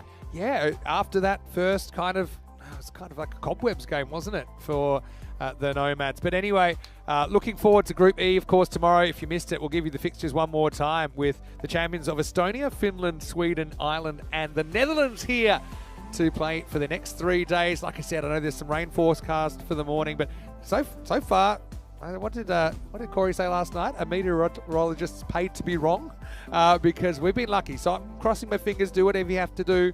But hopefully we get on, because that's a really interesting group with the 3 of the Northern nations and 2 kind of the premier European cricket nations in Ireland and the Netherlands represented as well. Peacock Friday was a big success as well. Great job to you. And I mean, I know we do try and we are impartial, but as someone that's played a lot of cricket in Switzerland, that must have tickled your funny bone a little bit. It was hard. I mean, you and I think both get into the games, don't we, Vinny? We love a tight one. We've gotten to call some great finals over the years, but that will be up with the best of them. And you're completely right. Swiss cricket going ahead in leaps and bounds.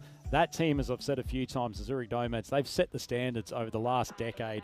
And for me personally, getting to play with them and getting to know a lot of those guys over that last decade, very special moment to see them have this level of success. Wonderful to see them do it with a new crop of younger players as well. But boy, hasn't the cream risen to the top tonight. Bit of a late birthday present for Roger, our boss, as well, who is Swiss through and through. Well, in Switzerland, they have cricket on ice, and now they've got cricket so nice here at the Cardamom Oval. They'll be part of Championship Week. Before we go, I just want to remind everyone, if you are watching on our YouTube channel, ECN European Cricket Network, or even if you're not, why don't you look it up, like this video, subscribe to the channel. We have cricket 49 weeks a year. It is absolutely insane, from some beautiful locations around Europe. Don't forget also our social media at European Cricket. I've got a feeling we've got a couple of viral potential moments of the day waiting to happen. So don't miss out on that stuff. And also don't forget our website, europeancricket.com. But for now, Vinny Sandu here, Mr. Maximo. On behalf of Corey Ruckers, on behalf of the whole Blue crew and everyone here at the Cardamom Oval, and of course, the Rhino, Andrew Ryan. Well, another 3 days in the book. We start again. Group E is on the way. E4, exciting. So stay tuned. See ya. The weekend is here, but we won't take a rest. We'll see you tomorrow for more European Cricket League. For now, let's enjoy the best bits of this Group D finals day.